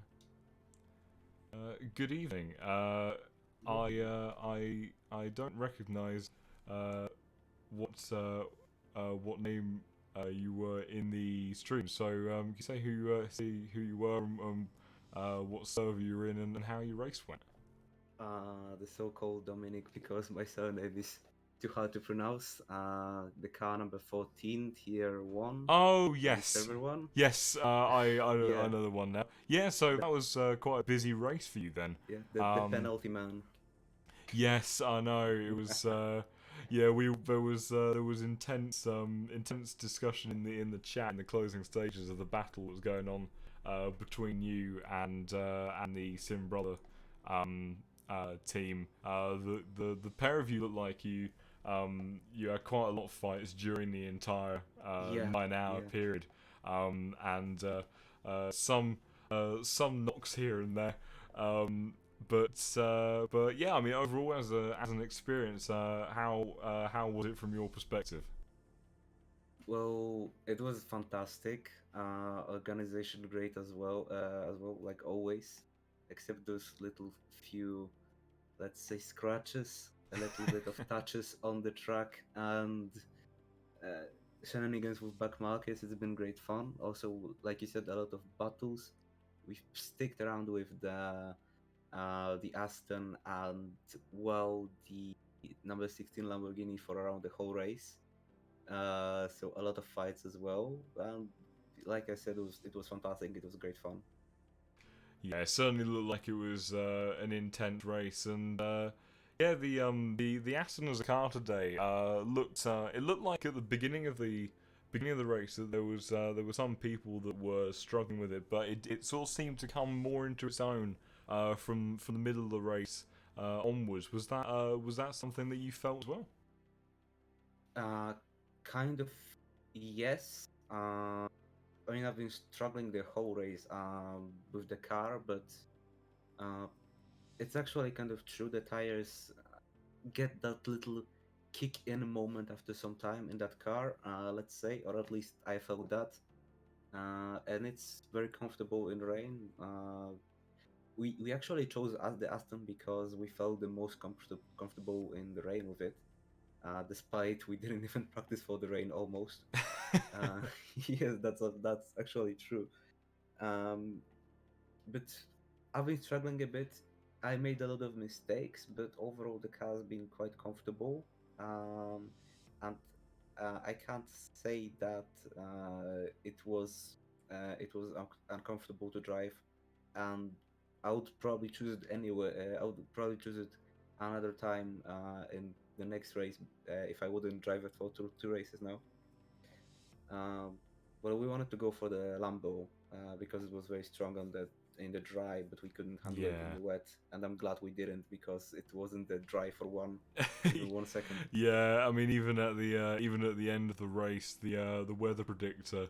If it had been a 12-hour race, it would have only got worse if you were in the Lamborghini. So it was probably just as well that you went with the choice that you did. But I mean, well, Jardier did it in the Lambo with a dry setup as well. Yep, I heard about that. That's incredible. Yeah. Well, the man is quite often a magician anyway. And certainly showcase that again. But it certainly when during the 9-hour period, didn't drive that free of any issues himself. The car was quite clearly very difficult to drive, so it did come with its punishment. I imagine that he's gonna sleep for about 24 hours now with trying to wrestle that thing around the circuit. Yeah, excellent. It was a pleasure to watch you with lots of battles during the race. It was certainly very intense racing at times, and it's great to hear that you enjoyed it. We hope to see you again in future events.